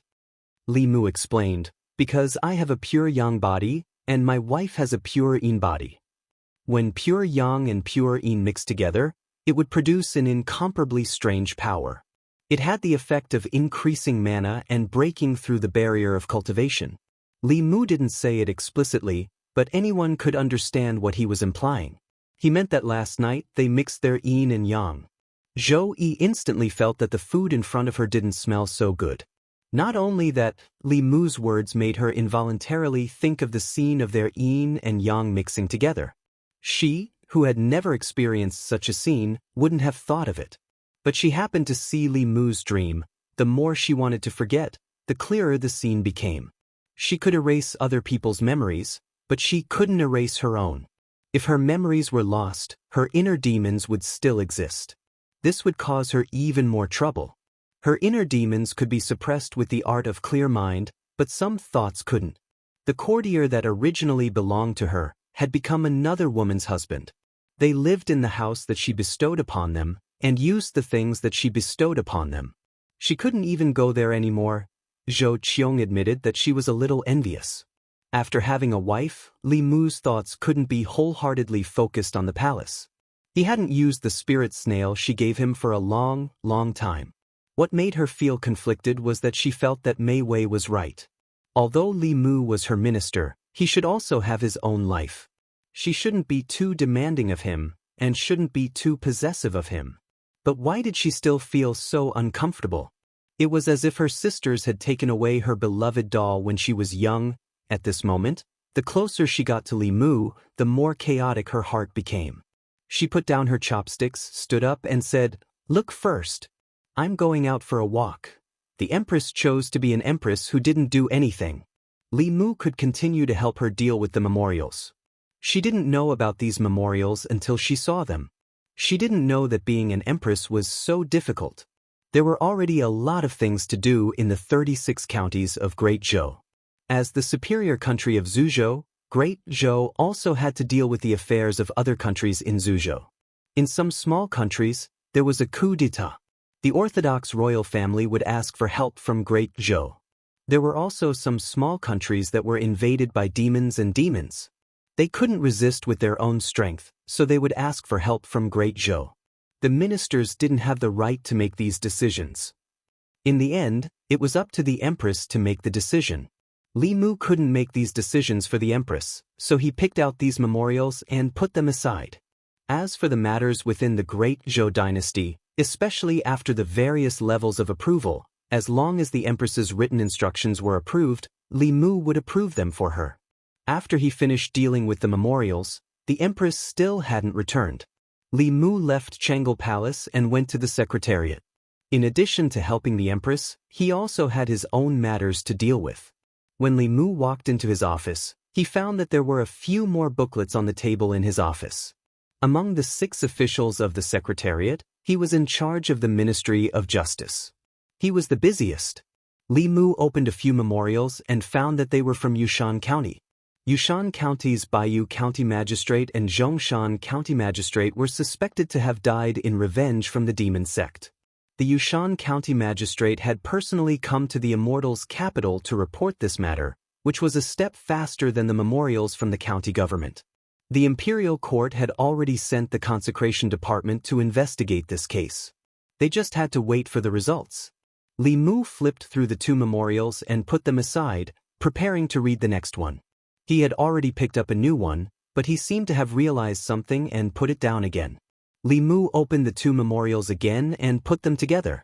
He found that the Baiyu County Magistrate and Zhongshan County Magistrate had both been transferred out of the Ministry of Personnel before they went to work. Moreover, their official positions were in charge of the Ministry of Personnel. There was only a difference of a few months when they were transferred out of the Ministry of Personnel. If he remembered correctly, the Ani County Magistrate and Tianhe County Magistrate who had died seemed to have experience as officials in the Ministry of Personnel. However, Li Mu did not know what official position they had in detail. Within half a year, 4 officials from the Ministry of Personnel had died. This was too much of a coincidence. If the deaths of the first 2 officials and the 2 officials from Yushan County were committed by the same culprit, then this case had nothing to do with the demon sect. The Imperial Court had investigated in the wrong direction, because from the timeline, when the first 2 officials died, Li Mu had not yet provoked the demon sect. After discovering the connection between these cases, Li Mu went directly to the Ministry of Justice. He found the director of the Ministry of Justice and asked, who was investigating the assassination of the 2 officials from Hanyang County and Danyang County? The director of the Ministry of Justice said, it was Manager Wei. Li Mu said, let him come. The director of the Ministry of Justice walked out of the Yamen and quickly found Wei Peng. Li Mu looked at Wei Peng and asked, what position did the Tianhe County Magistrate and Ani County Magistrate hold in the Ministry of Personnel? Wei Peng thought for a moment and said, Manager of the Ministry of Personnel. Li Mu was surprised. Manager of the Ministry of Personnel again. After saying that, he continued to ask, do you know when they were the managers of the Ministry of Personnel? Wei Peng clearly remembered this matter very clearly. He did not think too much and said, about 12 or 13 years ago, the 4 managers of the Ministry of Personnel at the same time had all been promoted in half a year. Then 12 or 13 years later, within half a year, they all died of unnatural causes. What this meant was self-evident. Li Mu frowned slightly and muttered, what happened during that time? Chapter 355. Li Mu had originally thought that these cases were the work of the demon sect. However, when he followed the clues to this point, he was shocked to find that things were not as simple as they seemed. 3 counties and 4 counties, for cases, all pointed to the Ministry of Personnel. If these 4 cases were all done by the same person, then the severity and viciousness of these cases would be raised by several levels. Li Mu immediately made a decision and said, someone, come with me to the Ministry of Personnel. The director of the Ministry of Justice glanced at Wei Peng and said, why aren't you following Lord Li? After analyzing the clues of these cases, Li Mu believed that the final answer lay in the Ministry of Personnel. The Ministry of Personnel was not far from the Ministry of Justice, so they arrived quickly. Wei Peng was already a frequent visitor to the Ministry of Personnel, so he quickly sent for detailed information on the 4 assassinated officials. Managers of the Ministry of Personnel at the same time, promoted at the same time, and assassinated at the same time. Li Mu looked at the 4 sets of information and said, there should be another one. Check. Who else was promoted at the Ministry of Personnel during that time? After the minor official flipped through the files, he said, There's one more person, Lord Yu, who was the minister counselor at the time. After the 4 managers were promoted, he was quickly transferred to Yantai County and promoted to Yantai County Lieutenant. Li Mu could already guess that the reason for these people's promotions more than 10 years ago was probably the reason for their deaths more than 10 years later. Obviously, as long as he found out why they were promoted more than 10 years ago, he would be able to find out the identity of the mastermind behind these cases. Li Mu continued to ask, "Do you know the reason for their promotions?" The minor official shook his head and said, "I've only been in the Ministry of Personnel for 3 years, so I don't know what happened more than 10 years ago. If Lord Li wants to know what happened more than 10 years ago, you can ask me directly." Seeing a middle-aged man walk in, the minor official immediately bowed and said, "Lord Assistant Minister." Li Mu looked at the man, his eyes slightly focused, and said calmly, "Assistant Minister Chen." Li Mu and this left assistant minister of the Ministry of Personnel had quite a bit of enmity between them. The wife of the county magistrate of Yang County, who was killed by Xiao Yu, was this person's sister. At that time, the enmity between him and Li Mu had already been formed. After that, Li Mu came to the divine capital and scolded this person in the imperial court. He didn't leave him any face, and this caused the enmity between them to deepen. The assistant minister of the Ministry of Personnel said slowly, "More than 10 years ago, there was an official in the Ministry of Personnel who colluded with the enemy and committed treason. He was exposed by the other officials in the Ministry of Personnel. Later, that official's entire family was executed. The other officials in the Ministry of Personnel were all promoted and placed in important positions. The officials who died were all promoted during that period. It was obvious that they were retaliated against by the remnants of the guilty officials' party. However, the honored masters of the Department of Offerings have already gone to Yantai County. I believe that the culprit will be arrested very soon." He didn't expect the Ministry of Personnel to have already found out about this. Li Mu didn't need to make this trip. He was about to leave when the assistant minister of the Ministry of Personnel suddenly smiled and said, "Lord Li, you may not know this, but the Li residence you're living in now is the residence of that guilty official. The day before your wedding is the anniversary of the death of that guilty official's family. I wonder if you heard the screams of their ghosts on your wedding night." Before the assistant minister of the Ministry of Personnel finished speaking, his expression changed abruptly. A beam of golden light flew out of Li Mu's ear and shot toward him. The golden light was initially the size of a grain of rice, but it quickly turned into a giant bell. It crashed into him like a speeding carriage. White light flashed on the assistant minister of the Ministry of Personnel and instantly formed a shield. However, the protective barrier was like a piece of paper when it was struck by the enormous bell. It was directly shattered. The giant bell didn't slow down and crashed into the assistant minister of the Ministry of Personnel. He spat out a mouthful of blood and was sent flying. He crashed heavily into the wall of the Ministry of Personnel and spat out another mouthful of blood. He fell to the ground and pointed at Li Mu. He said furiously, You dare!" The law bell floated above Li Mu's shoulder. Li Mu walked to the assistant minister of the Ministry of Personnel and said calmly, "Watch your mouth. If there's a next time, it won't just be a few broken ribs." He took one last look at the assistant minister of the Ministry of Personnel and turned to leave. Seeing this, the other officials of the Ministry of Personnel all returned to their duty rooms. They didn't dare to watch. Although beating up an official of the imperial court was punishable, the assistant minister had brought this upon himself. Anyone who had just gotten married wouldn't be in a good mood after hearing his words. If it were someone else, they might be in trouble. However, Lord Li was His Majesty's favorite official. If the assistant minister dared to make a big deal out of this, he would be the one to suffer in the end. The assistant minister of the Ministry of Personnel got up from the ground and fixed his ribs with a solemn expression. He patted the dust off his body and walked out of the Ministry of Personnel. He was just trying to show off. He didn't expect that Li Mu would dare to beat him up in the Ministry of Personnel. Under the Empress' favor, this person was lawless. However, he could only endure today's humiliation for the time being. With how much the Empress doted on Li Mu, it wouldn't do him any good if this matter reached the imperial court. He walked out of the Ministry of Personnel and quickly arrived at the Ministry of Justice. In the assistant minister's office, Zhou Zhong looked at his sorry state and asked, Lord Qin, what happened? The assistant minister of the Ministry of Personnel didn't speak. Instead he asked, Are you sure no one from the Li family escaped? Zhou Zhong glanced at him and said, You should know better than me. The assistant minister of the Ministry of Personnel said, I just remembered that he has a daughter. She wasn't in the divine capital at the time and couldn't be found. The 4 managers of the Ministry of Personnel back then all died in the past half a year. I'm afraid she's the one behind this. Zhou Zhong asked, Are you afraid that she'll come after you for revenge? Aren't you afraid? Don't forget that you stood on our side in the end.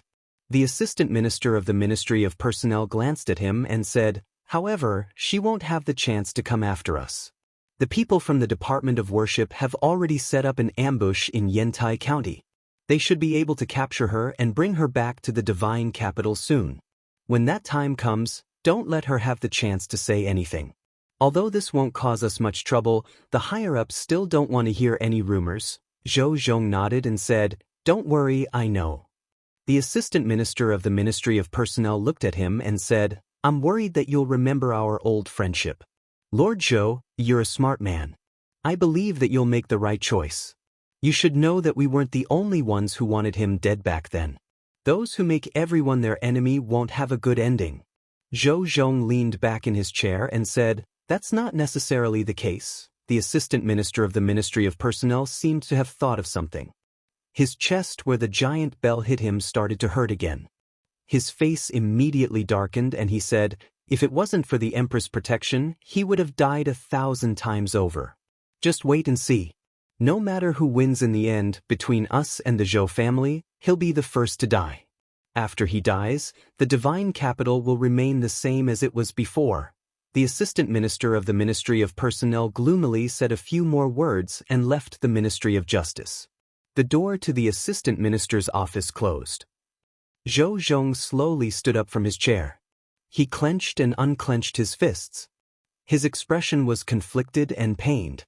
He seemed to be making a difficult choice in his heart. When his gaze swept across the law of the great Zhou on the table, he stared at the 3 words for a long time before finally sitting down slowly. I'm sorry, he closed his eyes and muttered softly. Then he curled up his body in the chair. Li Mu left the Ministry of Personnel and returned home. He vented all his anger from Zhou Zhong on the assistant minister of the Ministry of Personnel. Sure enough, he felt much better. Lu Hanyan had already finished cooking. She asked, Why did you come back so late today? Li Mu explained, I helped the Empress approve some memorials. Then, I went to the Ministry of Justice and the Ministry of Personnel. I was delayed for a while. Lu Hanyan asked in surprise, Why did you help the Empress approve memorials? That's going against the rules. Won't you be impeached? Although Li Mu also approved some memorials, the ones that were sent to the Empress were all important matters. Not even the Prime Minister had the right to approve them, let alone a minister from the Secretariat. Li Mu waved his hand and said, Don't worry. If she doesn't say anything and I don't say anything, no one will know. Lu Hanyan was still confused. She asked, Why didn't Her Majesty approve them herself? Li Mu said, You don't know Her Majesty. She's actually very lazy when it comes to politics. You'll know when you get to know her in the future. But she hasn't been coming to our house recently. Maybe she's afraid of being upset. Lu Hanyan asked, Upset by what? Li Mu explained, seeing us being so lovey-dovey, and thinking about how she's all alone, she's upset. Aha! Mr. May stood at the door of the Li Manor with a box of food in his hand. He snorted loudly. Li Mu's expression changed instantly. He smiled and said, Sister May, you're just in time. Do you want to sit down and eat together? Mr. May was here to deliver the box of food. He handed it to Li Mu and glared at him. No need. I still have things to do in the palace. She was about to leave when Li Mu remembered something. He ran out of the door and said, Sister May, wait. Mr. May turned around and asked, What's the matter? Li Mu asked, Sister May, do you know who the previous owner of the Li Manor is? Mr. May was surprised. Why are you suddenly asking this? Li Mu said, I'm just curious. Mr. May looked around and nodded. I know. It's the former assistant minister of the Ministry of Personnel, Li Yi. Li Mu said, I heard from the Ministry of Justice that he betrayed the country and his family was exterminated by the imperial court. Mr. May thought for a while and said, Lord Li is a really good official. He pushed for the reform of the law and proposed to abolish the Silver Act. He tried his best to stop the previous emperor from granting the death exemption. He did a lot of good things for the people. She suddenly looked at Li Mu and said, Actually, you're very similar to Lord Li.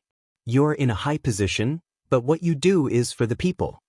Li Mu said in surprise, How could such a person betray the country? Mr. May shook his head and didn't explain further. Li Mu understood what she meant. What Li Mu and he did affected the interests of the privileged class in Luoyang. Their enemy wasn't one party in the imperial court, but all the parties combined. Without a reliable backer, this kind of reformer usually didn't have a good ending. He was lucky to have met the Empress. Otherwise, his ending wouldn't be much better than Lord Li's. Li Mu had the Empress, but Lord Li didn't. Li Mu asked, Did the previous emperor just watch this kind of loyal official be persecuted? Mr. May shook his head. He tried his best to stop the previous emperor from granting the death exemption. The previous emperor was also very dissatisfied with him. The previous emperor tacitly agreed to those people persecuting him. When Li Mu heard this, he was furious and cursed, This bastard. Mr. May knocked on his head and said, Mind your status. Is this something you can say? After that, she touched Li Mu's head and said, Let's not talk about that bastard. I forgot to tell you that starting tomorrow, you don't have to bring food to Her Majesty anymore. Li Mu breathed a sigh of relief and said, I can finally sleep more in the future. Mr. May said, You can cook in the imperial kitchen from now on. Li Mu was shocked. What? Mr. May glanced at him and asked, What? You don't want to? Did you forget what you said to Her Majesty before? You're willing to go through fire and water for her. Now you don't want to cook a few dishes for her? Were you lying to Her Majesty before? Li Mu looked at Mr. May blankly. Mr. May stared at him and asked, Why are you looking at me? Li Mu murmured, Why do you speak so much like Her Majesty? As a friend, I have to remind you that Her Majesty is different from you. At your age, you should be down to earth, considerate, and sensible. If you still play the little girl game, you might not be able to get married in this lifetime. Mr. May asked, What's different about Her Majesty? Li Mu looked around and whispered, You still have a chance to get married, but Her Majesty doesn't. Even if she wants to marry, no one dares to marry her. It's more likely that she marries someone else. For Mr. May, Li Mu felt like a younger brother who had a family and saw that no one wanted his older sister. She wasn't in a hurry, and Li Mu was worried for her too. He had to let her know her place. Her age was comparable to two 18-year-old girls. If she couldn't recognize herself, she might still be alone when she was 80. For this reason, Li Mu even criticized the Empress behind her back again. However, he trusted Mr. May a lot. At most, she would give Li Mu a slap on the head, but she wouldn't complain to the Empress. Li Mu's trust in Mr. May completely collapsed when he slept next to Lu Hanyan at night and saw the Empress waiting for him with a whip in her dream. Chapter 356. In front of the Secretariat. Li Mu looked at Mr. May with resentful eyes, recalling the beating in his dream last night, and said, You betrayed my trust. Mr. May's lips moved as if he wanted to explain, but she couldn't tell Li Mu that Her Majesty had disguised herself as her and visited the Li mansion incognito. She coughed softly and said, I didn't tell Her Majesty, but in Shindu, you can't hide it from her if you criticize Her Majesty behind her back. As Li Mu's cultivation improved and his knowledge widened, the mysterious veil of the masters of the upper realm had long been removed in his eyes. The Empress's cultivation was high, but it wasn't so high that she could know everything in the world just by sitting in the Changle Palace. She could even hear Li Mu complaining about her. Now he began to wonder if the Empress had installed some kind of eavesdropping magic weapon on him. Or maybe when he was persuading Mr. May yesterday, she used the dark light technique to spy on him, but he had a jade talisman that could shield the secrets of heaven, so the dark light technique couldn't spy on him. Could it be that the Empress blocked others and only gave herself permission? Just in case, Li Mu put the jade talisman that he carried with him into the teapot space.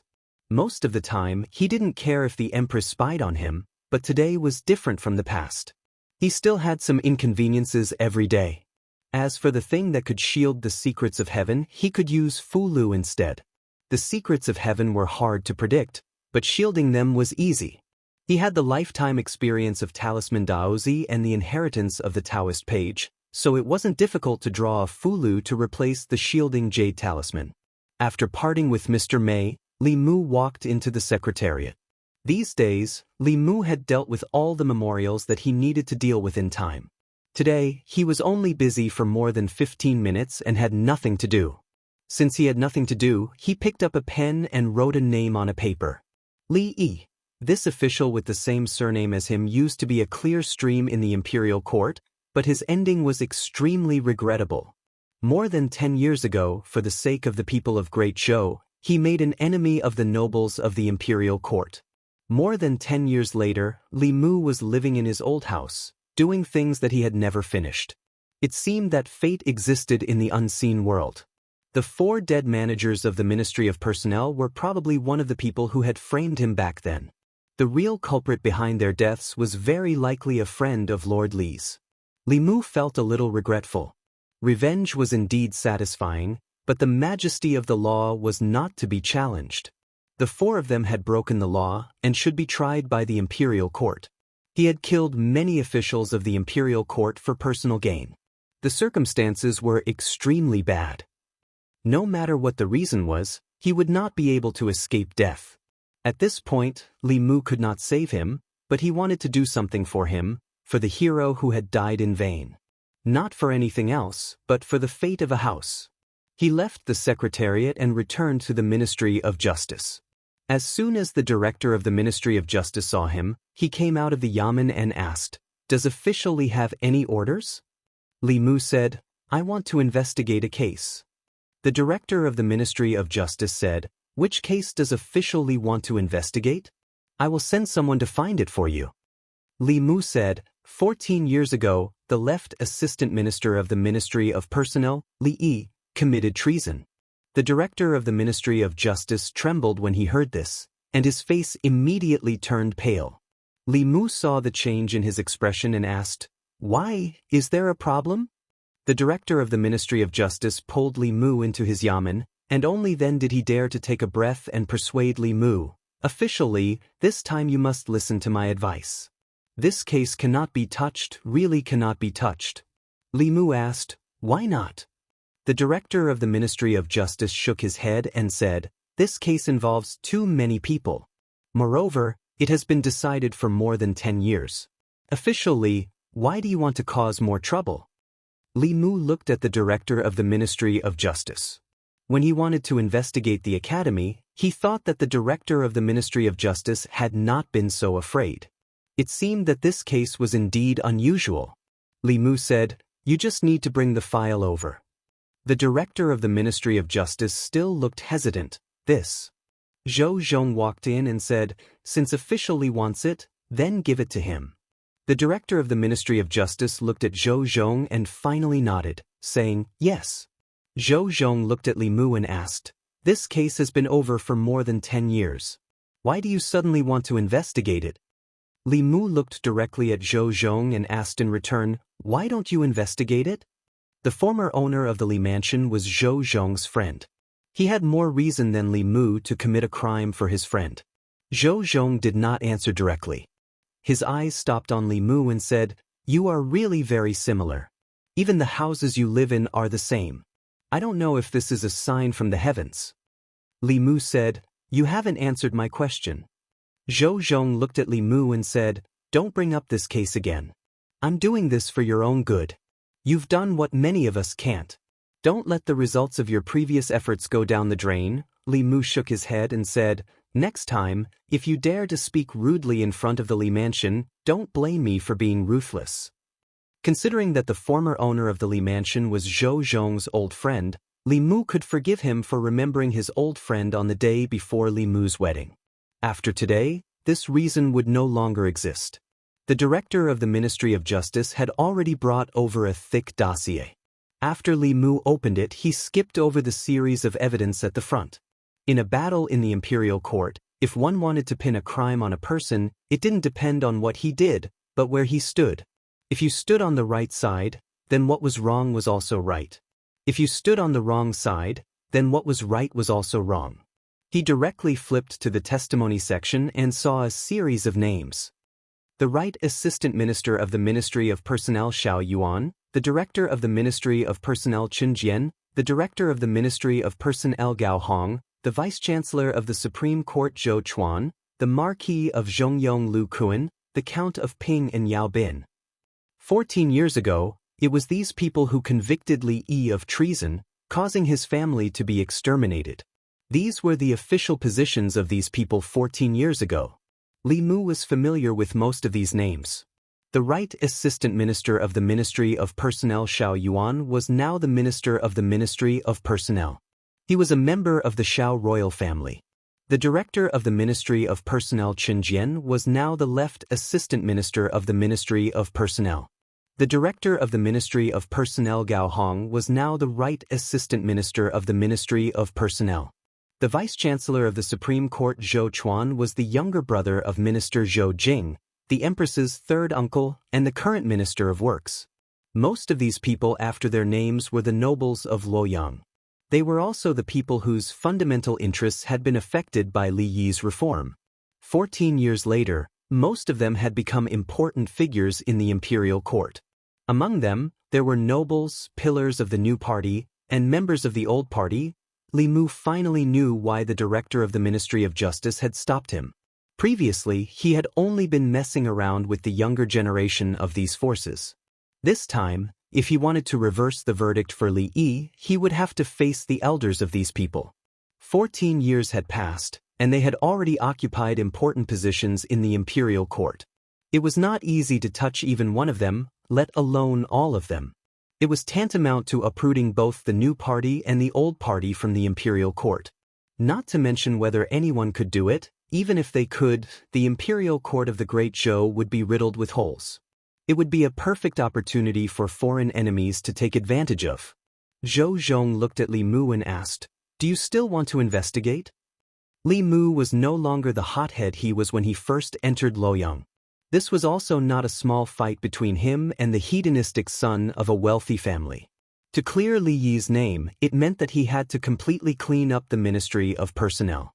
One minister, two assistant ministers, Zhou Chuan of the Zhou family, and the Empress's third uncle as the mastermind of this case, it was inevitable that they would be sentenced to death. As for the large number of officials involved, although their crimes did not warrant death, many of them would be stripped of their positions and banished from the army.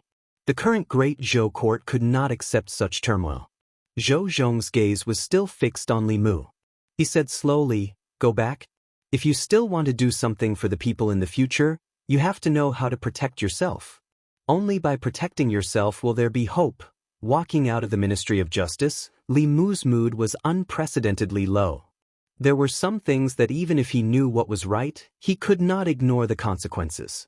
He had to think for the Empress and also for the Great Zhou.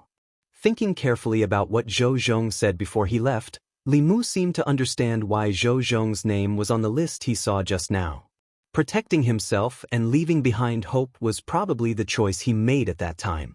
At the same time, Li Mu also knew why the culprit of these 4 cases would choose to take revenge in such a way. Although the law could give him justice, the imperial court could not. Therefore, he chose to seek justice for himself. Most of the time, Li Mu hoped that anyone who broke the law would be punished. Only this time, he hoped that the culprit could escape.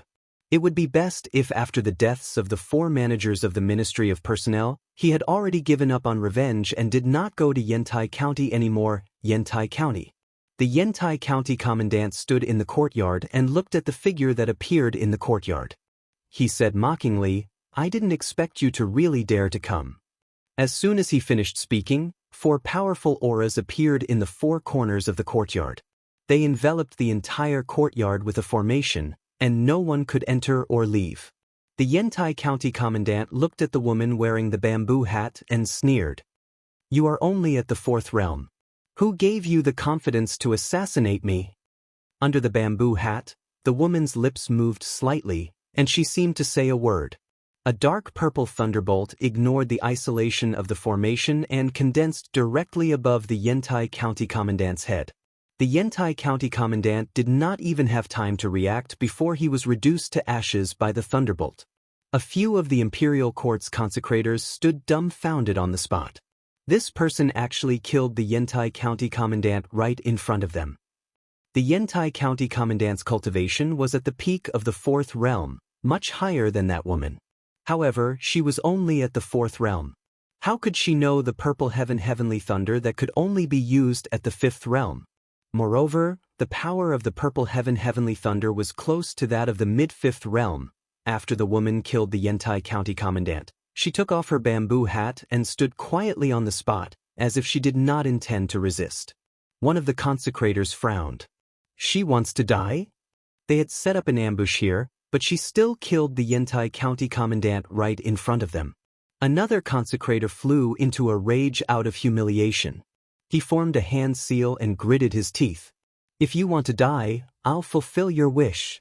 So, a consecrator beside him stopped him and said, "Our duty is only to capture her.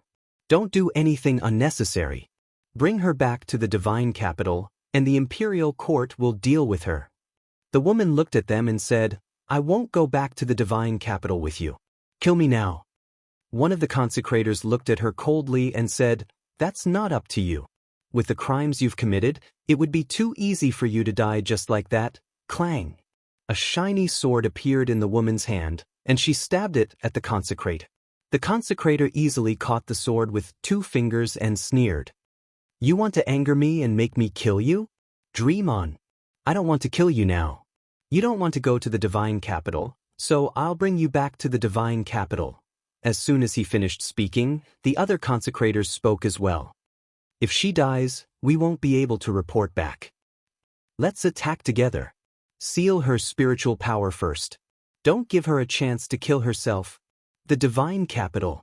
A day ago, Li Mu asked for half a month's leave from the Empress. Firstly, he wanted to spend time with Lu Hanyan. Secondly, he wanted to adjust his mood. Regarding Li Yi's matter, Li Mu wanted to but was powerless to do so. This made him feel very apologetic. The house that he used to live in was not so comfortable these days. In order to make him feel better, he spread some news about the case. The citizens of the divine capital were initially filled with righteous indignation about the deaths of the 4 court officials. This was a provocation to the imperial court and trampling on the dignity of the great Zhou's law. However, after learning the truth, the public opinion changed overnight. So he's avenging Lord Li. Lord Li is such a good person. Those people deserve to die. I hope he doesn't get caught.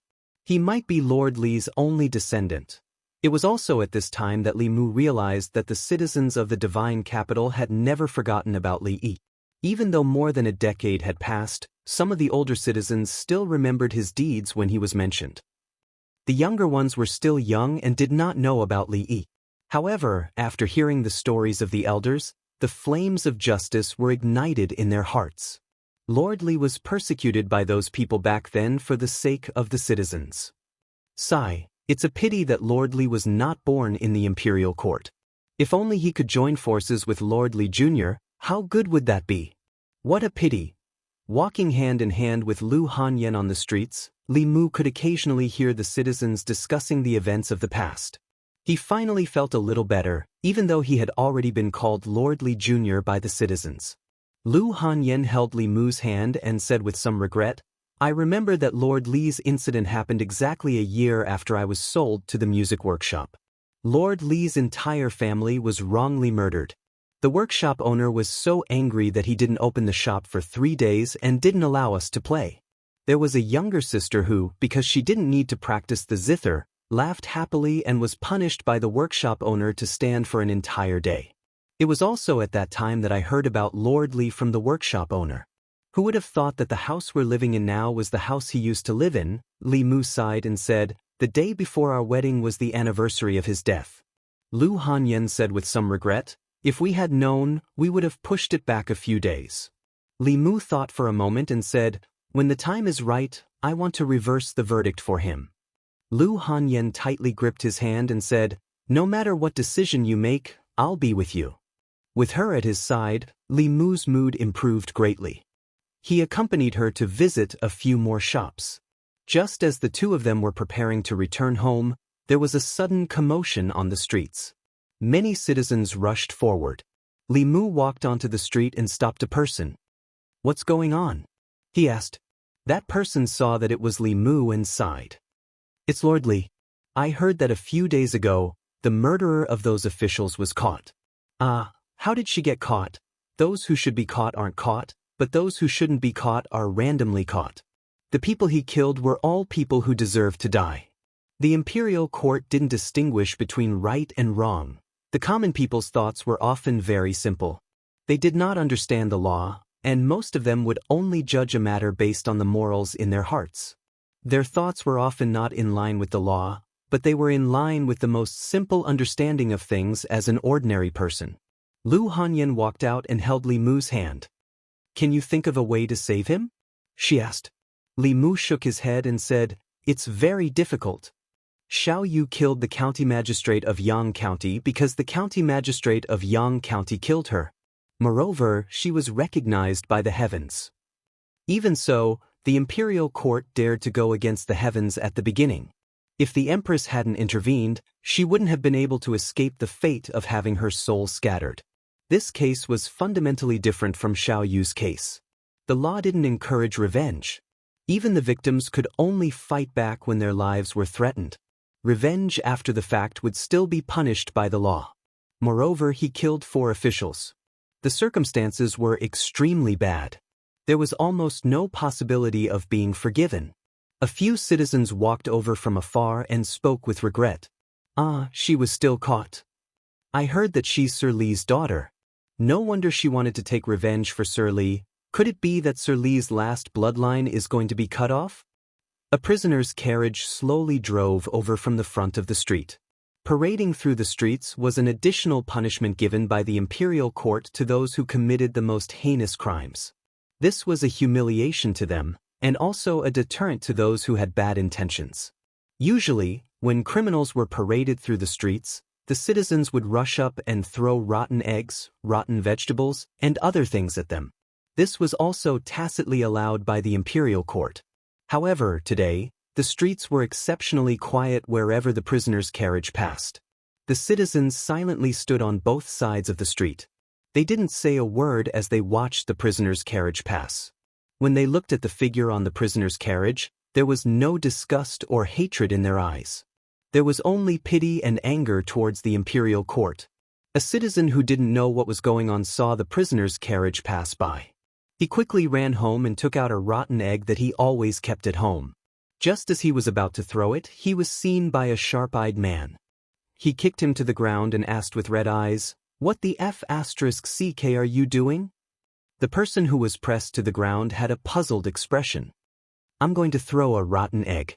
"Why aren't you prepared at all?" the man said angrily. "That's Sir Li's child. I told you to throw it, I told you to throw it.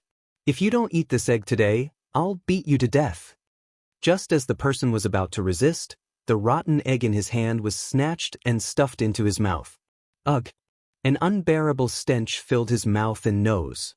His eyes rolled back, and he directly fainted. The prisoner's carriage slowly drove down the street. Beside the prisoner's carriage, 2 priests from the Department of Priests looked at each other and felt a chill in their hearts. Strange, it was too strange. Usually, when the prisoner's carriage passed by, the streets would be in chaos. What was going on today? Why was it so quiet? The 2 Fifth Realm powerhouses actually couldn't stand the way the commoners looked at them. Li Mu looked at the prisoner's carriage slowly driving down.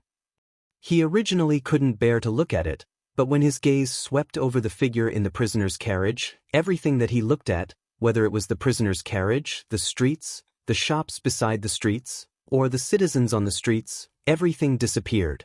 There was only that figure left in his eyes. Looking at the extremely pale and frail figure standing in the prisoner's carriage, Li Mu felt as if someone had grabbed his heart, making it hard for him to breathe. How could it be? How could it be? At this moment, countless thoughts intertwined in his mind. One mystery after another was solved just like that. Li Yi, Li Qing. Li Qing was Li Yi's daughter. Why did she cultivate so hard? Why did she leave Fulu school? Why did she look hesitant and conflicted when she parted ways with Li Mu? Why did she hesitate to speak? These were things that Li Mu couldn't figure out in the past. At this moment, he had an answer. In the prisoner's carriage, Li Qing, whose eyes were originally closed, suddenly felt something. She slowly opened her eyes and looked in a direction. The moment their gazes met, her body trembled. A hint of panic flashed across her face. She turned her face away as much as she could to prevent Li Mu from seeing her. Lu Hanyan looked at the figure in the prisoner's carriage in shock. She instinctively let go of Li Mu's hand. In the next moment, Li Mu grabbed her hand again. She turned to look at Li Mu. Her heart instantly calmed down.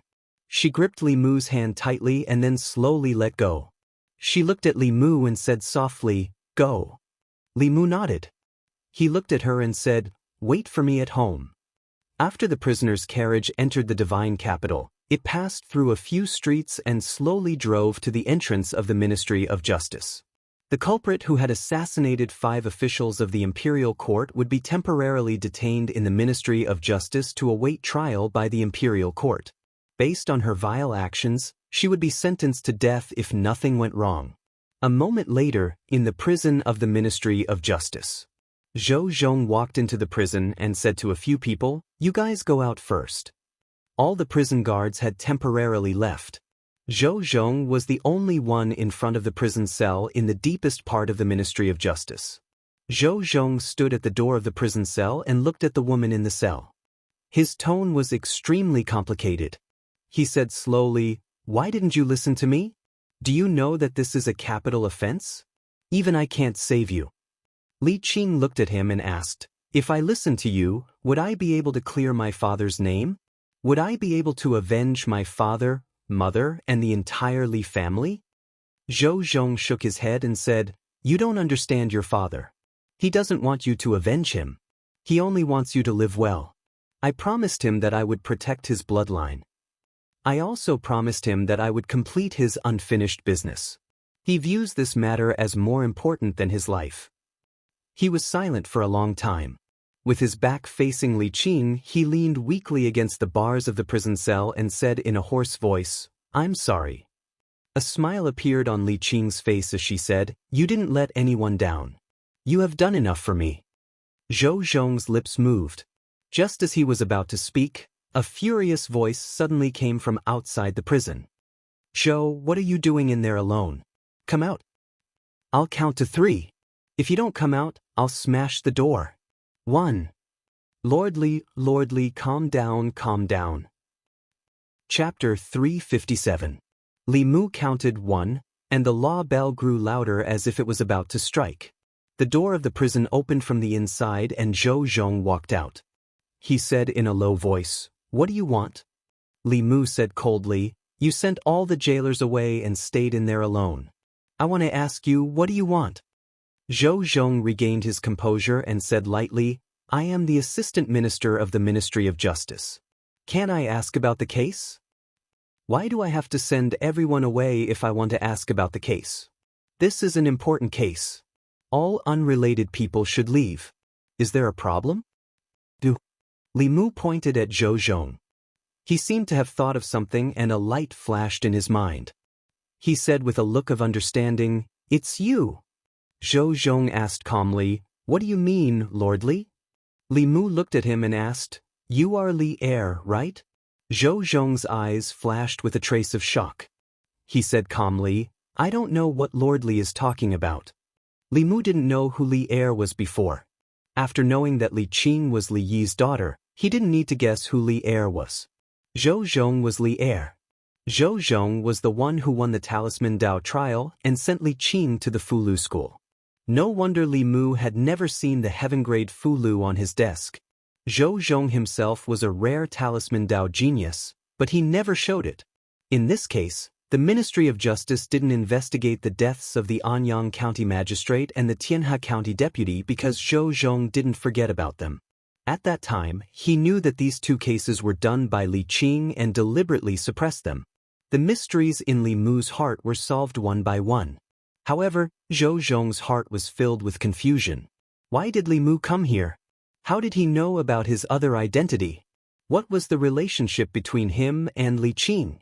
Li Mu was so anxious that he didn't want to waste time talking nonsense with Zhou Zhong. He said, "Let me in." Zhou Zhong was still puzzled. He stood in front of Li Mu and shook his head. "She is a wanted criminal of the imperial court," he said. "Visiting the prison is forbidden." Li Mu's face darkened as he said, "Get out of the way, or I won't be polite."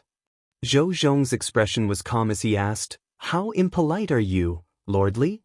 Li Mu looked at Zhou Zhong and said, "You forced me to do this." He took out the spirit conch and sent a voice transmission, "Your Majesty." A moment later, Li Mu handed the spirit snail to Zhou Zhong. After Zhou Zhong took it, he heard the voice coming from the spirit conch.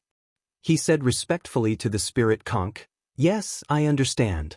I will do as you command." He returned the spirit snail to Li Mu and quietly stepped aside. Li Mu walked into the prison. Zhou Zhong was about to follow him in when Li Mu turned around and said, "Close the door. Don't let anyone in, including you." Zhou Zhong frowned and was about to speak when Li Mu took out the spirit conch again and asked, "Do you want His Majesty to talk to you directly?"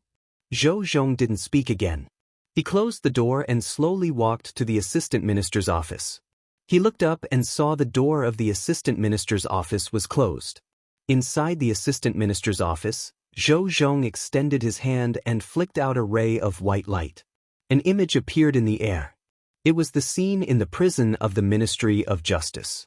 However, as soon as the image appeared, it blurred and nothing could be seen. The heavenly mystery has been blocked. Zhou Zhong's face showed a hint of impatience. He anxiously paced around the office. At the same time, in the prison of the Ministry of Justice, Li Mu had already walked to the deepest part of the prison. The aura he was so familiar with was in the cell around the corner. Li Mu was only one step away from her. It had been a very, very long time since he had been so close to her. Li Mu stood around the corner for a while before slowly taking that step. In the cell, Li Qing bent her knees and leaned against the wall. She raised her head and looked at the door of the cell. A faint smile appeared on her lips and she said, "I thought I wouldn't have the chance to personally congratulate you." Li Mu looked at her and asked, "You already know?" Li Qing hugged her knees and said, "The fireworks that night were very beautiful." Li Mu thought of the inexplicable throbbing in his heart that day. He said, "Sorry, I didn't know the Li estate was your previous home." If he knew the Li estate was her previous home and that the day before their wedding was the anniversary of her family's death, Li Mu would have asked the Empress for a new estate and chosen a new date to hold the wedding. He simply couldn't imagine how Li Qing felt that night. Li Qing shook her head and said, "It doesn't matter. I heard from the people of Luoyang that you did a lot of good things for the people. I'm very happy that you can live in the Li estate. If father knew, he would be happy too." Li Mu took out a piece of fulu and walked through the cell door. He sat down next to Li Qing. Li Qing tilted her head and looked at him. "Promise me one thing." Li Mu said decisively, "No." Li Qing said, "I'm your boss." Li Mu said, "You used to be. Don't meddle in my business." "I'm not meddling in your business. I'm just doing what I should do. Sir Li is devoted to the people. I admire him, respect him, and see him as my role model. What's wrong with me trying to redress the injustice for my role model?" Li Mu looked at her pale face and said, "Open your mouth." Li Qing turned her head and said, "Live. Don't come back." Li Mu pinched her chin and put a pill into her mouth. Her mana was sealed. Li Mu couldn't undo the seal for the time being. He could only use the pill bestowed by the Empress to heal her. Li Qing's lips moved. Li Mu said first, "You know me. Once I've decided on something, no one can change it. Even if the Heavenly Emperor came, I would still meddle in this matter." Li Qing turned her head. There was a trace of sobbing in her voice. "Who am I to you? What right do you have to meddle in my affairs? You are my boss." Li Mu looked at her and said, "Before, it was you who protected me. Now, it is my turn to protect you." Li Qing grabbed Li Mu's hand tightly. "You can't win against them. Father can't win against them. You can't win against them either. Plus, I can't turn back anymore." Li Mu held her hand and said, "Trust me. I will think of a way to get you out first." Li Qing shook her head and said, "You have already made many enemies in the divine capital. This will become evidence and evidence for them to attack you." Li Mu said, "I will have the Fulu school step in." Li Qing said sadly, "I am no longer a disciple of the Fulu school." Li Mu extended his hand. There was a flash of white light in his palm. A talisman appeared in his hand. He placed the talisman in Li Qing's hand and said, "Now you are again." Li Qing held the talisman and looked at him. Li Mu smiled and said, "I won it in passing when I participated in the Talisman Dao trial. I thought you would need it in the future. I just didn't expect it to be so soon. Sir Li, it's time." Zhou Zhong's voice came from outside. Li Mu stood up and took a deep breath. He looked at Li Qing and said, "Recover well. Don't worry about anything else. I will take care of everything." He walked out of the cell and looked deeply at Li Qing. Then he strode out of the prison. Zhou Zhong stood outside the prison. He looked at Li Mu and asked, "You know her?" Li Mu did not answer. He said, "What do you plan to do?" Zhou Zhong was silent for a moment and said, "Assassinate 5 court officials. According to the law, don't King talk to me about the law. Is there any law in the divine capital?" Li Mu had nowhere to vent his anger. He gritted his teeth and said, "If the nobles break the law, they will pay with their gold medallions. If the officials die unjustly, they will have no way to redress their grievances. Tell me, what is the law? What is Zhou Zhong said in a low voice, "Don't forget that you are an official of the Great Zhou. Don't break the law. Don't forget how many people are waiting for you to make a mistake. If you take a wrong step, you will lose everything you have." Li Mu looked at him and said calmly, "I don't care." Zhou Zhong met his gaze and asked, "What do you care?" Li Mu did not answer. A figure strode in from the entrance of the Ministry of Justice. The left assistant minister of the Ministry of Personnel had just stepped into the Ministry of Justice when he asked Zhou Zhong, "Sir Zhou, where is the Li family's remaining member?" When he reached the courtyard of the Ministry of Justice, he realized that the atmosphere was not right. He stopped in his tracks. He looked to the side of Zhou Zhong and met a pair of blood-red eyes. Li Mu looked at the left assistant minister of the Ministry of Personnel, one of the masterminds who framed Li Qing's father. He finally found an outlet to vent his anger. With a thought, a Fulu appeared out of thin air. A faint light flashed on the Fulu, and the runes merged into Li Mu's body. A layer of golden armor appeared on his body. Even his fists were covered in golden light. The left assistant minister of the Ministry of Personnel realized that something was wrong. His expression changed as he shouted, "Li Mu, what are you doing?" Li Mu's entire body was covered in armor. He gritted his teeth and said, "Chen, I've tolerated you for a long time." As soon as he finished speaking, his body turned into a blur as he flew toward the left assistant minister of the Ministry of Personnel. The left assistant minister of the Ministry of Personnel hurriedly blocked and said in anger, "Li Mu, are you crazy?" "I am crazy, but it's all your fault. The humiliation you gave me that day caused me to develop an inner demon. What enmity do you have with me? How dare you frame me like this? I can't take this lying down. Today, I'll pay you back double for the humiliation you gave me that day." The left assistant minister of the Ministry of Personnel was shocked. He did not expect that his mocking words that day would cause Li Mu to develop an inner demon. This made him angry, but also pleased. It would be best if the inner demon took over his mind and turned him into a lunatic. His Majesty would not dote on a lunatic. The only outcome of having one's mind taken over by the inner demon was death. However, this trace of happiness in his heart quickly disappeared without a trace. He did not know what Fulu Li Mu had used, but the combat power he displayed was not weaker than a creation realm cultivator. In close combat, the left assistant minister could only passively defend. He did not even have the chance to use any spells. After taking a few punches, he looked at Zhou Zhong and shouted, "Lord Zhou, what are you waiting for?" Zhou Zhong shouted back, "Lord Qin, I'm coming to help you now." With that, he flew up but was kicked away by Li Mu. His body flew into a yamen and did not appear again. The left assistant minister of the Ministry of Personnel knew that Zhou Zhong was no match for Li Mu, so he fled out of the Ministry of Justice in a panic. He did not believe that Li Mu would dare to attack him in front of so many people in the divine capital. After the left assistant minister of the Ministry of Personnel, Zhou Zhong walked out of a yamen. He patted the dust off his body and walked back into the Ministry of Justice's prison. In the cell, Li Qing stood up and looked at him. She asked, "What happened outside?" Zhou Zhong said, "It's nothing. Li Mu and Chen Jian are fighting." Li Qing said anxiously, "Go and stop him, don't worry. As long as he doesn't kill Chen Jian will be the unlucky one in the end." Zhou Zhong looked at Li Qing, who was still nervous, and said, "Although he often did some crazy things in the past, he was still rational. For you, he even lost his rationality. Now, can you tell me what's the relationship between you two?"